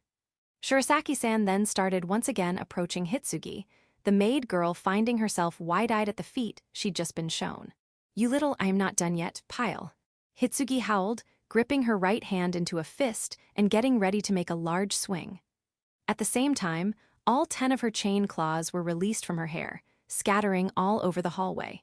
Some even slid up to my feet, but I wasn't paying attention to these minor details. I couldn't take my eyes off of the mortal duel happening before my eyes. I was excited, perhaps even thrilled. Because I knew what Hitsugi was about to do next. I think maybe, before I noticed, I'd also gripped my own right hand into a tight fist. Bunkure. A torrent of swirling black formed with Hitsugi's hair. The raging black hair enveloped the maid girl's small fist, forming into a piercing, penetrating drill. This pile bunker attack appeared to be a single, straightforward, yet extreme punch. The mana held within this punch far surpasses the amount in bind arts. A pinpoint concentration of black mana that is released on impact. Simple, yet it's that simplicity that makes it the fastest to use. That is the first black magic. That is pile bunker weight. What am I doing making stuff up? No, this wasn't that. This wasn't one of my wild fantasies again. It was something deeper, something that resonated in me, something etched into my head, my body, something. Wasn't I forgetting something? Something very important. Wasn't I supposed to use that to protect? With that pile bunker, with that power? NH. It was then that I realized that Shirasaki-san had been struck. That punch must have had incredible force to send her flying like that. Shirasaki-san. She was coming towards me. I hurriedly attempted to cushion her small body, but it seems that wasn't necessary. I could hardly believe it. Shirasaki-san rotated in midair and smoothly landed on the hallway floor. Her rubber sole shoes lacked in grip, so she still slid backwards from the momentum, but her posture remained firm all the while. This was clearly beyond the realm of what even the sportiest high school girl should be capable of. With this show of acrobatics done, she'd now ended up in her original position in front of me again. "It's fine. I just got a small scratch," said Shirasaki-san, smiling as she looked back towards me. She casually gave a wave of her right hand to show me that it was in fact not serious and had only turned a bit red. To think she could get away with just that after receiving the pile bunker, by countering with an inverse rotation of white mana once again, just like her. "Kurono-kun, please don't worry about anything. You don't need to concern yourself with this. Leave it to me, just leave everything to me." It was the same, lovely expression I've been falling in love with all throughout this past week. But now that smile invoked a sense of dread. Why? Was she really the Shirasaki-san I knew? The moment I bore that doubt, there was a quaking roar. Graya-ah-ah. Suddenly, the floor in front of me burst upwards, revealing a dark monster. Smoke and cement dust fogged the hallway, and I could see this giant monster's head looking right at me. Its black skin had a radiance of polished metal. Its upwards pointing ears, and even its teeth had this pitch-black quality. It almost looked as if the beast had been born from a shadow, but black wasn't the only color on its palette. On the inside of its open maw, I could see red, a deep red like intense flames. This fiery crimson also appeared in its eyes that glowed dangerously. Wait, this is the wolf from outside. This was that same wolf without a doubt. It was the same black color, and since it had gotten a lot bigger after it started eating the students, the size matched too. But holy crap, was it huge. Even just its head reached all the way up to the ceiling. It could easily swallow my unusually tall, 190 cm body with a single bite. Wait, but then, what's going on with the first floor where its body is supposed to be? No, this wasn't the time to be thinking about that. The wolf chomped on the air 2 to 3 times, giving off intimidation. What the hell? And then, the giant red and black maw began coming towards us. The relentless force of destruction easily chomped through the floor as it advanced, and it wasn't doing this slowly. By my estimate, it could very well turn us into mince meat by the time we ran 3 steps backwards. And despair was not on the menu. I put 1 foot forward. "Shirasaki-san, run." It was because she was still in front of me, which meant that she'd be eaten first. And I'd be eaten right after her, but still, the one thing I didn't want was seeing my lovely girlfriend cruelly devoured right in front of me. "Yulu!" I roared to dispel any lingering fear and regret as I recklessly charged at the encroaching doom. "I will protect Shirasaki-san. I might not even last a second. This might all be just for my own satisfaction. But my body, no, my soul ordered me to act, to do everything I can to protect her. My power would be used to protect." It was when those dark fangs and crimson mouth were only inches away that I finally remembered that simple truth. Kurono-kun. The fact that I could hear her shocked scream was probably proof that I was still alive. He hurts like hell. Me choosing to move by instinct had led me to the action of grabbing the beast's open maw with my bare hands. My right hand held its upper jaw while my left hand held the lower one, stopping its destructive advance. Though this obviously meant that my hands were placed along lines of razor-sharp teeth. Both my palms were pierced by the knife-like fangs, and a stream of blood flowed down from them. It hurt like crazy, but I could bear it. I didn't relax the strength in my arms even slightly. I'd overcome the monster's powerful biting force head-on. I was battling an unearthly creature by somehow also using unearthly strength. It was as if I was in a dream where I could perform awesome feats of strength, but reality might burst in any moment now. I'd stopped it for now, but I wasn't exactly confident that I could do it for long. "No, really, I'm not kidding here. Maybe another 10 seconds, nope." "What do you think you're doing, you stupid mutt?" That shrill and annoying yelling had to be from Hitsugi. I knew because I was so used to hearing it, wasn't I? The pressure on my hands lessened once I finished that thought. Black chains came flying in. They wrapped themselves around the wolf's head as if to punish it for misbehavior. But the mad beast rebelled anyway. As if it didn't want to let its prey escape, it struggled fiercely against its chains. Anyway, this should buy enough time for Shirasaki-san to escape. "Thanks a bunch, Hitsugi." "Shirasaki-san, you gotta run now." "Go why?" "What do you mean why? We have no time, just run already." But my desperate pleas only fell on deaf ears. A sudden warmth on my back. She had embraced me, as if declaring that in no circumstances would she leave me. "Kurono-kun, why didn't you run?" "And leave you here? I'd never do that." "Sure you can just leave me and run. Easy right. I can stop this monster here, so you just need to run away." "I'm saying I can't." "Yes you can. Even if I die, I'm sure you can get an even prettier girlfriend. You need to live, only you need to live on. I just want you to be happy, and only be happy." What the hell was she saying? I was completely unable to understand how she could say something so inhuman, but a moment later, I started to. I began to understand what she wanted. I was made to understand. A will flowed into me. "This will demand it I obey. Be happy, be blissful.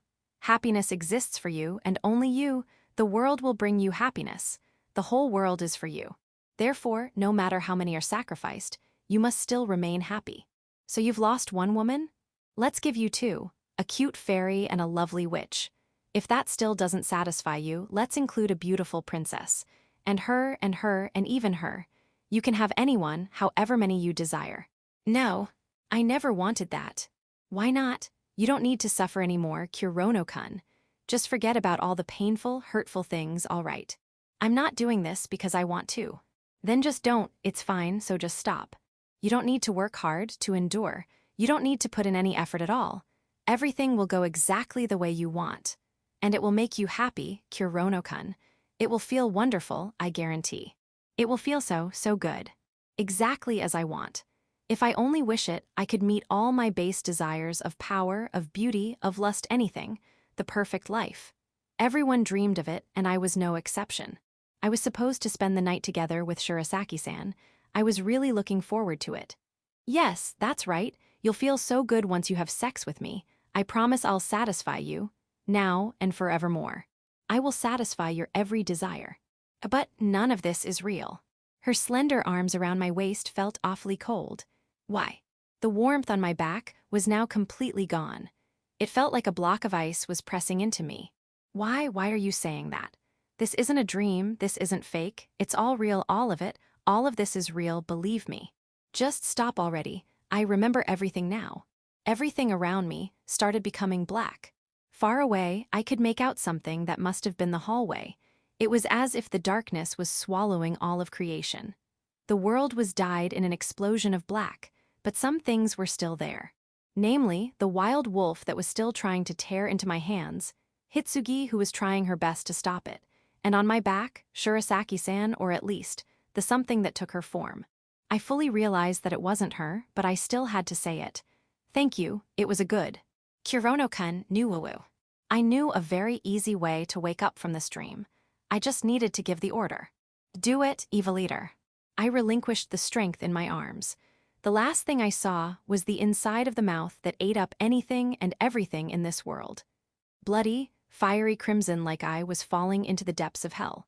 The whole scene could be described as incredibly scary, but my heart was the picture of calm. I felt as if I just slept in a little extra on the weekend. I had my fill of happy dreams. I'd gotten more than enough. It was now time to go back to reality. Chapter 392, The Fang That Devours. Iga! I suddenly woke up with a sharp pain coursing through my body. A dark cave. Cold, yes, I remember, this was in the Espel mountain range, inside the Lust Rose's den. Shit, that hurt, but thanks, Evil Eater, old pal. The craving wolf sword, Evil Eater, was currently digging into my left shoulder. It had leapt up from my shadow like a killer whale, breaking through the spatial barrier of Shadow Gate to attack me. So it evolved. It's not the same Evil Eater at all. I could clearly see change all across the large blade. The most prominent of which was that the blade was now split along the middle, like a pair of scissors, no, like a ravenous beast's maw. The split blade was carving into my shoulder in such a way that felt like a real chaos eater was biting down on me, using its power to drain my mana. Maybe this is why Rijin-san didn't fix Evil Eater like he did my other equipment. He must have predicted that it'd evolve in some way. The wound it had received from the greed gore, that is, the large hole in the middle of this blade had molded into a form much more suitable for devouring prey. The first of which happened to be me.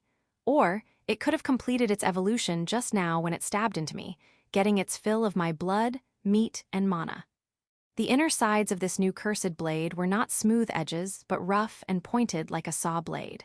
It looked perfect for digging into flesh, and I could feel it even now sucking away my blood and mana. It was now dyed jet black from the base to its tips, and even had red, veiny lines running across its surface, much like those of the current neck cutter. The veins pulsed harder the more it drained me, which was starting to feel like a little too much right about now. I didn't want to pass out again right when I just woke up. Right, it's been a while since I used this, but now would be a good time to use flesh compensation, my only healing type magic. Though I'd have to remove this thing from my shoulder before I started filling up the gouged out wound with the good old black mana jelly. And how long are you planning on biting Goshujin-sama, you stupid mutt? Get back here right this instant. But instead of me, Hitsugi took the initiative to discipline the seemingly out-of-control Evil Eater, by which I mean she was jolting my brain with her loud yell.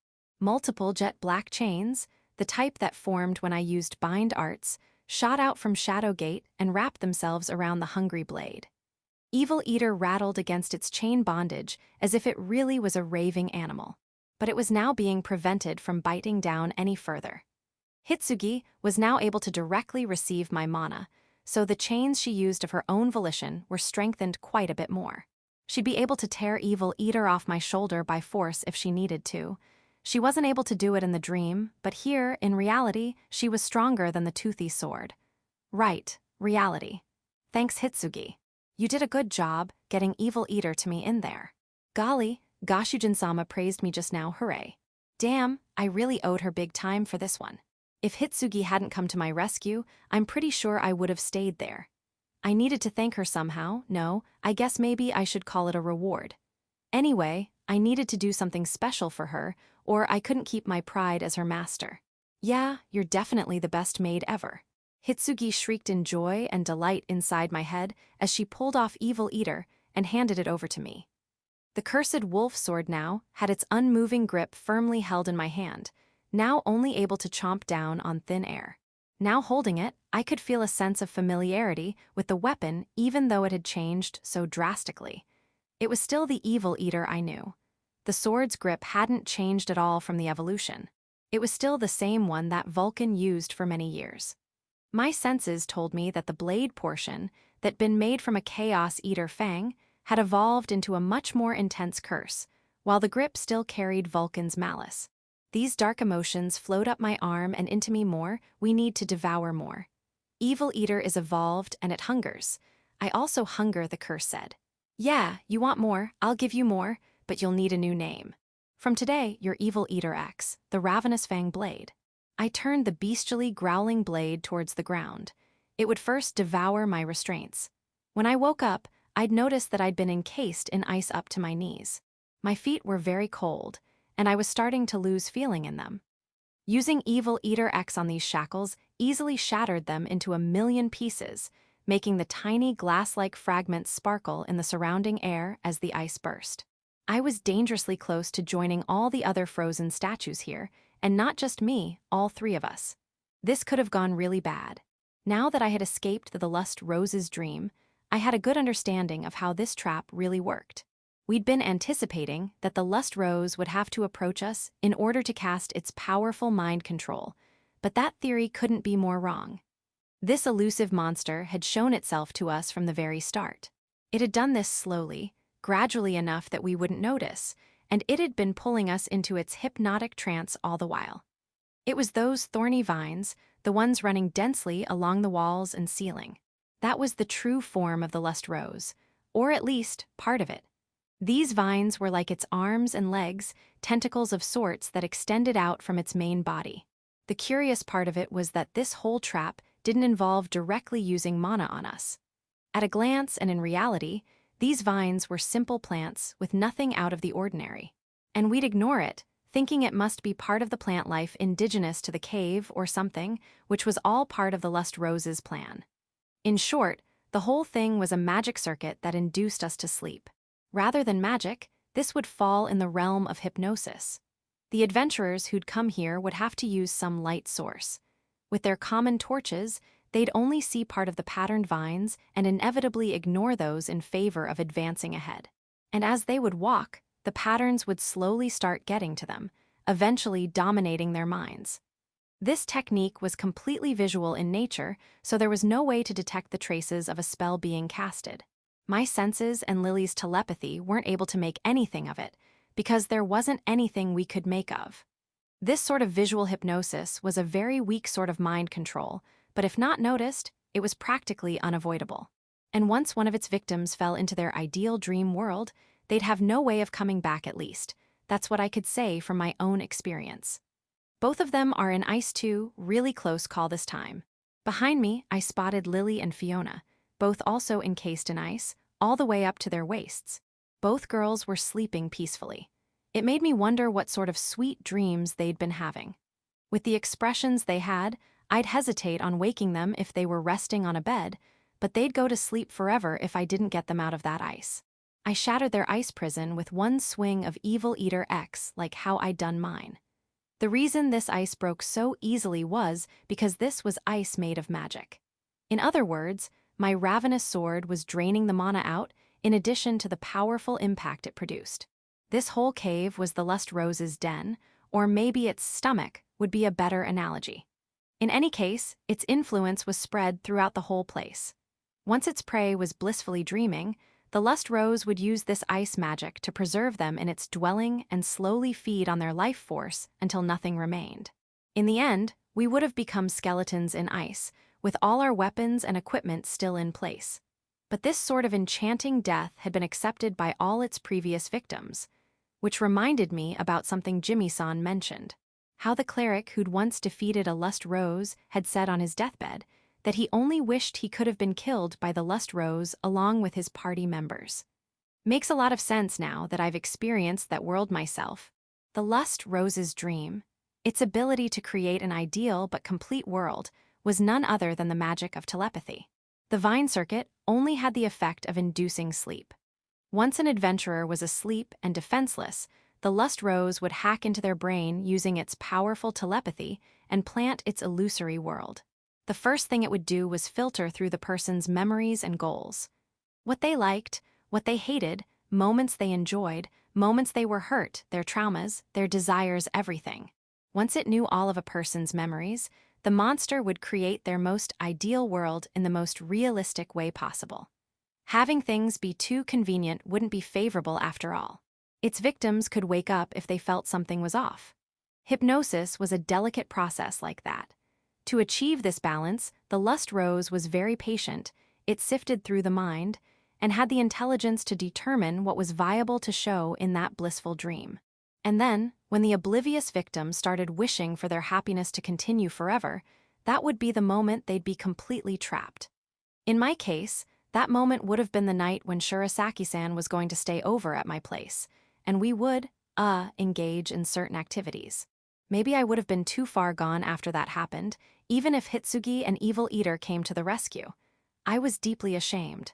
That was, after all, something born due to me being a stupid virgin. I should have realized it was a dream the moment she confessed to me. I mean, seriously, it's so dumb it hurts. Wait, they're still okay, right? I'd be lying if I said I wasn't worried. I'd caught them as they were falling after I broke their ice cage, but they were still asleep. They still had that same peaceful expression. They might even have trouble distinguishing dream from reality once they wake up. No, there's no point in worrying about that. Right now, I needed to focus on killing the lust rose, first and foremost. Your telepathy won't work on me anymore. With its jagged maw closed, Evil Eater X was even larger than it was pre-evolution. I struck the cave walls with this now greatsword-sized weapon. I hit a part of the wall that was curved, but where I aimed didn't matter in this case, so long as I struck the inner side. What I mean is, this whole portion of the cave connected back to itself in a circle, and the lust rose sat in an enclosed space at the center. There we go. Both inner and outer sides of this circular tunnel might look solid, but this wasn't quite the case. The cave was originally a large circular area which had been later made into the tunnel by the lust rose to hide itself. This inner side was in fact not hard to break into. Hypnosis, dream weaving, telepathy, and even wall manufacture. This was quite the versatile monster we were dealing with. It deserved its 5th-tier rank. The inner wall quickly fell apart. And inside, I could see only darkness, even with my eyes now adjusted to the dark. The lust rose shouldn't require light to do its thing so obviously. It'd have no problem nesting in the pitch dark. It had its hypnosis, but I broke through that, and now I even have its location. It's completely cornered. The reason why I suddenly knew so much about this monster was because just like it did to me, I also happened to scour through its mind. When Hitsugi and Evil Eater were ravaging my ideal dreamscape, the lust rose tried to maintain control by pulling out all the stops. It decided to telepathically hack my mind much more forcefully. Shirasaki-san was suddenly displaying superhuman feats of strength and technique. And that's when I realized that yes, I knew them. These were abilities I'd seen demonstrated by the strongest individual I knew of. Sariel, the 7th apostle. The fight between Hitsugi and that fake Shirasaki-san reflected the fight I once had with the apostle herself on top of the walls surrounding the Daedalus capital. She'd used her spear to repel my sword arts coming from the top, front, and sides. She'd countered my close-range pile bunker by reversing its flow. She'd even parried my surprise attack with the basilisk bone. The series of events were almost identical to the one in the dream. It had really peeked deep into my memories, and for that reason, I was able to peek back. Telepathy was also like hypnosis in that it was very delicate, easily brushed off with the help of some outside help. I'd forgotten that fact since Lily made it look so overpowered, when in reality, using such mental techniques carries a good deal of risk. The worst of which was the existence of a backdoor. It was a phenomenon where the assailee could in turn read through the memories and emotions of their mind-delving assailant. If the assailee could also use telepathy, it was entirely possible to construct a backdoor on their own. And even if they didn't, if the assailant got confused enough via some sort of jamming, they would lose part of their control, and their own information would start leaking out. In addition, if this was a particularly powerful telepathy, and you successfully scattered their control, it was even possible that the caster would start receiving information from all the minds in the surrounding area. This overflow of information into the caster had the risk of causing amnesia or even split personalities. Incidentally, the one who taught me all this wasn't Lily, but Nell, back when she was giving me private lessons. Surprising how small things like that became useful in the long run. And Nell, she's been saving me in lots of ways now that I thought about it. I'll be sure to get her more of that pudding she liked. But I digress. So the way I was able to read the Lust Rose's thoughts was with the backdoor method. The Lust Rose might have had incredibly strong telepathic prowess, but Evil Eater could just eat it. Which it did. Hitsugi hadn't chosen to come with Evil Eater on a whim. She did it knowing that, without Evil Eater draining the mana that made up that world of dreams, it couldn't be broken. Any of my other weapons would have inflicted pain only, not dispel the hypnosis. When I remembered who I was again, I had Evil Eater devour anything and everything, which was exactly when the back door opened. The Lust Rose was born with its absurdly strong hypnosis and telepathy, which it had used all this time without a single failure. So once I'd broken it for the first time, it had no idea how to react. It lacked the knowledge and experience to deal with this scenario. For 30 years, the monster had fed on its victims, always using the same, tried, true, and tested method. Once I started receiving these memories, I started to know how the Lust Rose thought, what made it tick. And then, until the time I was finally awoken by the sharp pain in my shoulder, I received the torrent of information that was the Lust Rose. I was confident that right now, I was more knowledgeable about this creature than anyone else. I knew all of it. I knew fully how blissful it'd be to simply give in, simply stay in that dream. And while understanding everything, my resolve to defeat the Lust Rose didn't waver in the slightest. Maybe I'll say the same words of regret as that cleric when I die, that it would have been better if I'd been killed by that Lust Rose. Maybe the next time I meet Sariel and end up dying, yeah, I could see myself doing that. Still, I want power. And you'll be the one giving it to me, Lust Rose. The power to defeat apostles, the fourth divine protection. Chapter 393, the fourth divine protection. We'd usually leave the job of lighting up dark locations to Fiona, since she was our fire specialist. But it wasn't like I was incapable of using simple magic like torch on my own. I just had to use the pseudo-fire magic granted by the first divine protection. Torch and, not as effective as I'd hoped. A balloon-sized ball of black fire popped into existence on top of my palm. It was swaying slightly, but stayed afloat. Its color was completely black, but strangely, though faint, it was able to illuminate the inner sanctum I'd broken into without issue. I cast a total of 5 of these torch balloons and issued them all over the room. Now that I could see inside, I shouldered Evil Eater X and stepped inside. Now on the other side of the wall I just destroyed, I scanned the area where the Lust Rose nested. It had an area as wide as the arena in Spada's Grand Coliseum. But the ceiling was still low like in the circular cave outside of here, so there wasn't the same sense of massiveness as that boisterous arena. It actually wasn't like the arena at all, but a lot more like you see in those sci-fi movies.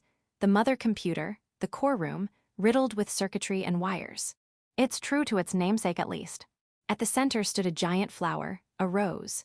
It looked fragile, ephemeral with its almost transparent blue petals. Like a delicately crafted ice sculpture, the blue rose gave the impression that a miracle just might happen. But this flower was abnormally large, standing at 3 meters.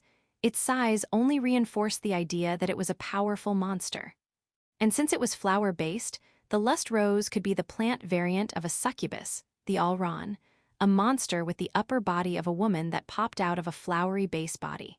This rank 3 monster was listed in the guild's almanacs, though I haven't had the chance to fight a real one. An interesting point of note would be that, although they always displayed a woman's body, those women weren't necessarily all beautiful. The oversized rose I was looking at didn't seem to have such a feature. Though, since it primarily used all manner of mental afflictions on its victims, I suppose it didn't need one. The particularity of this flower monster was the plethora of thorny vines that extended out of its base. Its stalk was thick and short. The flower itself appeared as if it was blooming straight out of the floor, and all around it, from all 360 degrees of it, vines surged out like waves. That's what made my head think of a high-tech supercomputer. It wasn't moving these vines despite me approaching closer with each step, which assured me that it wasn't like a Mordura which could manipulate its tentacles at will. I crushed the vines underfoot as I closed my distance to the Lust Rose, but it showed no sign of doing anything. Did it really not have anything else to resist with? No, I shouldn't let my guard down.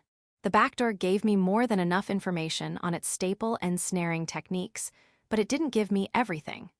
There was still the chance that a woman could suddenly leap out from within those petals and attack me. There was the precedent of the sloth gill doing that from the greed gore's lopped-off head. But I now had countermeasures for that. With the third protection, over excel, I'd be able to deal with surprise events like that. So, as I still kept my guard up, I'd arrived at a distance where I could strike it down with Evil Eater X, and that's when it moved. The frozen rose petals began to soundlessly unfurl. An attack? No, not quite. What appeared from within the flower was, as I'd speculated, the special trait of an Alran, a female body. Kurono-kun. She called to me.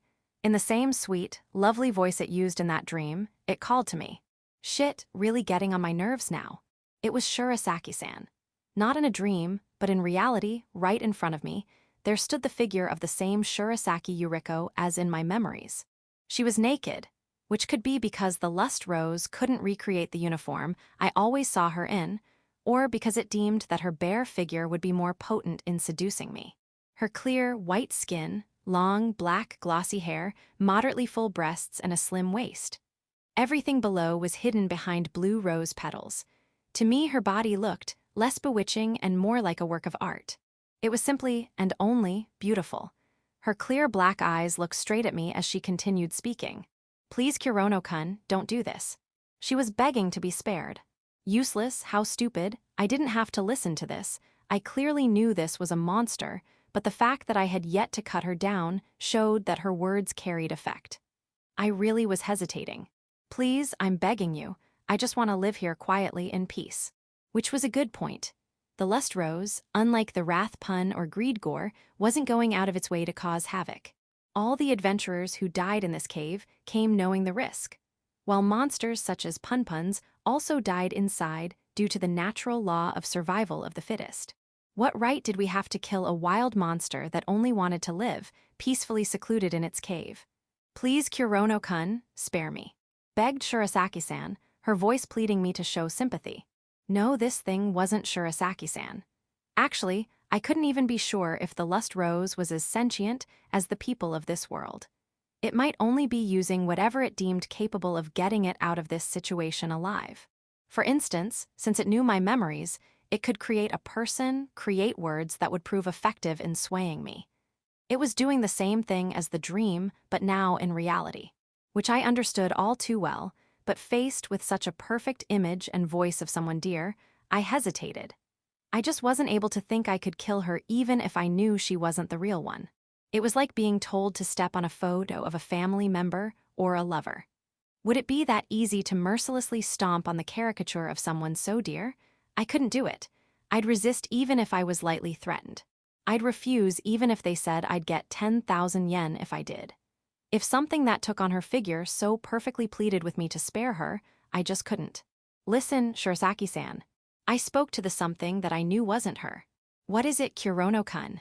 The slight tilt of her head as she replied was also impeccably similar. Just how adept at communication was this thing? Actually, it didn't matter. I didn't need to know. Do you know how many people I've killed since I came here? If I met the real Shirasaki-san, if I said that same line to her, would she also react like this fake? I killed those white-masked bastards. I killed tons of Crusader soldiers. And I didn't bear any grudge towards them, but I killed my fair share of bandits too. She didn't reply. She was only listening. No, maybe it just didn't know a reply for that. I didn't want to, but I also killed them, other experimentees similar to me. I've killed other Japanese people. At this point, I was just talking as a way to harden my resolve. I might as well be talking to myself, so I didn't need her to reply. I didn't require her input since it didn't understand. I've chosen my path. That's right, my goals were not so frivolous that I'd get stuck here. This is my path, I need power, and I will take it, the power to kill apostles. I readied my sword. When I raised the Evil Eater X held in my right hand overhead, the ravenous sword began grinding its teeth in anticipation of the meal it would soon receive. Sorry, Shirasaki-san. That was when she finally understood what I'd been getting at. Opening her eyes wide, Shirasaki-san, no, the lust rose screamed. No, Kurono-kun. Eat up, evil eater X. Suddenly, my eyes opened to show a black throne. I wasn't even sleeping this time, I just blinked and I was here. Well, anything's possible, I guess. Looks like I'll finally have to deal with that. No, first, congratulations on completing the 4th trial, Kurono Maou. Mia Elrod, the demon king of old, gave me words of congratulations with an unusually serious expression. He was currently dressed in a military uniform that looked a lot like a Gakurin and had on a majestic cloak. He was sitting on the grand throne, which looked surprisingly fitting as he was currently dressed like a king. I am honored by your praise, your majesty. Half going with the flow and the other half in jest, I put my right fist on my left breast, the Spada salute, and then bowed on one knee, facing the legendary demon king I was in the presence of. I'd done this very recently when I received that decoration. Ahaha, it's somewhat embarrassing if you do it so straightforwardly. And I'm glad you liked it. Mia-chan's gentle smile was a healing smile. But you were very close to defeat this time around, Mia said as he stood from his throne and walked over, his cloak flowing as he did. To this I replied, smiling wryly. You're right, it wasn't exactly a normal battle. All my combat ability felt completely useless in terms of overcoming this one. Heck, I literally didn't use any of overdrive, overgear, or overexcel. Just goes to show, you can't fight every enemy with muscle. Yeah, it was a learning experience. And what about that dream? Enjoyed it. He said something outrageous in an easy smile. A violent jolt went up my spine. W8, you mean, you saw that too. Holy crapper, that be no, but oh no, shit, I just can't, man. Don't worry, I'm not that insensitive. Why you swear you didn't watch? I'm dead mentally, if you were to kindly say. He didn't mind me having those super embarrassing fantasies. I'd been assuming that Mia was a guy, and if he was, that'd be fine to a certain degree, a very tiny degree. But then, if it turns out that he was actually a she. Yes, I swear, all right. What's with you? He pouted cutely. Mia-chan denied it clearly, so, all right, I'll believe those words, Demon King. Right, enough about that. Hurry up and present the proof. Already. Yes, do it. You have it right. Wasn't there supposed to be some sort of ceremony or putting on airs that was supposed to happen at this point? Maybe the rules got changed since I wasn't sleeping. Will I do, but still. But still, what exactly? Actually, what was up with Mia-chan today anyway? First, he was all serious-faced, and now everything he said was all rigid. Like, what's this Demon King playing at being all hard to get like that? I mean, it's cute, but still. So do it then, present the proof now. Practically forced to get on with it, I reached into my shadow gate, which I could apparently use even in a god's realm, and retrieved the piece that would serve as proof for the Lust Rose's subjugation. This should be what you need. The object in my hand was something that resembled something of a seed and also an egg. A very mysterious ellipsoidal item. It was only 10 or so centimeters big and almost fully white in color, with a teensy tint of blue. Indeed, this womb of lust should serve my need for a proof. Womb, huh.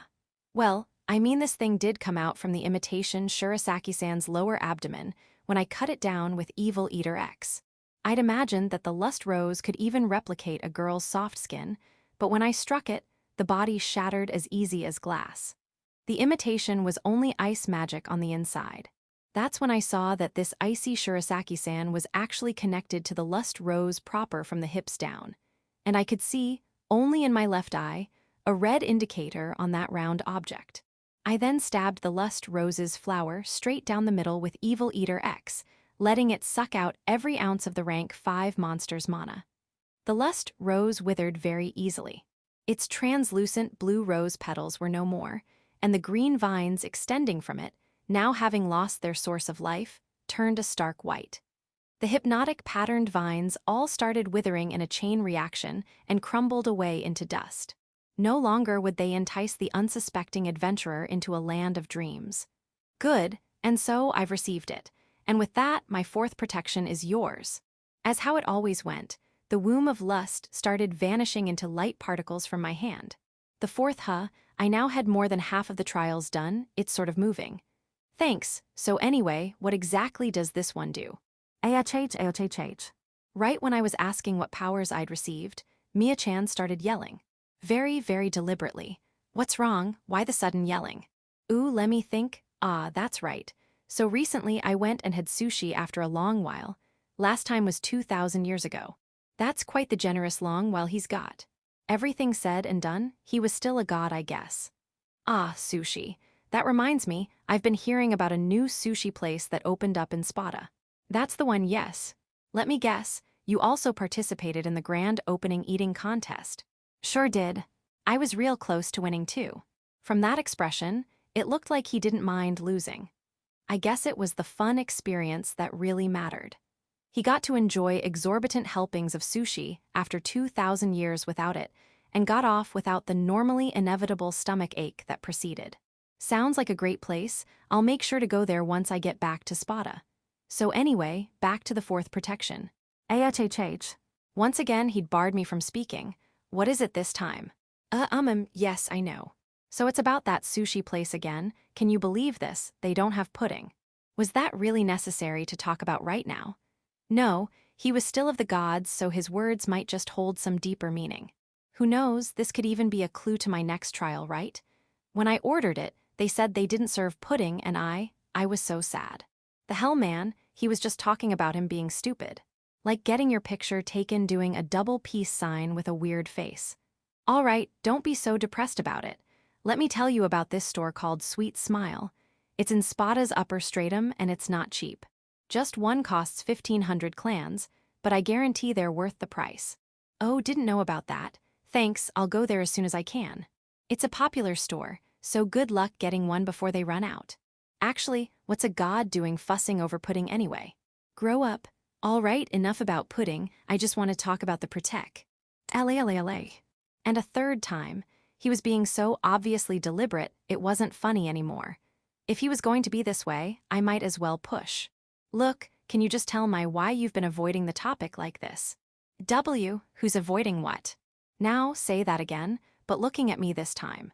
It appears that the legendary Demon King wasn't exactly a master at deception. A bead of nervous sweat flowed down his cheek, while his large, red eyes swam around, avoiding my direction. Give it to me straight, is the fourth divine protection a really weird power? I was half suspecting it to be, honestly. With the way this fourth monster was, using stealthy mind manipulation and even begging to be spared in the end, I didn't think I'd be getting another straightforward power-up. I mean, I guess you could call it weird. Even now that we're finally on topic, Mia-chan was being difficult like this. This power must have some bad downsides, looking at his face. I mean, since Overgear is about physical defense, I was hoping the fourth one provided mental defenses, like against telepathy and other mind control. Is that wrong? No, you're right, it does include that sort of power. So it's not the main ability. Correct, he said, looking a bit apologetic. But Mia-chan stopped talking about it there, without going into further details. Seriously, what's he hiding from me? So is it like, I'll be able to use this power to hypnotize and control other people as I will? If so, I could think of more than a few criminal applications for a power like that. Even I would hesitate in using it like that, since if I did, I might just go down a very wrong path. If I had that kind of power in my hands, I could get the real Shurasaki-san to talk to me like she did in the dream. No, I wouldn't dare attempt to recreate that dream scenario in real life, even if I had the means to. That was out of the question. I was only fantasizing a little, believe me. Oh no, it's not that convenient. Of course. No, it's better this way. Controlling people was the exact opposite to my principles. After all, I'd experienced firsthand the horror of those damn angel rings. Then what is it? Just tell me already. I mean, you even told me the names right away when I got Gear and Excel, and it'd be better if I could at least get some hands-on. PP practice. No, you can't do that. I'm serious here, just for this one you can't practice it here. His face went beet red as he firmly refused my right to practice. Holy shit, just how bad is this power? How bad does it have to be that I can't even practice? I mean, shouldn't it be more dangerous to only use it in battle? Actually, if even Mia-chan's this nervous about me using it, I'm sure Lily and Fiona would get a shocker too. I just remembered how epic of a fail I had after I suddenly pulled out the plasma blaster. All right, fine. You don't have to help me practice, but at least tell me its name and what it does. Can it just be the name? No, I really need that second one too. Because of course I did. It was obvious that this power wasn't a simple power-up, and I seriously didn't want to have to try a million different things to discover its effects. Oh, okay, I get it. I'll tell you the gist of the fourth power, plain and simple. Yup, thanks. Then, after a long 10 seconds of silence, Mia-chan quietly spoke. Okay, so my fourth divine protection. Its power is... Yes, go on. SSE. Say. S-sex, it makes you great at sex. A. Chapter 394, Snowy Mountain Introspection. The moment I killed the lust rose, the whole cave started coming down. Well, no, that didn't happen. But anyway, I hoisted the still sleeping Lily and Fiona on my back and started heading on my way out. This cave would no longer be a rank 5 danger zone that left no survivors. The patterned vines had all dried up, so their hypnotic effect was gone. As for the pink smog that made it easy for the monster to use its illusion magic, that should also disperse soon enough. Practically nothing was left of the now withered lust rose. I'd already handed over its womb of lust as proof for the trial. That had been its center, much like a slime's core, so the other parts of its body were now drained of all their mana and didn't look at all useful as crafting materials. In a way, it died cleanly, without any of the usual gore involved. I couldn't help but think that it should rest in peace. By the time I exited the cave, it was well past afternoon, and after walking for a while longer, the sun was beginning to sink behind the pristine Espel peaks. I decided to set up camp at the base of a large coniferous tree, the type you'd see in front of the train stations during Christmas in Japan. I prepared the tent and laid Lily and Fiona inside as they were still fast asleep. The fight with the lust rose almost completely lacked any physical effort, so I wasn't tired at all. The only real injury I received was from Evil Eater, and some mana was used up because, wait, that was Evil Eater too. Fine, we can call it even since it did most of the work this time around. My shoulder wound was sealed in flesh compensation gel and was recovering surprisingly fast. At this rate, it should be fully healed by tomorrow morning. It's at times like these that I really get to grasp just how superhuman I've become. With such thoughts, I silently continued the night watch. There are some really annoying punpuns around these parts, and if you're too careless, they can easily sneak close and steal your stuff. Of course, staying up wasn't going to be an issue for me. It wasn't like I had to defeat hundreds of monsters like in the battle for Ischia, and my body wasn't one to let me down. So there'd be no bad luck event where I accidentally fell asleep, although I still went on a trip to Mia-chan's Avalon Palace when I blinked. But the real shocking thing was what I learned, no, let's concern myself with more important things. Namely, Lily and Fiona. A few hours after I began my watch, it was in the dead of the night when both of them awoke. I could sense them waking up inside the tent. Well, that and I could also hear them rustling out of their bedrolls. Hey there, you two had a good sleep. I knew that they were fine, of course, but I couldn't help but worry, and so peeked inside the tent just to make sure. Ah, Kurono. Kurono-san. The moment they saw me, they were all smiles which only lasted an instant. Both of them changed to sad but also apologetic expressions, Lily diverting her gaze while Fiona looking down. What's wrong? Do you still feel tired? I'm fine. Lily answered slowly, still in her lovely white punrobe outfit. Her mind seemed to have switched to adult Lily as her tone of speech became mature in contrast to her appearance. I as well, nothing to worry about. Fiona indicated that she was all right too. I'd taken off her trademark 3-cornered hat since she was sleeping, so I could clearly see her face. Her expression wasn't exactly happy, but her face didn't look pale or anything that could indicate status ailments. Still, the fact was that they were both physically fine but still depressed, and the reason for that could only be, I'm sorry, Kurono. We weren't any use at all this time. Both girls apologized. Oh, of course. No wonder they were so down, that being the reason actually relieved me a little. Don't worry about it, we're a party, right? Sometimes you save me, and sometimes I save you. No, this time, it's because I was too careless. Yes, I also must have thought we could handle any monster now, that we all had our own divine protections. I'd gotten 2 of those at once in the battle for Ischia, while the 2 of them had also trained very hard, I'm assuming to receive their own protections. And when we combined our powers, it became something truly tremendous. We saw just how powerful it was when we easily crushed a rank 5 lich in one of our quests. Our divine protections combined, we had created formation anticross, a state in which we could even beat apostles. But maybe I was the one who'd let it get to my head the most. I didn't say it, and didn't even outwardly think it.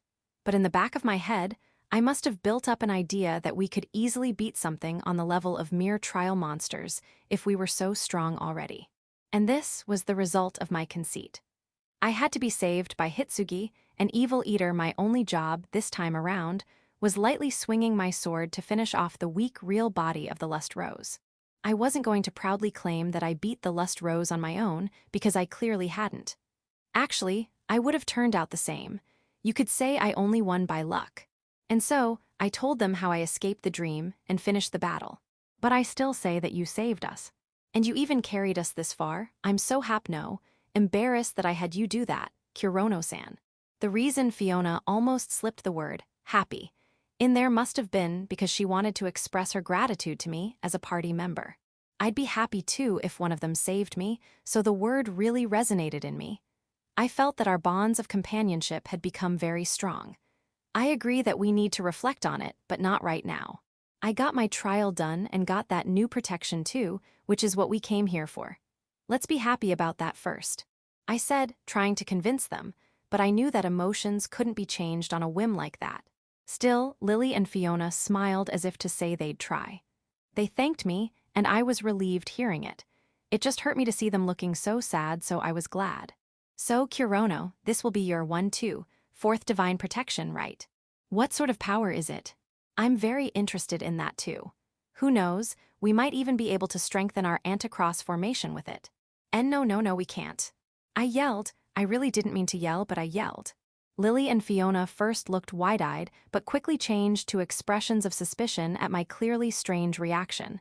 We can't, what exactly? Lily questioned. Yes, please explain. And Fiona concurred. I couldn't force my way out of this one. I knew that I shouldn't keep secrets, especially from these two, no, but that didn't mean I could just speak to them frankly about this kind of power. That's right. While they were my trusted companions, sure, that didn't mean I'd have to tell them anything and everything. Even Lily and Fiona hadn't told me what kind of training they did in Avalon. So I had to talk my way out of this, or die trying. Right, okay, so it's like, you know how the Lust Rose had illusion-based powers. This protection is like that. Do you mean something like showing nightmares to the target? Or is it something like my telepathy? Can you do that now too? Thing is, I don't really get it myself. I half expected them to bite back at me for making such a bad lie and tell me to make a better one. But what I said was, in fact, the truth. Look, I can now do pseudo-ice magic. That's something, right? I claimed as I began releasing cold air from a palm. I wasn't making ice, but just gathering low-temperature black magic on my palm so that the surrounding air would get chilled. Yes, it certainly feels cold. Interesting. Fiona said as she tightly held my hand in both of hers. I knew it wasn't too flashy, but this should be enough to prove to them that I could now use the ice element. Hey, how long are you planning on holding his hand? He's not done explaining. Fiona hadn't released her hold on my hand, and we'd somehow gone with the mood and ended up staring into each other's eyes while holding hands. Lily's quick and precise quip, of course, broke us out of that stupor as we let each other go. Fiona let out a small, sort of longing voice as our hands parted. Maybe the temperature inside the tent was too warm and she felt the coldness of my hand comforting. When I laid them to sleep inside the tent, I'd used a heater-like magic item so they wouldn't freeze. One of these cost 10,000 clans, so they were relatively expensive items. They were also consumables. Let's get back on track. So I now have Drive, Gear, and Excel. All three of those use their respective elements to boost my physical fighting ability, and are pretty easy to use now that I got a hang of them. And since I've also been learning model magic, I've been able to further strengthen them to a degree. All this they already knew. Both Lily and Fiona only nodded silently. But with this one, I'll have to figure out how I'm supposed to use ice to cause illusion magic, and I have no idea how to even get started on that. Illusion spells were already called a special type of magic. In terms of model magic, illusion had spells such as Panikos, Charm, and Berserk.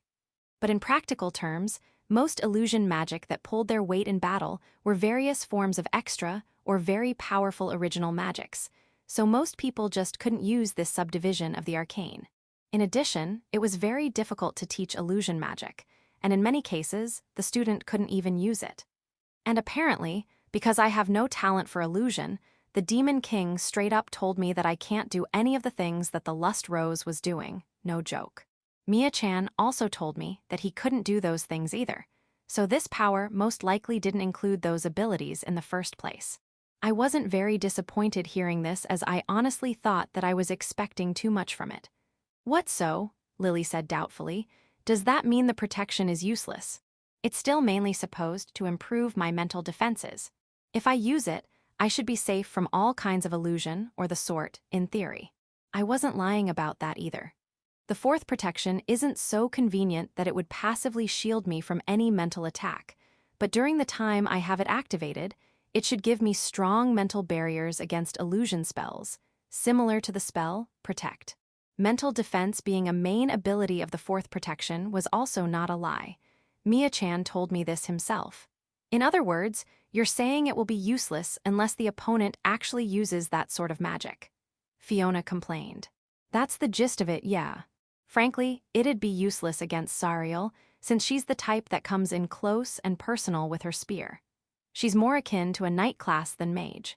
All the stories that Fiona heard of Sariel back when she was in the Sinclair Republic revolved around the seventh apostle, always diving head first into the enemy ranks and taking the heads of their generals. But the fourth protection should be very useful against that Madonna charm, the bad status that was afflicted on Vulcan before he was killed. I'd seen it as part of Vulcan's nightmare when I blackened the evil eater after it had turned into a cursed weapon. Well, I think it's not bad that you have a solid defense. We did all fall for the Lust Rose's mental trickery, so it should serve well against similar enemies. Lily concluded. She was right, it did in fact cover a hole in our defenses, so we could consider it more of a merit. Fiona's eyes were still telling me that it was not that big of a leap in strength, but I ignored her for now. Right now, you could say I was lying, so I couldn't afford to make any actions that made me look suspicious. And like I said already, I have practically no talent in it, so using it might lead to disastrous results. This means I can't practice it safely on other people either. You guys should know about the dangers of triggering an overflow, and with how powerful protections are, it might even affect nearby allies. I think I should be able to defend myself even if that happens, Lily contemplated. But if you insist, I won't press the issue. Agreed. And it looks like I succeeded in convincing them. I was beyond relieved. The true power of the fourth protection was something that I, under no circumstances, could have them find out. That reminds me, Fiona, I need to talk to you about something. Alone.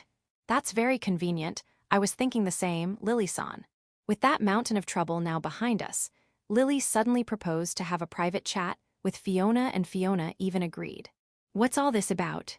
We need to reflect on what happened today. We realized that we were very useless this time, so can we please do it alone? Lily said in an especially somber expression, her figure still being that of a little girl with even her pun-pun ears drooping down in sorrow. Just looking at her started making me sad too. But I could see where she was coming from. They surely needed some closure in terms of their performance this time around. All right, guess I'll step out then.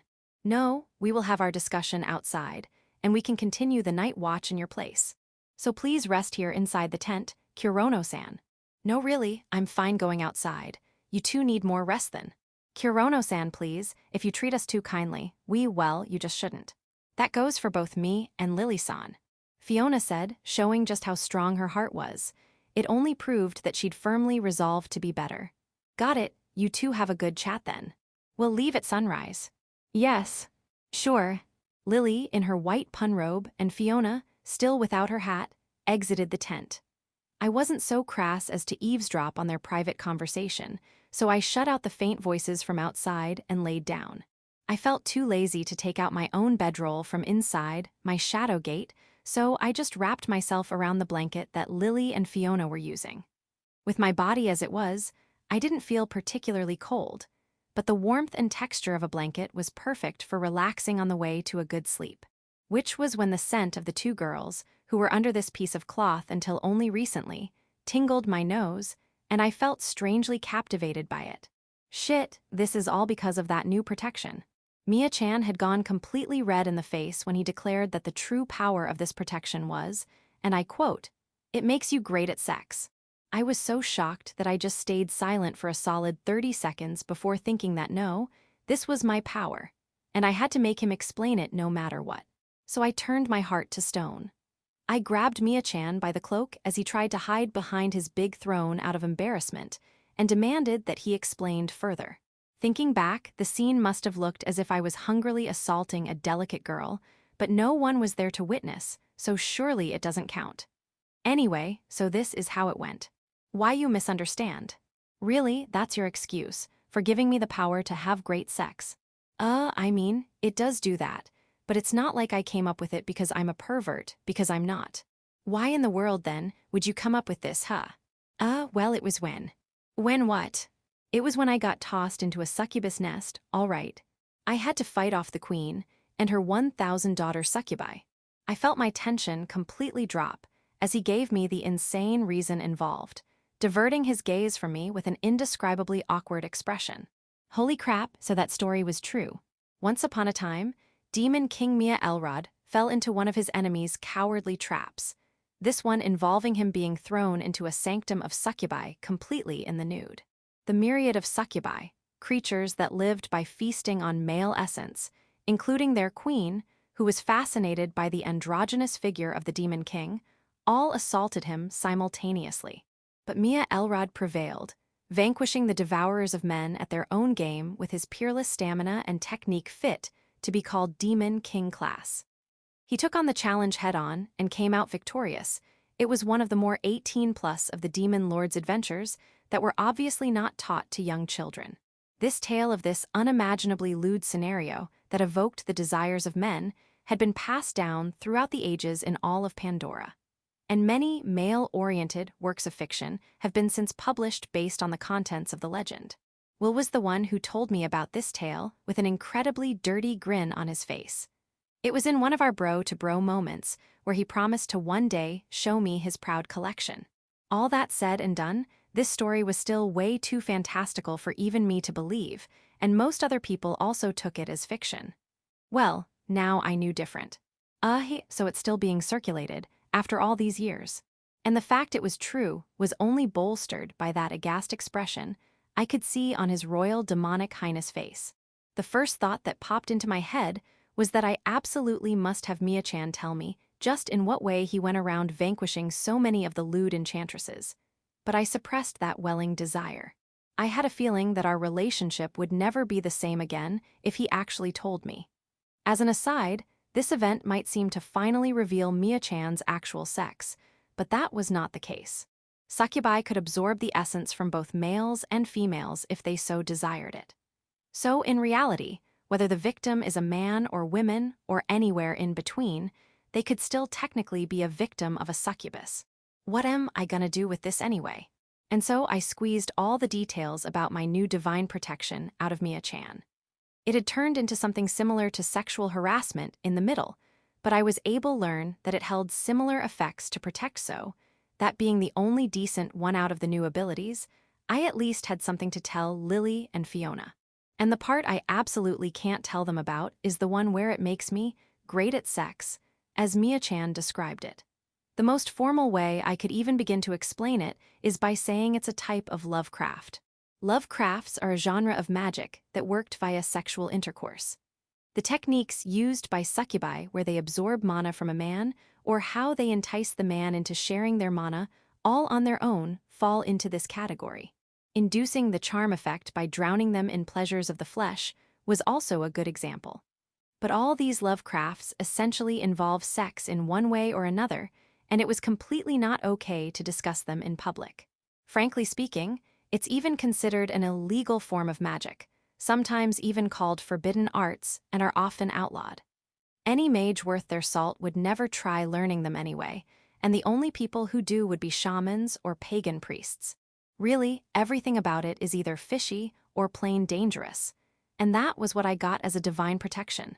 My patron Demon King said that with this power, I should be able to hold a cold and reasoning countenance even when blasted by a succubus, enchanting prowess. in turn allowing me to turn the tables on it and show by force of flesh just what is that hell known as irresistible pleasure like. Seriously, give me a break with the erotism already. Anyway, I can only hope that I won't need to practically use this protection, ever, if possible. When I do have that sort of relationship with a girl, I'd very much like it to be normal. You know, I really hate you sometimes, Mia-chan.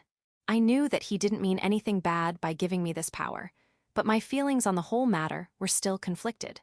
Various thoughts circulating in my head, I drifted into sleep with the warm blanket enveloping me. Chapter 395, Snowy Mountain Girl Talk.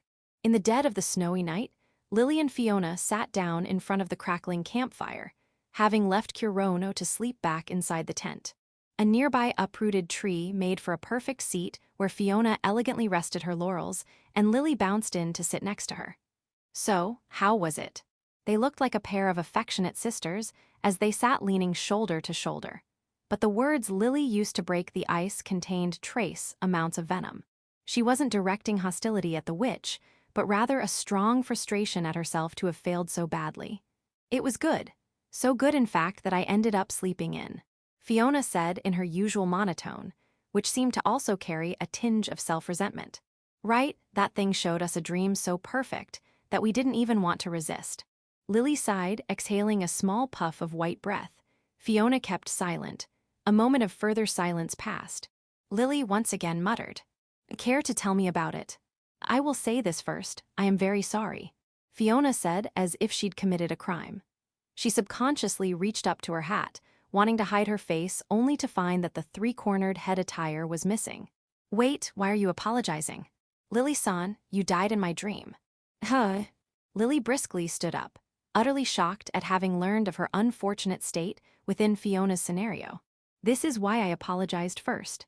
That's not the problem here. What's with that, why am I dead? I can't believe you'd be so heartless."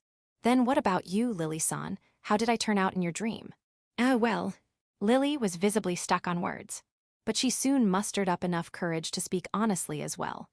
"In mine, Kurono and I got married, and you were there congratulating us. I'd rather you kill me off than have me say that," Fiona stated crossly. "It's better than being dead. You were even a rank 5 adventurer, you know, while Kurono and I were still at rank 2. Wait just a moment, are you implying that I was still solo adventuring? Why wouldn't you be?" Lily was full of energy again, giving Fiona a big helping of her cutesy fairy smile. "You could have made element masters with me, couldn't you?" No way. If I did that, I couldn't spend my forever and ever after living happily married with Kurono in our nice little house in the fairy garden. And what's this about marriage? Lily-san, weren't you getting ahead of yourself? I myself had only started as lovers, a much more modest approach in my opinion," the witch proclaimed, proudly puffing out her chest, to which the fairy retorted valiantly. "Modest? I can't believe you, Fiona. There's no way you didn't spend all day with Kurono, holding hands, kissing, having lots of." Lily, who at first had an admonishing face, had suddenly gotten her cheeks dyed a burning pink. On the other hand, Fiona's own face had also blushed red all over. She tried to hide it by facing away, but it was plainly obvious. "Kaya, how could you do such dirty things with Kurono?" Lily, with her telepathic abilities, had caught a glimpse into exactly how Fiona and Kurono had spent their lives together as lovers. That very moment, the scenes that rose up inside Fiona's mind were those of her hot and passionate days as she and her boyfriend lived under the same roof. It is important to note that Fiona, as she was a genuine maiden witch with no previous experience with men, didn't quite have the appropriate know-how to correctly imagine such actions. But the Lust Rose had the ability to take her vague mental picture and turn it into a satisfactory dream. The rank 5 monster could provide full guidance to any lady or gentleman with their virginity still intact. As proof, even the blurred image that Fiona saw during her liaison with Kurono happened to be too overpowering for the still innocent and pure of heart, 32-year-old fairy Lily. "I can't believe this. Kurono and Yoyu. Keep your voice down, Lily-san. He might hear you if you're too loud." Some more brouhaha later, the two of them finally settled down. They went and checked inside the tent and found Kurono asleep. They concluded that he must not have heard the commotion or its contents. Fine, let's just forget about the dreams." I wholeheartedly agree. The two girls calmed their breathing and sat back down on the uprooted tree. Once the spat was over, they only felt empty. After all, it was all just dreams, fantasies, figments of their imagination. All of it were only illusions that had no influence on reality. Most importantly, both of them didn't actually want a Kurono that was made to be convenient to their desires. They couldn't pass away their time waiting in their fantasies when the real Kurono was waiting to be conquered in reality. Lily-san, by the way, what? You're still planning on asking more awkward questions. Lily didn't want any more embarrassment and showed Fiona the wry version of her fairy smile. I wanted to know what kind of dream Kurono-san saw. Fiona was implicitly asking whether Lily had read into his mind when they were talking just now. Lily stared at her seriously for a moment, but afterwards she gave an answer. That I saw only a glimpse of it, but I have a general idea. And what was it like? Let's see, Kurono and I were living together happily married. That kind of nice dream. Yes, that's funny, but please tell me the truth now. Lily pouted at how Fiona just wrote it off like that, but she then sighed in resignation and told her the truth. He dreamed of his home. Fiona might have been expecting that, as she showed no surprise and simply answered, I see. But from how she sighed deeply right afterwards, it could be assumed that she was more conflicted than she let on. Did Kurono-san perhaps have? Stop. Fiona's words were cut off by Lily's sharp, but with an almost desperate-sounding, outcry. Stop, please just don't say that. I apologize. I misspoke. Lily held her head, her expression distraught to the point of tears welling up. Fiona was close to crying herself, despite coming out with the idea. Did Kurono-san perhaps have a desire to return home? No, that wasn't it. What Fiona had attempted to say had much worse implications. Did Kurono-san perhaps have, the continuation would have gone as follows. A girl he loved back home. They'd already learned from Kurono himself that he had not been married. But on the matter of lovers, a girl that he may have loved, they hadn't asked him. Out of simple fear, both Lily and Fiona just couldn't dare to ask him. It's all right. Kurono-san said that he won't return home. I'm sure that he'd never leave us and go away. Yes, you're right. Thank you, said Lily in a tiny voice, but her sentiment had reached Fiona. Leaning shoulder to shoulder, the two girls spent the rest of the night in mutual silence. A silence that they used to strengthen their hearts, embolden their resolve. They didn't want to go against Kurono's desires, so they wouldn't stop him if he wanted to return home. But what they could do was make him feel as if he'd never need to. They would absolutely make him look their way. No, that wasn't enough. They could do better. Because Lily and because Fiona was right there with him for him. Because you, Kurono, cannot choose anyone but me, Lily/Fiona. But on the way to that, first they had to. Hake, let's have another good day, for Kurono. Yes, for Kurono-san. The sun began rising up in the horizon. And within the day, the element masters had descended the Espel mountain range of snow, ice, and illusion. Chapter 396. Meanwhile, it was the 25th of frozen soil. By noon, we had fully descended the mountain and arrived back at Espel village, where the people seemed to be worked up about something. It wasn't the strenuous dread that came with the announcement of an emergency quest, but more like a festival. Everyone had expressions of joy. Did news of us beating the Lust Rose reach here already? Yeah, not likely. We hadn't even reported it to the Adventurers Guild yet, so there was really no way for the villagers to know. Plus, the Lust Rose may have been a powerful rank 5 monster, but it didn't move from its cave, so the village had practically no reason to fear it. Whether they left it alone or had it subjugated, it made no difference in their lives. Though it does feel that they are celebrating a large monster subjugation. Fiona said, as we walked along the village's main street, lined with wooden houses and storefronts with roofs layered thick in snow. I agreed, it did have that sort of atmosphere. As we passed by, I heard some villagers wearing thick fur coats talking about how relieved they were or how quickly they'd done it, and other such topics, all with satisfied smiles on their faces. Children ran along playing subjugation quest, with some being monsters and some being adventurers. Must be Wing Road. Oh right, they'd also taken a quest, hadn't they? I don't seem to recall what though. I couldn't actually remember either, but it became sort of obvious soon enough. We had arrived at the guild that stood right along Central Plaza of the village. And at the center of that plaza, there laid the corpse of a huge monster, proving to the villagers that it had been subjugated without a doubt. "Whoa, that's one big wolf." "Ah," yelled Lily, "that's a Fenrir." That's when I remember that they said they were doing the Fenrir subjugation. Lily was pointing at the monster, the giant wolf with silver fur that had been tied with thick ropes to a wooden framework that made its body splay out on the ground. From head to tailbone, it appeared to be around 5 meters long. Its tail was fluffy like that of a fox and fell out of the framework due to its length. And although it had been displayed there to prove that it was dead, its fur still kept a beautiful gloss, like a pristine field of snow that reflected back the sunlight. Fenrirs were quite famous in Sinclair as well, Fiona claimed. From the size of that one, I believe it may still be growing, but it should already be strong enough to be classified as a rank 5. You sure seem to know a lot. Have you fought one before? I asked. No, I've only had the chance to watch once as a child. I remember being in a warm hut eating oranges while my sensei fought a fully grown one in solo combat. She said it like she was lazing around with a few mandarins while watching a variety show on New Year's. But her being so casual about it meant that this sensei must have been so strong that it was fine to let a child watch while they handled it. Anyway, looks like they did it pretty cleanly. I could barely find any blood on the giant corpse. There were only 2 wounds I could see distinctly. The first of which was a deep stab wound at the center of its forehead. From the size of the hole, I could assume that Nero was responsible. It was a clean, pinpoint attack that fit his image. The second wound was a long gash across the beast's abdomen. This one was obviously Kai's handiwork, as it looked to have been done in one fell stroke using his incredible strength. His style contrasted that of Nero, but his strength was close if not on par with the Avalonian prince.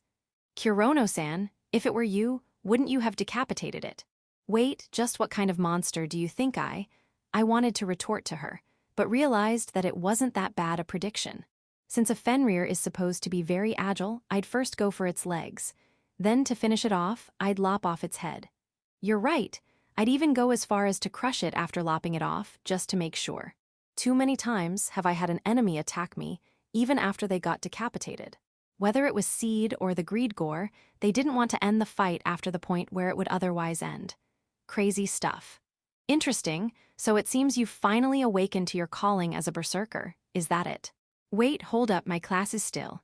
I had wanted to correct her, saying that I was still technically a black mage, but then, Kurono-kun. I heard a familiar, sweet songbird of a voice calling out to me. I turned towards the voice, expecting to see loose, white robes, a pair of white wings, the one and only the healing princess. Miumo. Kayan. Flinching back from Lily's expected flash attack. Are you all right, Nell? Yes, I'm fine, Kurono-kun. Nell was still staggering as she made a smile with some difficulty, while I grabbed on to the mischievous Lily, who kept going grrr at the princess. Kurono-san, I believe it's time we go report to the guild. Fiona was now tugging at my sleeve, strongly demanding that we go to the guild. She was acting as if Nell wasn't even there. Hey, we're not in that much of a hurry. Well then, your highness, goodbye. Oh, the guild, then I shall go with you. I too had an appointment there, so let us head there together, replied Nell with a radiant smile, to which Fiona stopped walking and also stopped tugging on my sleeve. Kurono-san, we can go to the guild later. How about we have lunch? Fiona suddenly changed her mind without showing the slightest change of expression. But I noticed. It was quick, but I noticed the ever so slight twitch of her brow. Oh no, that was a sure sign that she was angry. Lunch, is it? I actually happen to know a very good restaurant that should suit your needs. I shall guide you. Nell's angelic smile seemed to convey that she'd be more than happy to treat us too, what with all the reward money they had received for the Fenrir quest. The intensity of that smile utterly prevented me from voicing the obvious doubt as to whether it was okay to miss her guild appointment.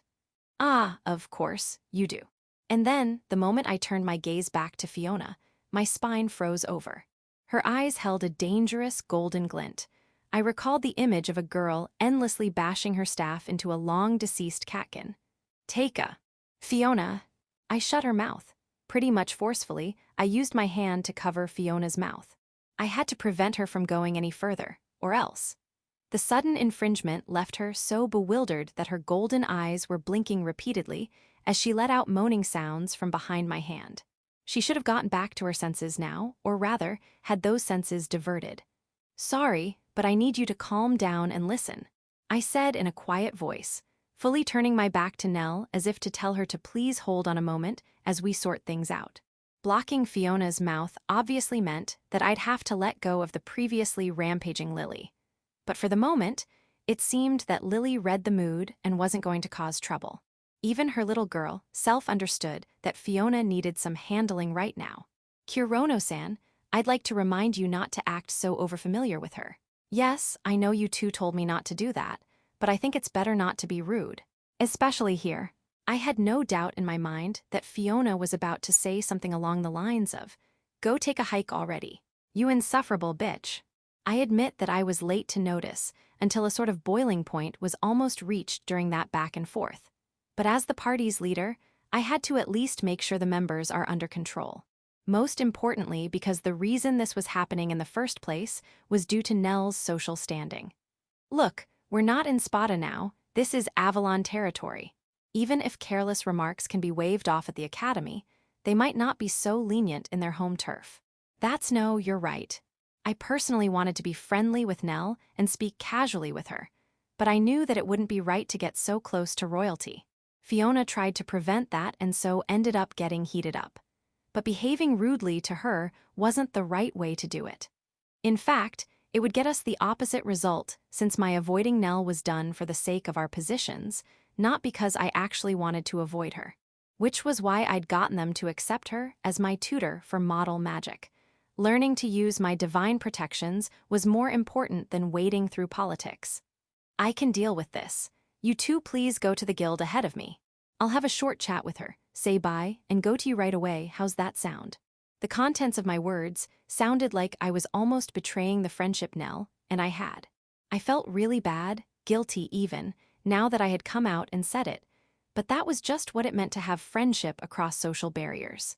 Fiona, who couldn't know my suffering as I tried to balance my modern Japanese values with the realities of this world, groaned as she considered my words. Of course, she'd reached the same conclusion too, and she knew that. This was the optimal and most peaceful way to resolve the conflict. "You have 10 minutes, Kurono, no more." While the witch still deliberated, the small fairy with an adult's mind answered in her stead. Lily had switched her conscience. 10 minutes, can't I have a little more time? I mean, it wouldn't hurt to just talk to her for a while, would it? 10 minutes is all the time we can keep the other Wing Road members away. Okay, got it. I'll make sure to finish up in 10 minutes. Oh crap, I'd completely forgotten about the others, especially that overprotective brother of hers. If he were to see me and Nell alone together again, well, I didn't want to deal with that mess. Which was why Lily had proposed that the two of them would watch out for any of them coming this way and try to somehow distract them. Adult Lily was as impressive as ever. "All right, see you soon, Kurono. We'll be at the guild," chirped Lily as she perfectly switched back to her innocent little girl mind. She pulled Fiona along to go do their part of the deal. Seeing it again, I'm amazed as always at how instant that switching is, makes me question if the real Lily is only acting the little girl every time. She wasn't right. Don't pull Lily-san. Fiona didn't look as keen on the plan, but she was nevertheless pulled away by the brightly smiling Lily, who had a firm grip on the witch's robe. She looked back at me 3 times before both of them finally entered the snow-covered adventurers guild on a spell village. "Geez, you guys, I'm just talking with her. You make it way too big a deal." "Sorry about that, Nell, Fiona's still. How should I say this, cautious around you?" "Oh no, I don't mind that. I don't mind at all, so you don't need to apologize for anything," she replied, smiling elegantly as expected. She really was an angel. I did try to whisper while I had that party meeting just now, but her smile was so radiant that I could believe that she wouldn't mind even if she had heard everything we had said. I understand that some adventurers are not exactly fond of royalty or nobles in general. It's a very common occurrence. That kind of attitude being common to her basically implied that she had gotten used to it. Being a princess must be tough. But enough about that. It has been a while since we've been together, just the two of us. It makes me a little happy," Nell voiced as she drew in bashfully, becoming red at her pale cheeks. The completely blatant girl-in-love behavior caught me off guard for an instant. No, I can handle this, I won't misunderstand anything. I know that Nell doesn't feel that way, so I'll be a gentleman about it. These days, Lily's been practically stuck to me, so I guess it got a bit awkward. It was a scenario where you're with one of your good friends and another friend who doesn't really get along with the first friend comes in, and the whole experience is not a pleasant one. In short, a friend's friend is not necessarily your friend. I've had an intimate relationship with that scenario back in high school. My pal Seika, unlike me, was actually a very sociable guy, and at times when I talked to him outside class, other people he knew would inevitably join in. There were also times where I'd be talking to someone in the literature club, and they suddenly directed the topic to Shurasaki-san. And Shurasaki-san being Shurasaki-san, she'd engage in our conversation even if she might be scared of me. I always felt really guilty when that happened. I realized that I was suddenly reminiscing again. Maybe it was due to the Lust Rose's dream, who knows?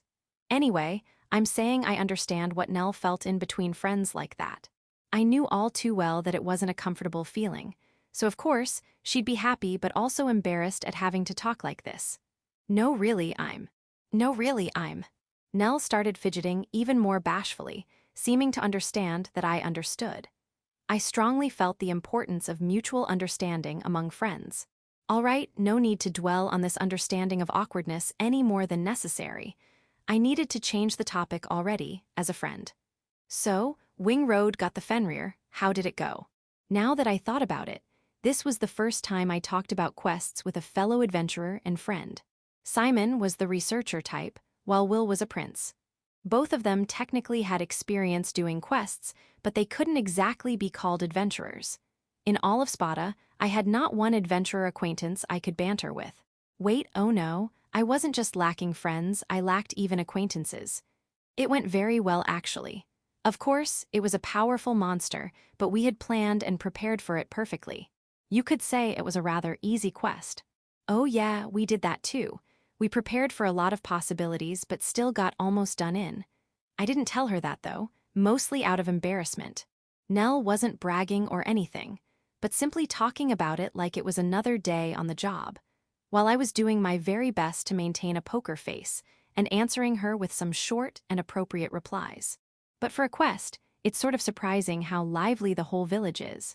That is because this Fenrir subjugation quest would have become an emergency quest in a few more days.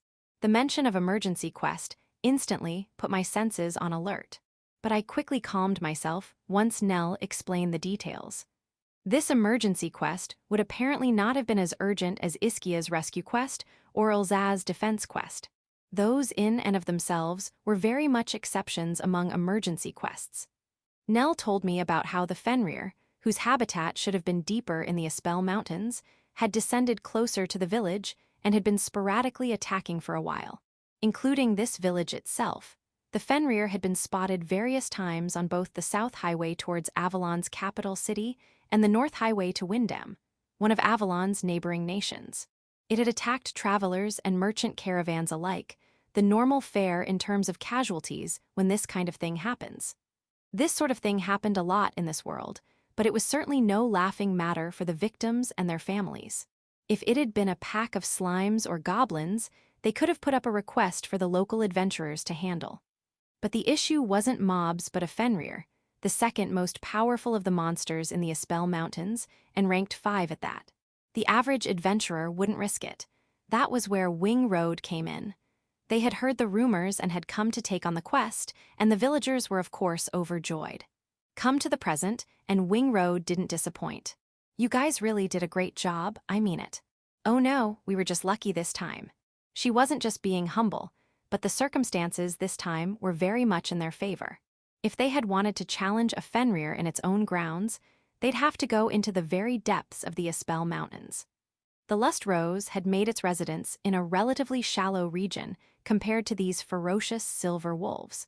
Fenrirs made their natural habitat 3 to 4 mountains further from the Lust Rose's cave, an area that truly was of a rank 5 danger rating. Even disregarding the various monsters that lived there, that central part of the Aspell Mountains was so perilous by its very nature that it was practically impregnable. We wouldn't have taken this quest at all if it hadn't come that close to the village. Even we can't fight that deep in the mountains. Despite her full trust in her strong older brother and dependable party members, Nell firmly believed that they shouldn't and wouldn't go that deep. This was not only due to the harsh climate and distance from civilization, but because of a more fundamental reason. You mean the ice zero field? So even Wing Road can't handle it there, huh? There existed an area in the Espel Mountains that nullified the power of divine protections. The ice zero field, a zone that effectively froze an adventurer's most powerful abilities.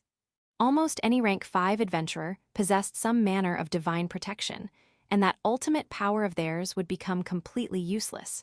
The stronger that protection made them, the weaker they would get without it. Yes, no one in our party has a strong ice element divine protection after all.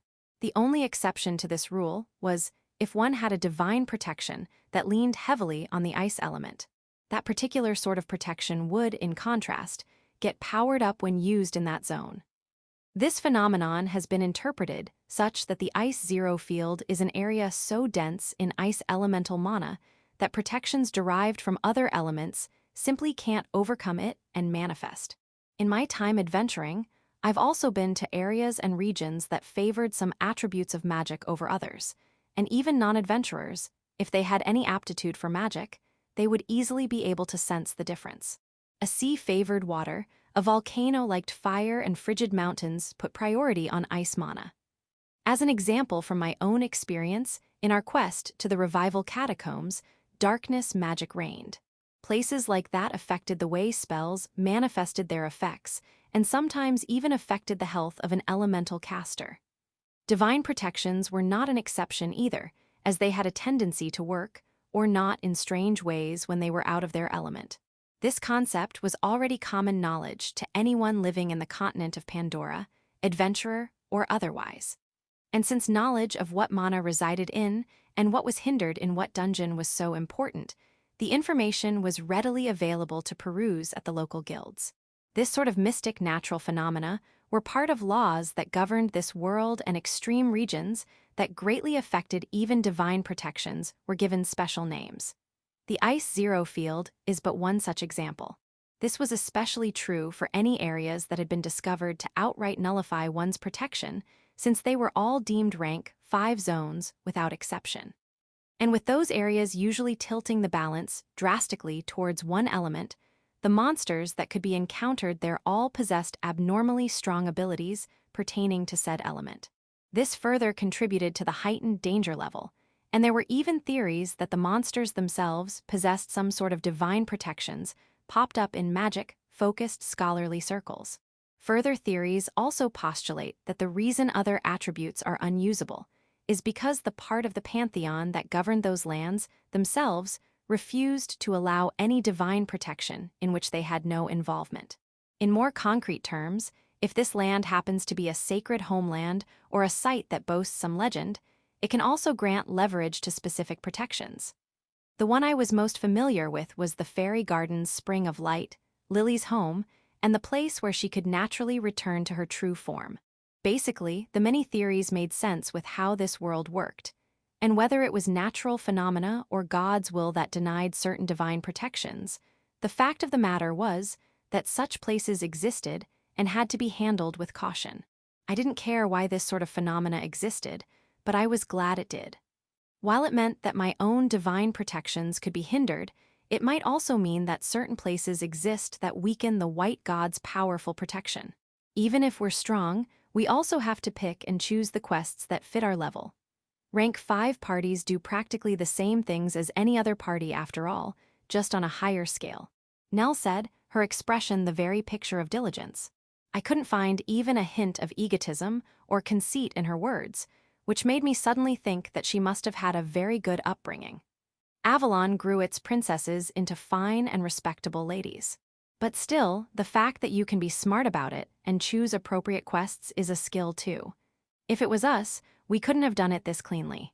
Oh no, well actually, if you were to take this quest in particular, I think you might have done it better than we did. No, I really wouldn't. My hypothetical plan had been already decided. Chop off the head and then crush it into paste. In other words, I couldn't have had it displayed so cleanly in the central plaza like Wing Road had done. I didn't say that, though, and only replied that she was elevating me too much. It'd be great if she took that as me humbling myself. Kurono-kun, try to guess why this Fenrir went berserk. Ahem. Was it a parasite? That was the first thing I thought of. Well, it was the only thing I thought of. My experience with that was just that impactful, though now the sloth was another weapon in my arsenal, and a good one at that. It wasn't it's game over once you have you work, but it's game over so I'll make you work. Yufufu, it's not that, but you were close. And here I thought that she was laughing at me, because I had it completely wrong. Since she said I was close, it might mean that the Fenrir was also being controlled. So maybe there was an evil mage out their mind controlling the monster. No, not likely. If that were the case, they'd have a more serious problem on their hands. What was it then? A cursed weapon. She described how, when they found the Fenrir in question, its fur wasn't the glistening silver it was famous for, but completely black. Not only that, the rank 5 monsters even had a black aura exuding from its body, giving off an even darker impression. You didn't need to be a priest like Nell to figure out that the monster had been already tainted by evil. After we defeated it, we found a sword lodged inside its stomach. It was a beautifully ornamented rapier, and it held a powerful curse inside. I wagered a guess that this cursed rapier had been wielded by a cursed weapon user like myself. But unfortunately for them, the Fenrir was too strong and they became its meal. But then, the Fenrir itself lost to the curse that was now inside its stomach. I see, that must have been a pain to deal with. It is generally ill-advised to get near any weapons deemed as cursed. For me, they might be tools that I greatly rely on. But this sort of story reminded me that what I so readily used on a daily basis can actually be very dangerous. That's why I said you might have done better, since you're so good at controlling cursed weapons. Well, yeah, I can control, but I can't exactly dispel them. Honestly, if it were me, I might have had a tough fight anyway. Of course, we wouldn't lose. With Lily and Fiona backing me up, Element Masters will never lose in a head-on battle. I have an idea, Kurono-kun. How about you take that rapier? Can I? No, of course I can't.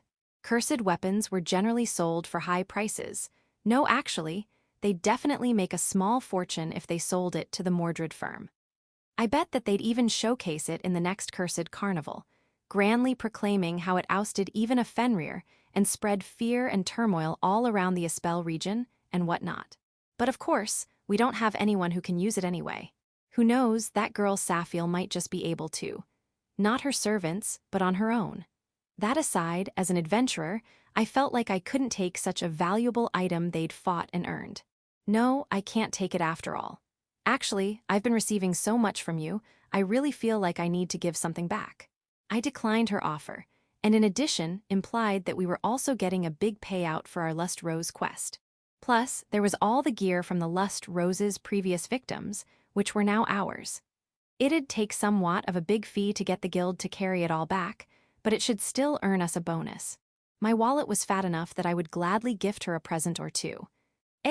Kurono-kun, you're giving me a present, She might have said, I don't need it, you loser, but I didn't think that was the case.